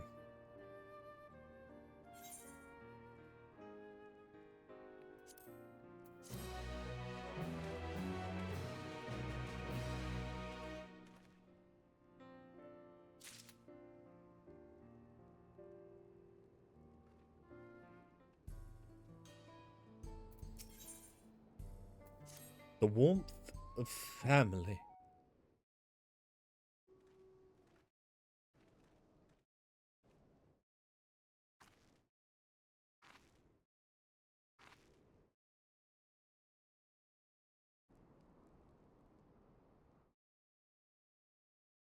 Kona, how'd it go?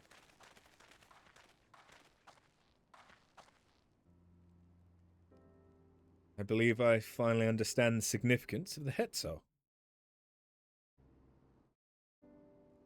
They nourish the Hetzaro as they grow, and provide warmth and companionship in a harsh and unpredictable world. They are the equal of any man, not beasts to be tamed. Moreover, Renique are sensitive. Though we may treat their injuries or brush their coats to keep them hale, they must ever be free to follow their instincts and seek lands where they might thrive. The Hetzaro would never cage them, and neither should we. To control their migratory patterns or capture those who wander too close to the tracks is out of the question. Then it is particularly important to advance our original line of inquiry.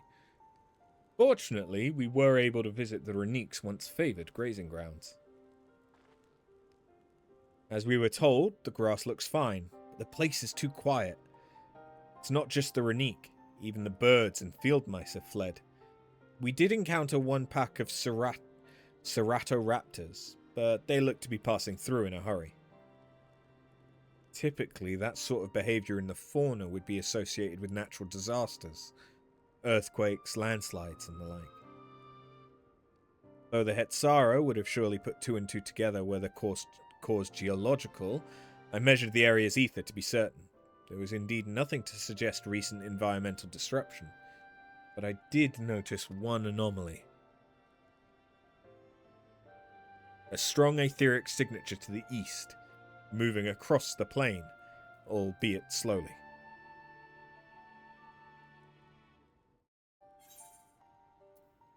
A large animal, perhaps?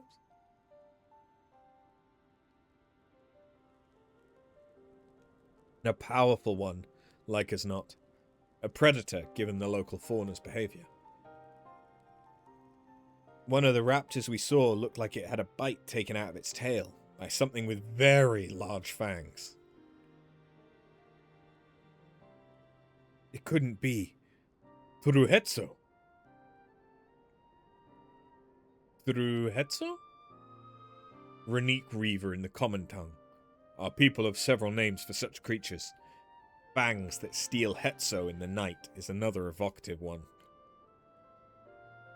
Renique can fend off many predators with their horns, but not the Turuhetsu. Their scales are tough as adamant, and neither horn nor arrow can pierce them. A well-toothed carnivore with an unusually tough hide. Cannot recall any such fauna in this region. They usually roam the wilds in the northeast, and most herds keep well clear of them.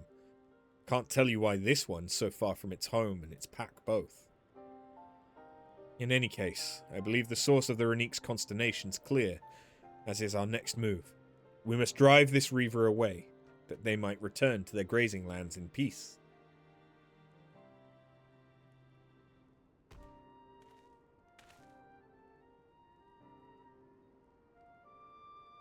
Never fear. We will make certain that the beast threatens you no more.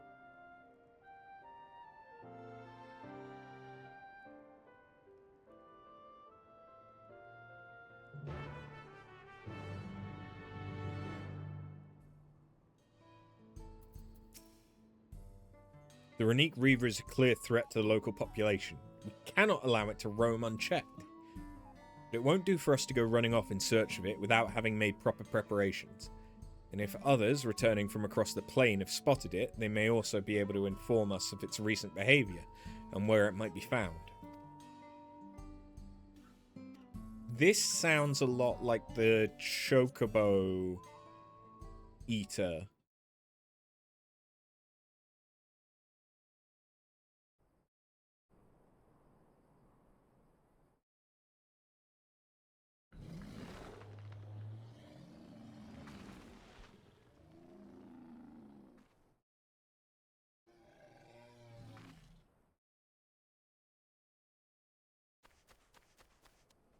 Help!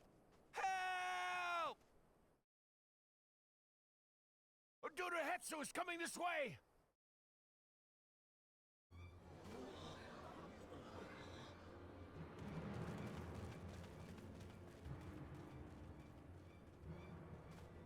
mass beasts across the plains in a panic, and our Ronek are practically paralyzed with fear. We must get them to safety. We can assist by helping to calm the creatures. Once they're less agitated, it should be possible to hurt them. And after they're out of harm's way, we'll deal with the Ronek Reaver. I suggest you remain here to attend to the Ronek when they arrive. They'll be safe with me. Please, be careful out there.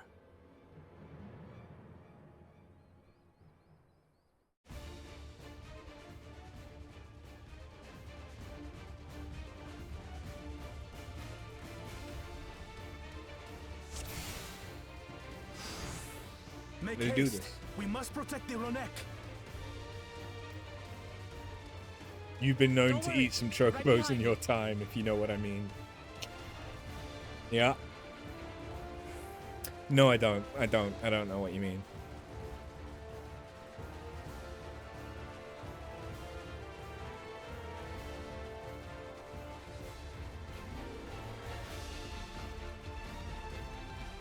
So it's Ronek, not Ronique. There they You are. love some nice nuggies. Oh, okay. I thought it was a cock roll joke. They're terrified. We must do what we can to soothe them.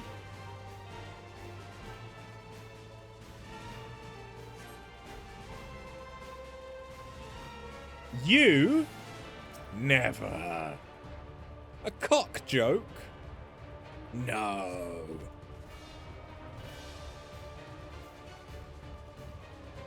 Snuffle.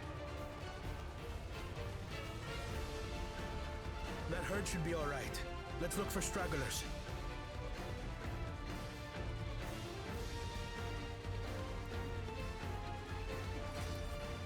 The Ronek are to rally too. None shall be left behind.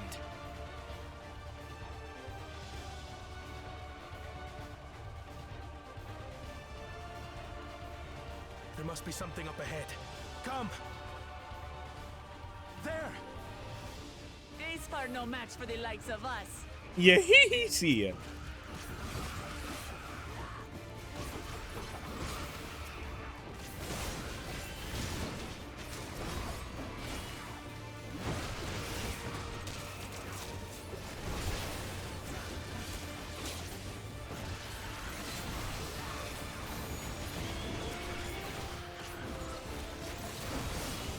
Oh yeah, just in case you forgot, Kona's a machinist. In a panic was clearly an understatement.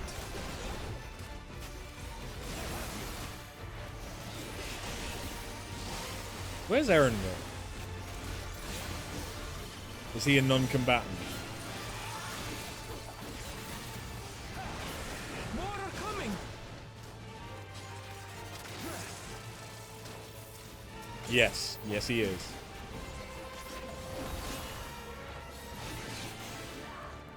I mean, I knew he was a non-combatant, but like, I thought he might have been in the middle of them doing something to try and keep them calm or some shit. You're mine.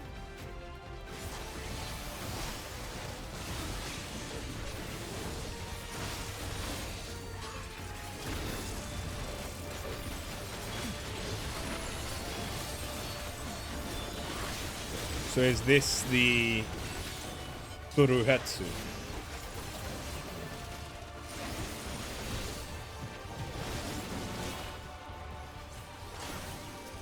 All or nothing then. Do it.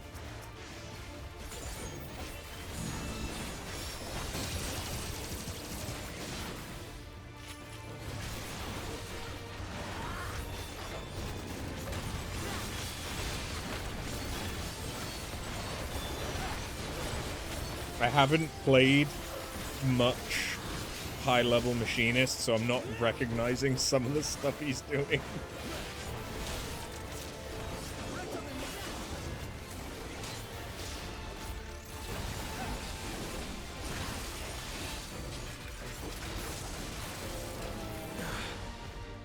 seems that did the trick.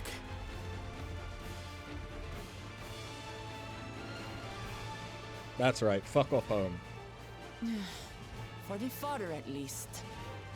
But where's...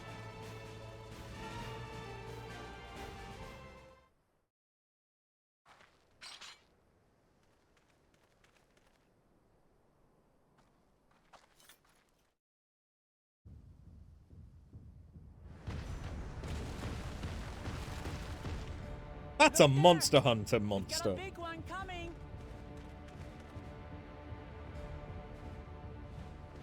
Impenetrable scales and wicked fangs. That's a Ronak Reaver, and no mistake.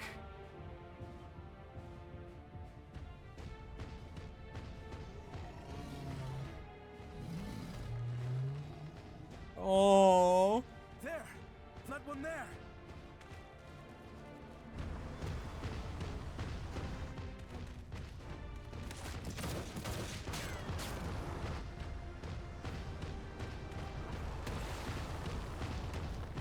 Not so fast! Yeah, I'm not sure what you expected to happen there. You're not Wook Lamart.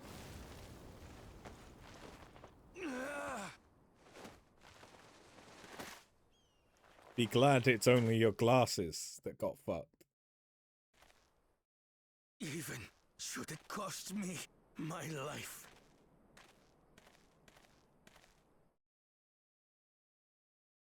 I will save the head soul!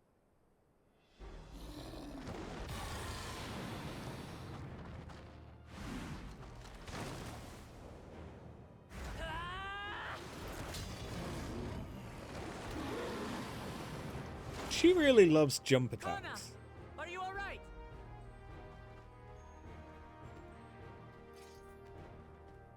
Do not concern yourself with me. Get the Ronek to safety! There. You've nothing to fear.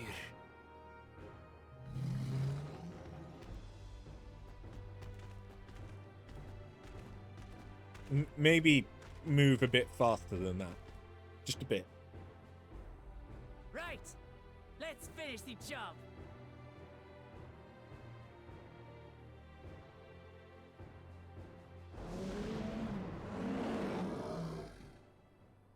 I made a vow to our people. You shall plague them no longer!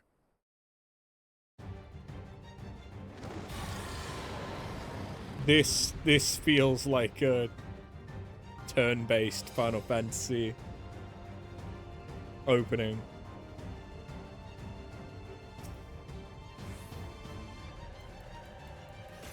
You'll find the vow of reason is not without resolve. Oh, this is... I'm gonna have to keep fighting until we trigger some MacGuffin. Buy me some time to think, will you?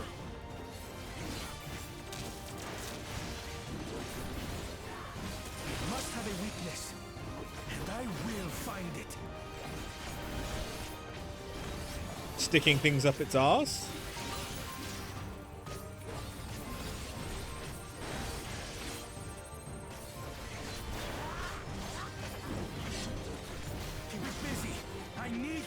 You know, we could go full,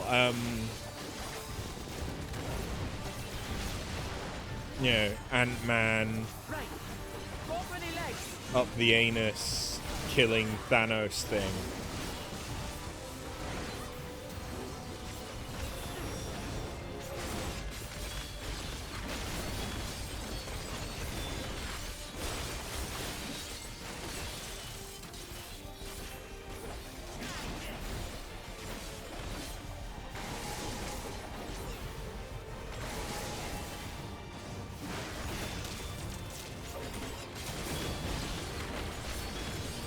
This guy has mechanics?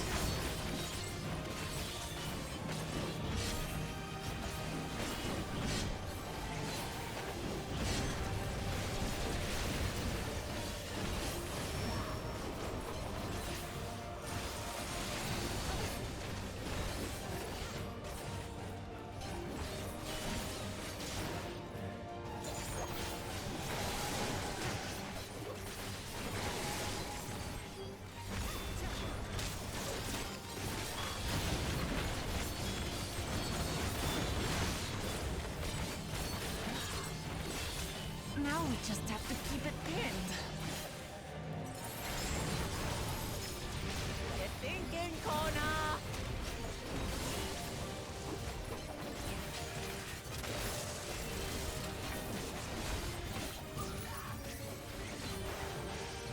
A protective current of ether. But whence does it flow?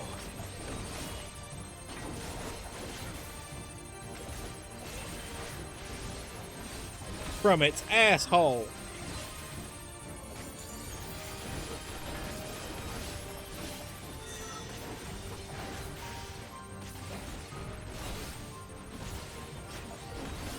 I've got it!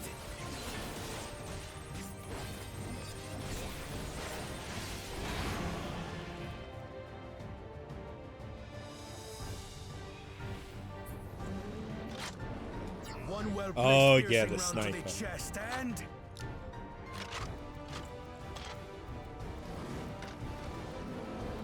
You're done for! Yeah, I know there's some people that got real thirsty for Kona after that. That stemmed the flow of protective ether.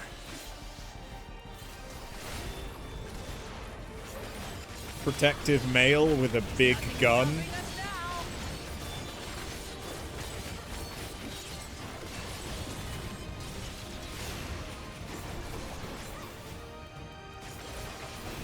This isn't even a thrall to thrall.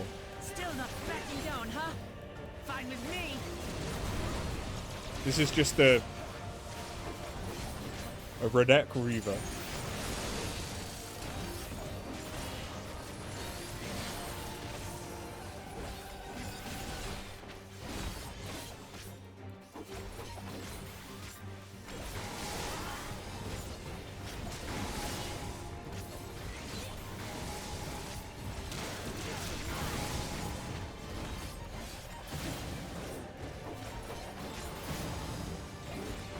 What is this, Bosnia?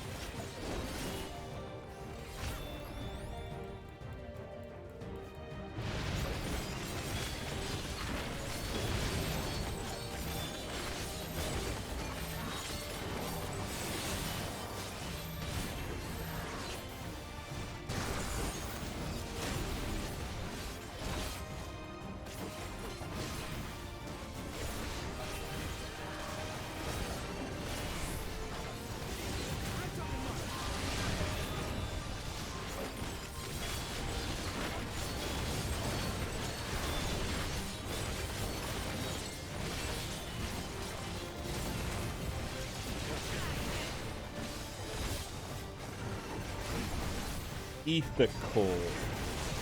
Oh. We must disperse that ether ere the Reaver recovers it.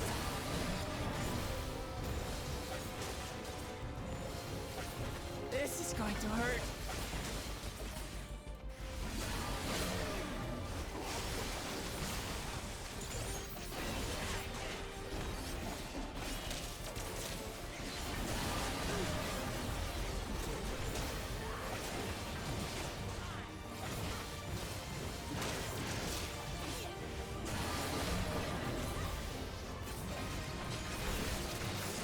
There we go.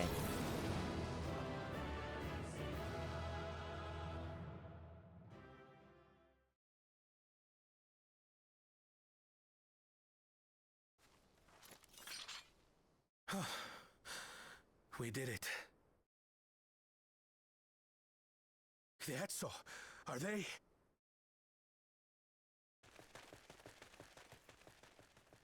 The Ronek have all made it to Mehwa Hetsuan.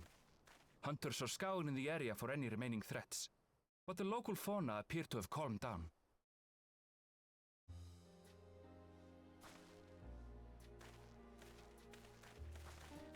We cannot thank you enough for your timely aid. You, most of all, vow of reason. We feared you would be loath to take direct action, yet you didn't hesitate to put your life on the line for our Hetso.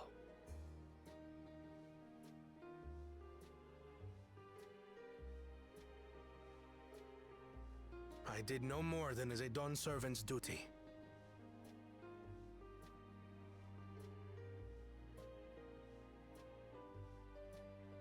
The ethereal conductivity of those scales is astounding.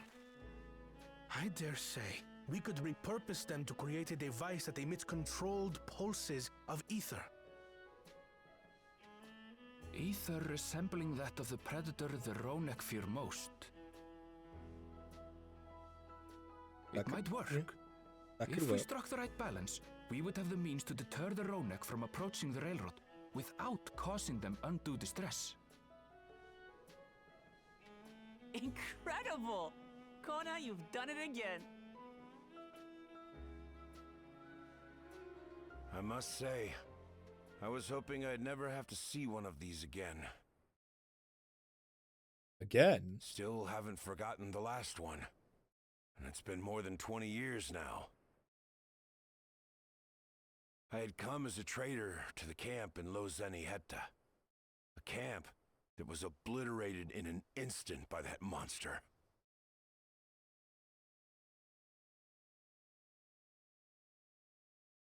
Lozenihetta. That's where the Pelu Pelu trader found me as a babe.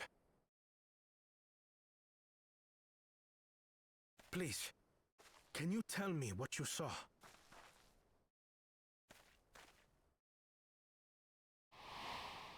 Everyone was dead. As I said, I had traveled there to trade with our fellow Hetzaro. Like us, they followed the Ronek. And like us, they were visited by a reaver. The fiend struck like a whirlwind in the night. It was chaos.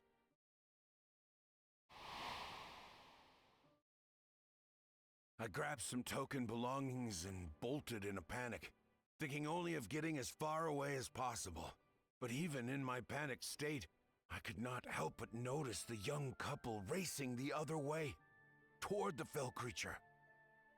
"We're distracted," I heard one cry. "Save our son! Save the Hetzo!"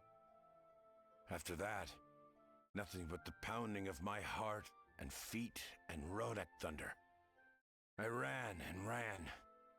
And as the sun broke the horizon, I found myself separated from both man and beast.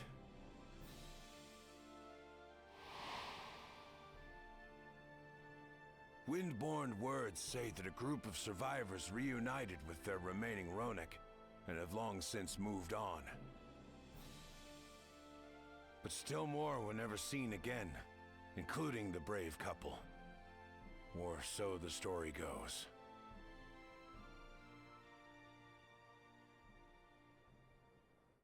And what became of their child? I'm afraid I don't know.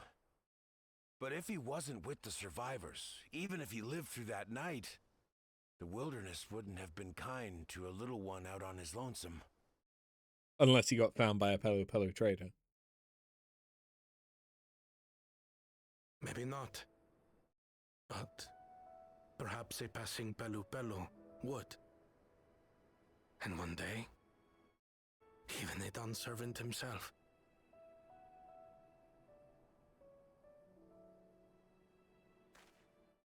Why is everyone acting shocked? Like that was literally laid right out there for us. I was convinced that my parents had left me behind to follow after the Ronek. But now I see, they didn't abandon me. They were trying to keep me safe. I mean, they also could have ran off with you to keep you safe. I've wasted so much time resenting them, when in truth, they gave me everything I have today. It is thanks to them that I live to know the warmth of family, even after they were gone.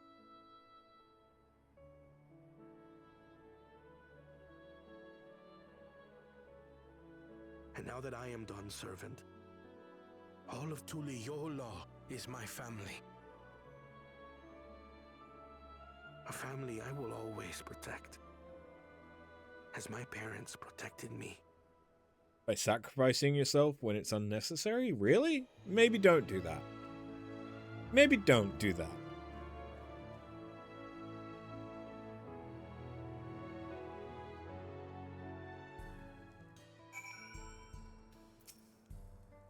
To know that the Hetzo are safe is more than enough. Yet, would it be wrong to hope that in protecting them, we also avenged my parents? It is the least I owe to them, after all this time. Thank you for standing by me. As Dawn servant, and as the often perfect man beneath that mantle. Now, let us return our attention to the matter we came here to discuss. Shall we?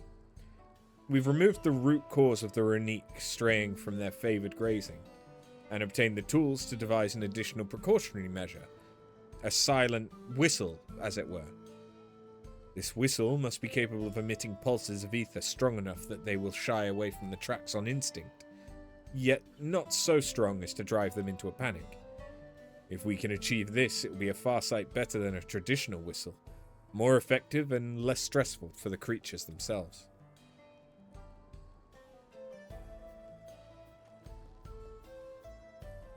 Let us return to Shaolani Station and begin work on it then. While Lika and his crew will doubtless be relieved to finally have a solution.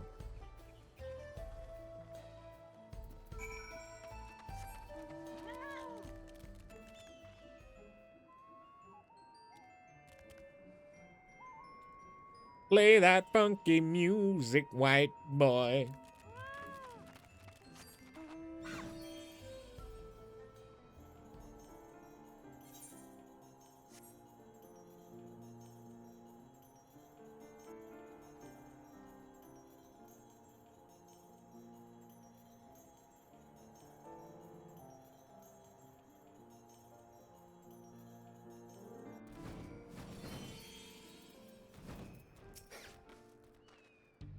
You look pleased about something.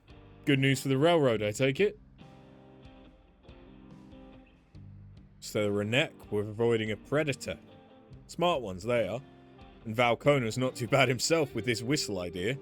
Sit tight. We'll have this train on the tracks before you know it. Sit tight? Yeah.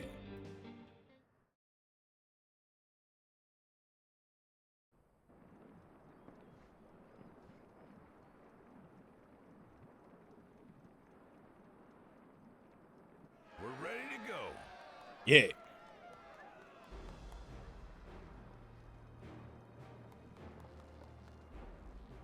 Whoa! She looks as good as new. If I had time to do a proper job, could have really made her shine. Had to cobble together the exterior with spare parts. We refurbished the interior, though. Not that you can appreciate it from out here. But as far as the Ronek are concerned, we've spared no effort.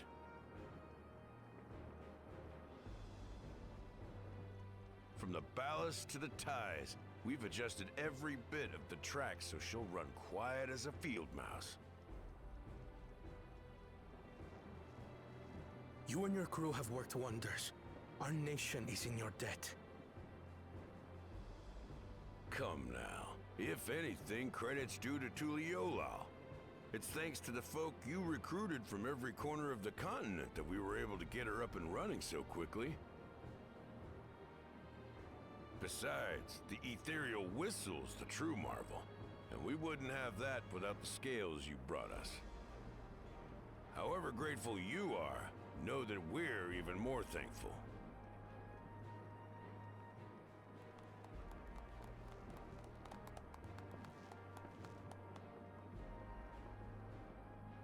Right. If we're done talking, let's put this train through her paces.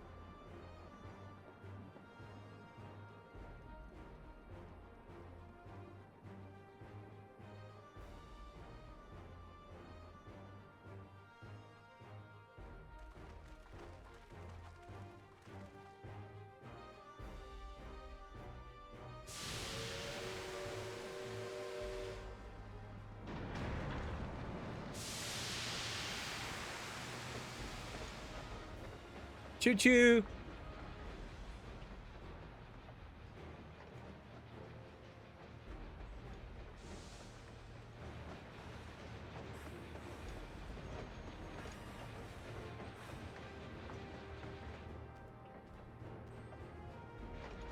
There's a Ronek up ahead.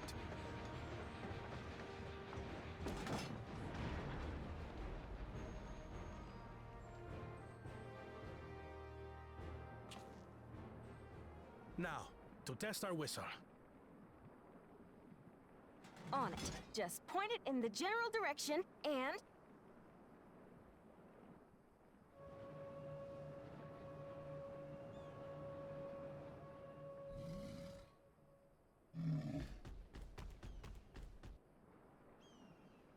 Looks like it works. It's moving away.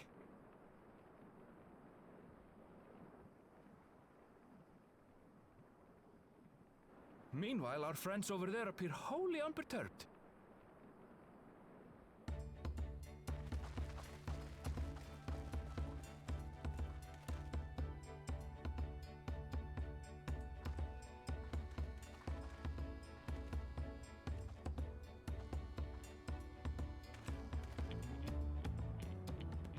With this, we can alert those who wander too close without disturbing the rest of the herd.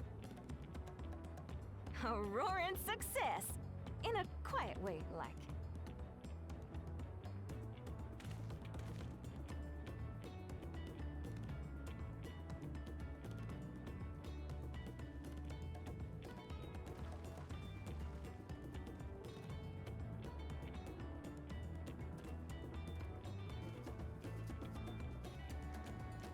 Then with your permission, Vow of Reason, the Shaktaral Railroad is back in service.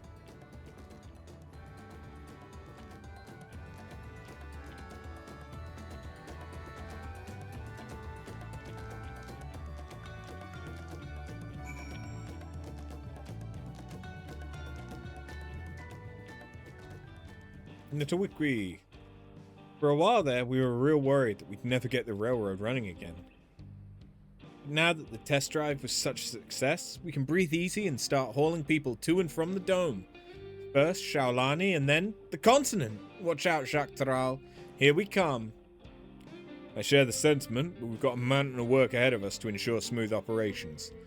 Time to get back to it. The efforts of all here today have not gone unnoticed. Once more, I thank you.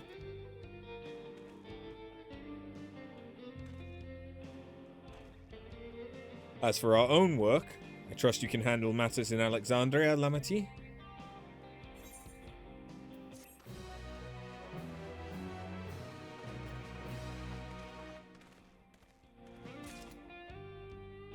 So do I now have a blue quest for the custom delivery? No. Because I know the custom delivery is Nitawikwi.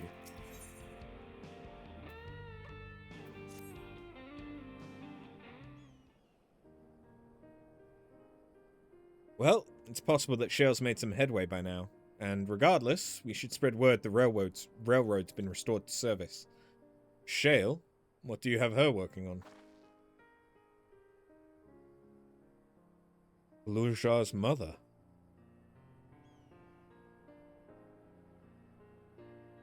I'd feel the same in his shoes. Have felt the same. Some questions are painful to leave unanswered.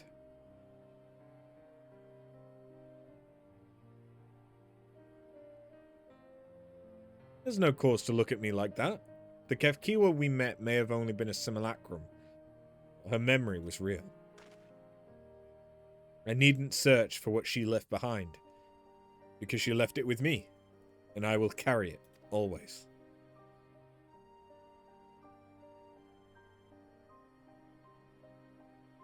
Speaking of things you're carrying, is that a teeny tiny Kefkiwa?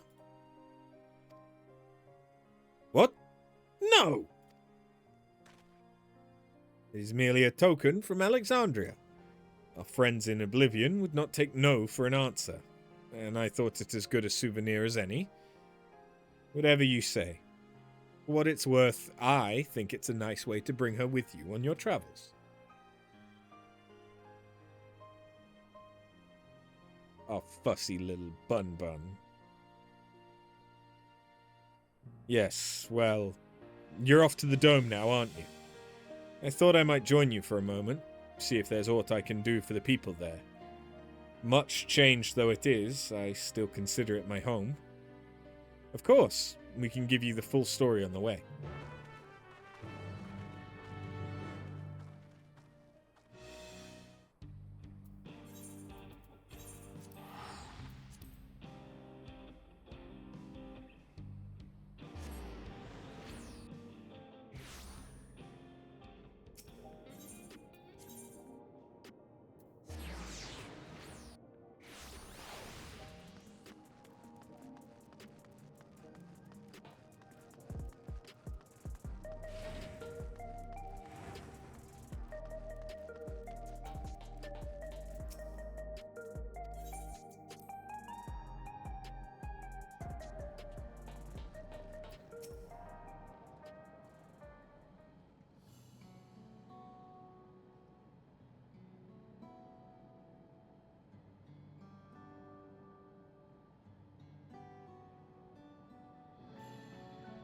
A simple, yet elegant solution. And thus is the railroad back in operation. Meanwhile, Shale has nearly finished processing the data. She'll be able to share her findings with us imminently. Y'shtola! I'm interrupting something, I gather. Why, Y'shtola! What brings you here? I've seen enough of the gate in the Skydeep Cenote for now, so I'm shifting my investigation to living memory. While there, I thought I would do well to have the company of an expert on electrope. I'd like to take a closer look at the place myself. I can join you once we've finished here.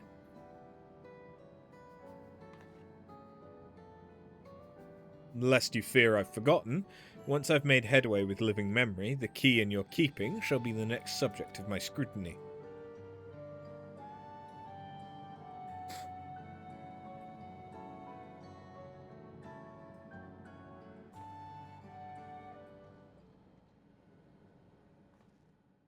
There was a mountain of data to sift through, much of it tantalizing, I admit.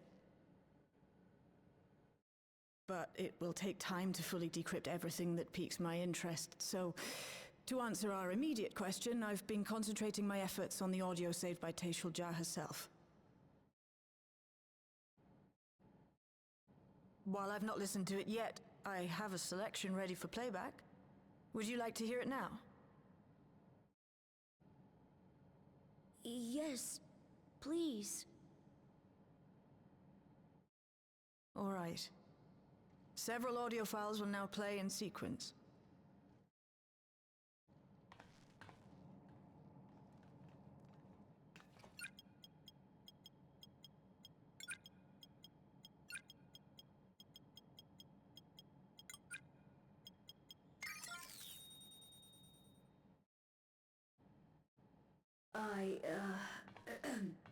My name is Teishulja, and I decided to record this to help me put my thoughts in order, I suppose.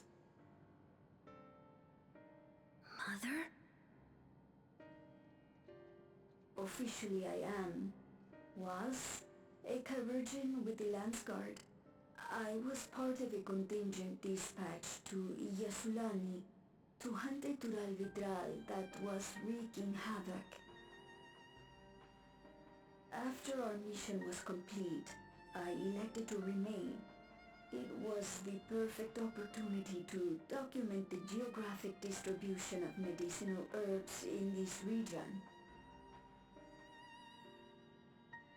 Or so I said when requesting special dispensation. In truth, I could not bear to return to Tuliolal. I had hoped to aid Commander Zoralja in the right of succession, but he did not so much as look my way. I was never in contention, of course, one of the nameless many in his army. To go back and face that reality was too much for me, so I ran, and in my cowardice, I stumbled upon this path, a path that changed my life. When the dome appeared, I found myself trapped within, and reunited with my commander.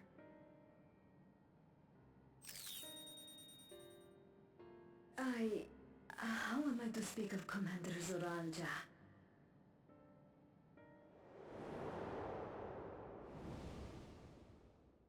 I admired him. His incontestable strength, his unwavering focus. He was a man of great passions.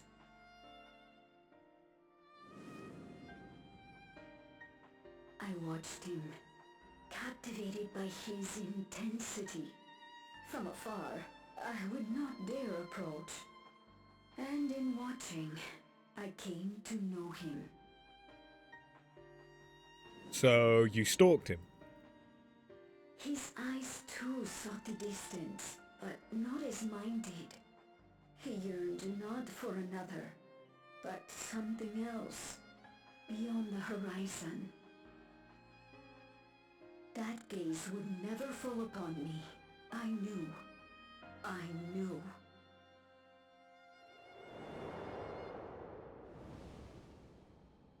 The experiment will soon proceed to its next phase, and when it does, as he promised, I will have my heart's desire. That lizard dick. Today. He fucked me. It should have been today. A new beginning.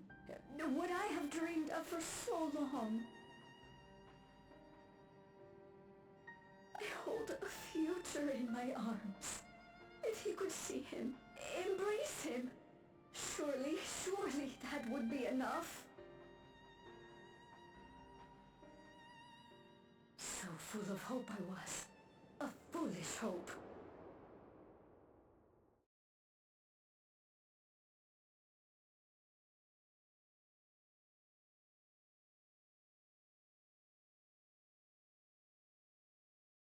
Its scales are blue.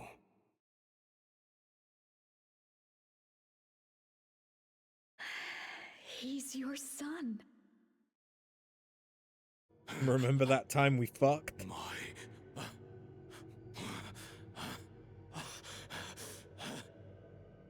No, I can't.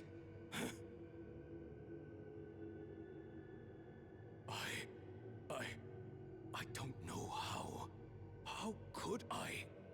How? To raise a child, be a father. I don't. I can't. No! No! Get it away from me. Get that thing away from me!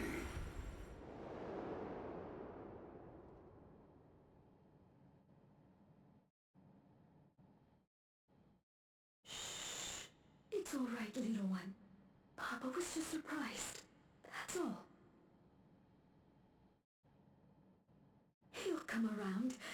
We'll be a happy family. Yeah, about that.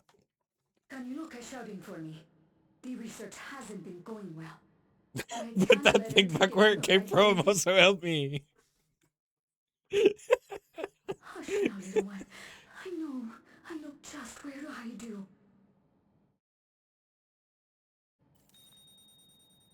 Hide him? Why do you have to hide him? That's all of them.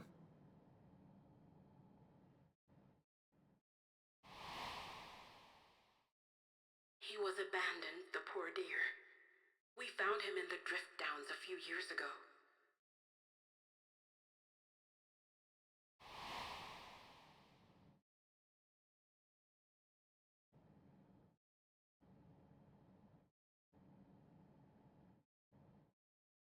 We know some manner of accident happened at the facility after this was recorded. Perhaps your mother couldn't come back for you.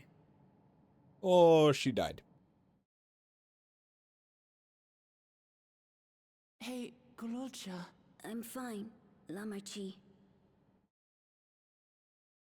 Father and mother, they were both so lonely.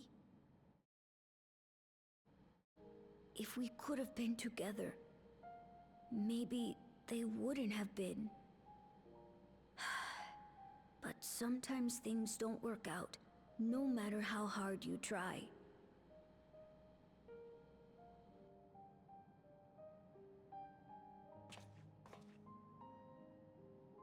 I can't tell if I'm happier now. But it's better to know, I think. Thank you, everyone. He's a good kid. He's the product of a patricidal maniac and a stalker, but he's a good kid.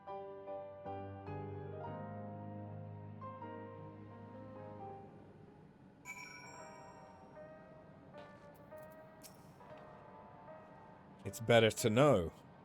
Profound response for one so young. though I wish he didn't have to be. Gululja is indeed wise beyond his years. That's a sign of trauma. Woohoo! Yet one never outgrows the need for dependable companions. It's fortunate that he has you. Thank you, Shale. Because of you, I got to hear my mother's whole story. You heard it because you were brave enough to listen, Gululja. If you remember one thing, remember that.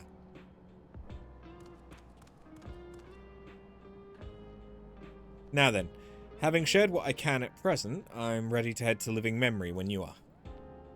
I'm planning to be thorough, so we will need to stop for supplies on the way. That said, I promise we won't remain over long. I know we all have much and more to attend to. For now, farewell.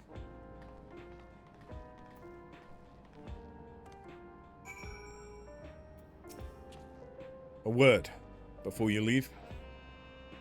Our network's already spreading word of the railroad. We expected people would be clamoring to get on the first train back, yet the reaction's been the polar opposite. Scant few seem inclined to depart Alexandria anytime soon. What? When we spoke before, you said many from Tuliolal were eager to reunite with friends and family.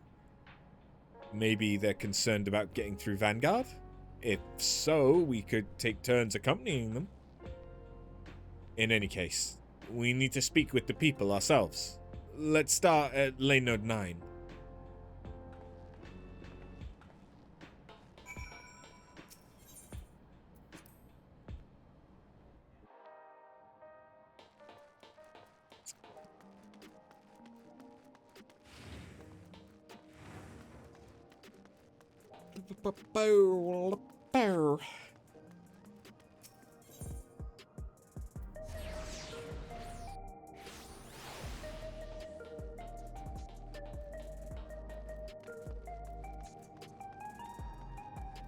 Oh wait, wrong way.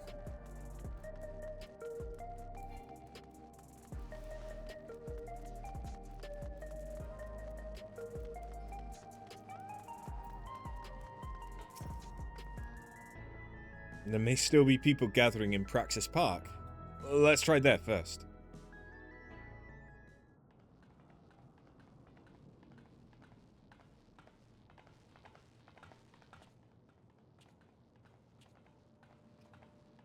Everyone's so sad.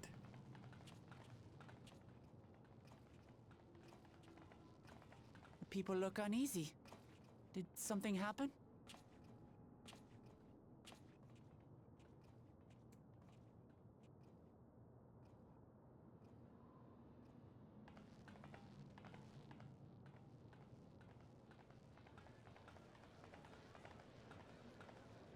Have you heard? Someone was killed in the Thunder Yards. The Thunder Yards was one of the hunters slain by a beast. It was a hunter, all right, and a veteran at that. But it was no fiend that did him in. Only a random bolt of lightning. It happens. Such a senseless way to die. They say that he expended his last soul cells during Zoraljar's attack on the city. For an upright, hard-working man to meet such an unceremonious end, it feels wrong. But it happens. But we'll be fine, won't we? Even if the system no longer erases our memory of the departed, the regulators continue to function. That doesn't look like a mustache or a beard. Go before my time. That looks like and passing peacefully with the help of the he was ushers drinking is chocolate only milk. natural. Well, you may think so, but how are we to know? We have no memory of those who have gone. More may have met violent deaths than passed from old age, and we would be blissfully unaware. It could happen to you, or me, to any of us. Then what are we to do? Spend every waking moment thinking only of how we might die? No. Of thinking how you can live. With time, I had hoped that they'd be able to adjust to their new situation. But it's only gotten worse.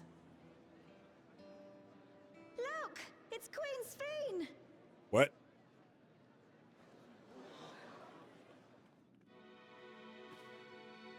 What?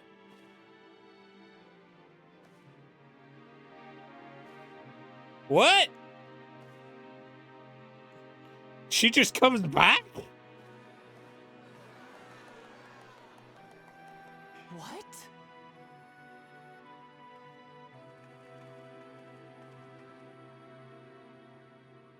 Help, Queen Sphene! The grown-ups are really upset, and I don't know what to do. I see that you are as kind-hearted as ever, Nico. Never fear. I'm here to set things aright. I don't understand. Sphene is gone. Forever. Care to explain? You were harvesting the memories from the black regulators, weren't you? You were the Queen's aide, weren't you? What's the meaning of this? Begging your pardon, Vow of Resolve. But Her Majesty Queen Sphene is paying visit to her people, as is her wont. What are you talking about? Sphene is dead. You officiated the funeral yourself. We all placed flowers to mourn her passing. A funeral? For Her Majesty?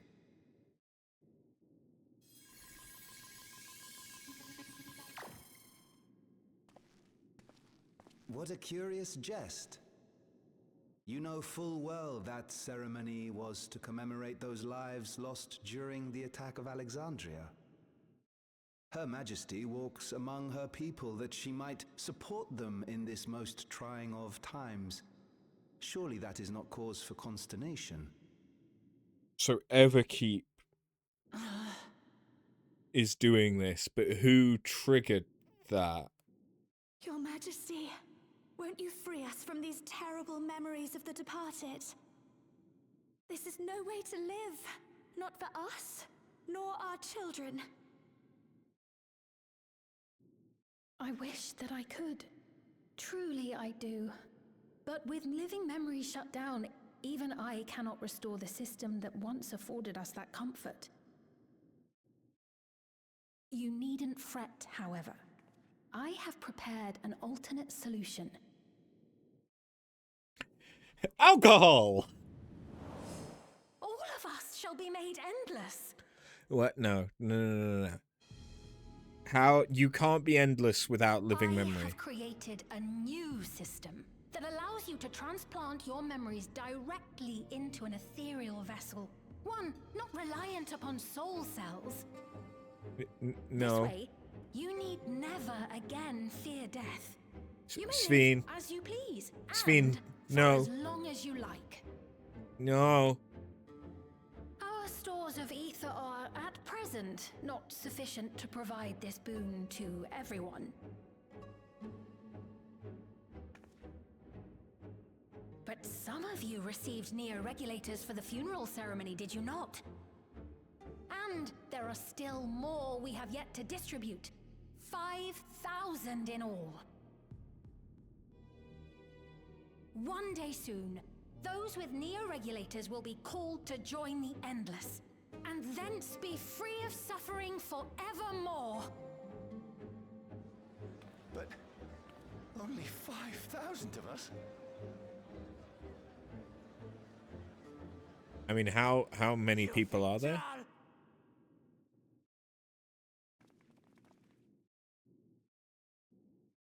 The real Sphene would never be content to save only some of her people.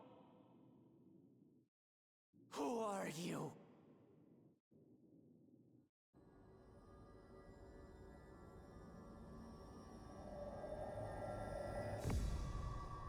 I am Sphene, the Queen of Reason.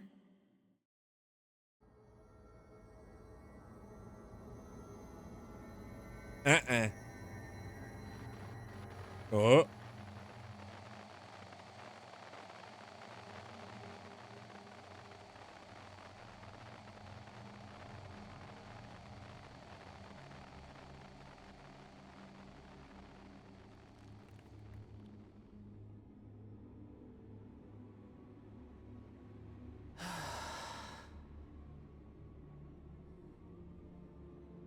Let's return to the back room. I need to calm down, and then we'll talk.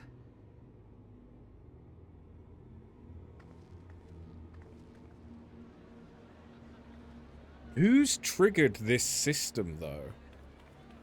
Because I can understand Sven coming back if it's using the memories of everyone else and all that stuff, and she's being manipulated. Either that, or perhaps Sven was backed up somewhere?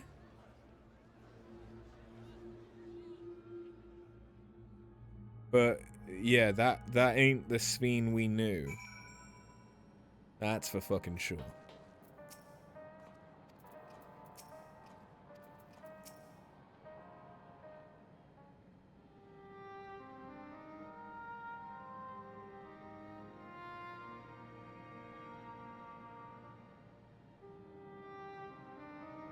We only caught the proclamation from a distance, but I can tell you the message about neo-regulators was received with utmost clarity.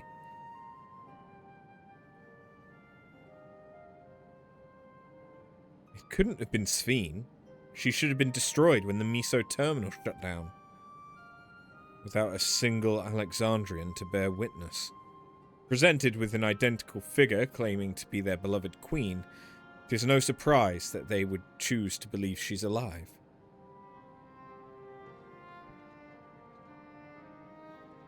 What is troubling, however, is their denial the funeral was held in her honor. It is as if their memories have been erased.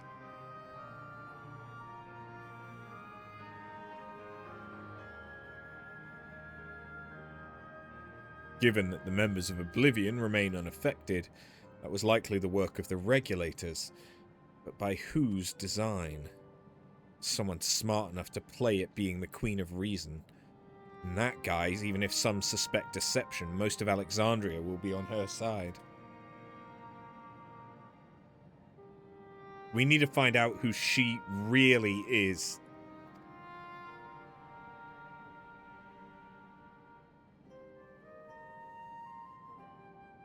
While I agree wholeheartedly, we should avoid drawing more attention than we already have. We must be patient until Oblivion's network turns up a lead, or until our self-proclaimed queen makes her next move.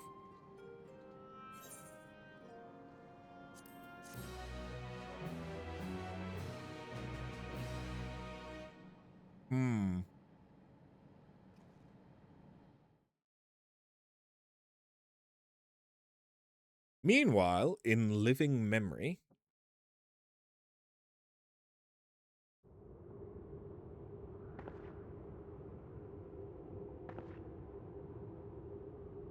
But living memory was shut down. Oh, where am I? Why does that sound kind of like Sven?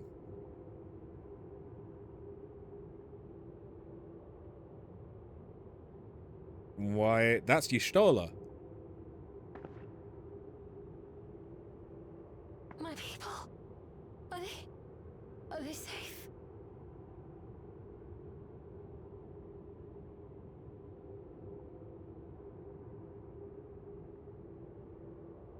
Why am I?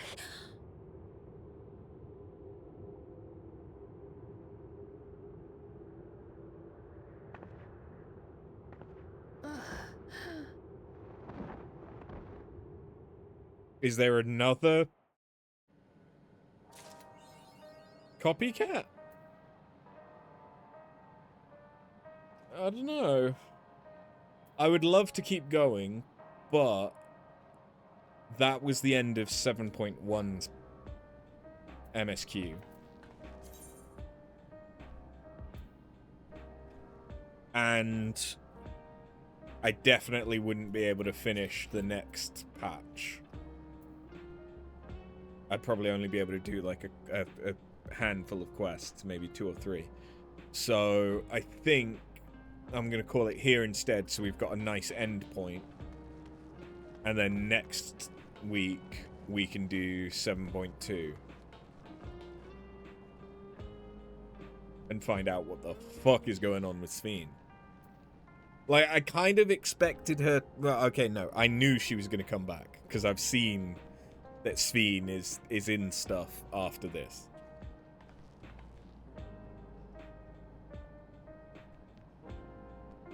I didn't think they would just bring her back. I figured it would be something where we'd have found, like, oh, there's a backup, let's bring her back. Or, oh, we found this old shell that Sveen previously used, like a previous version of Sveen. So we brought that back online, and then it's like teaching her who she was again, or uses the memories of the people to, like, reconstitute her, that kind of thing. I really didn't think it would just happen and our entourage had no involvement.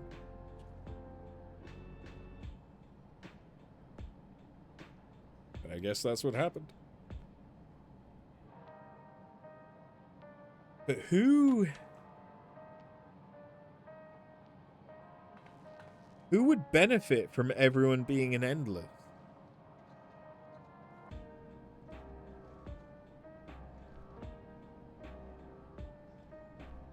Because it's not even like the Endless were a power source, they were a drain.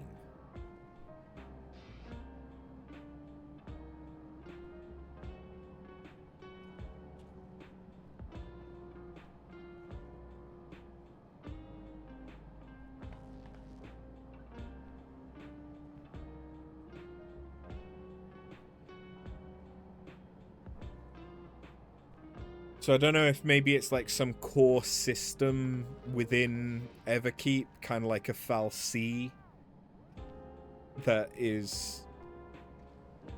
was in charge of running like the Everkeep systems for living memory. I don't know. You would have figured that was the Meso terminal though.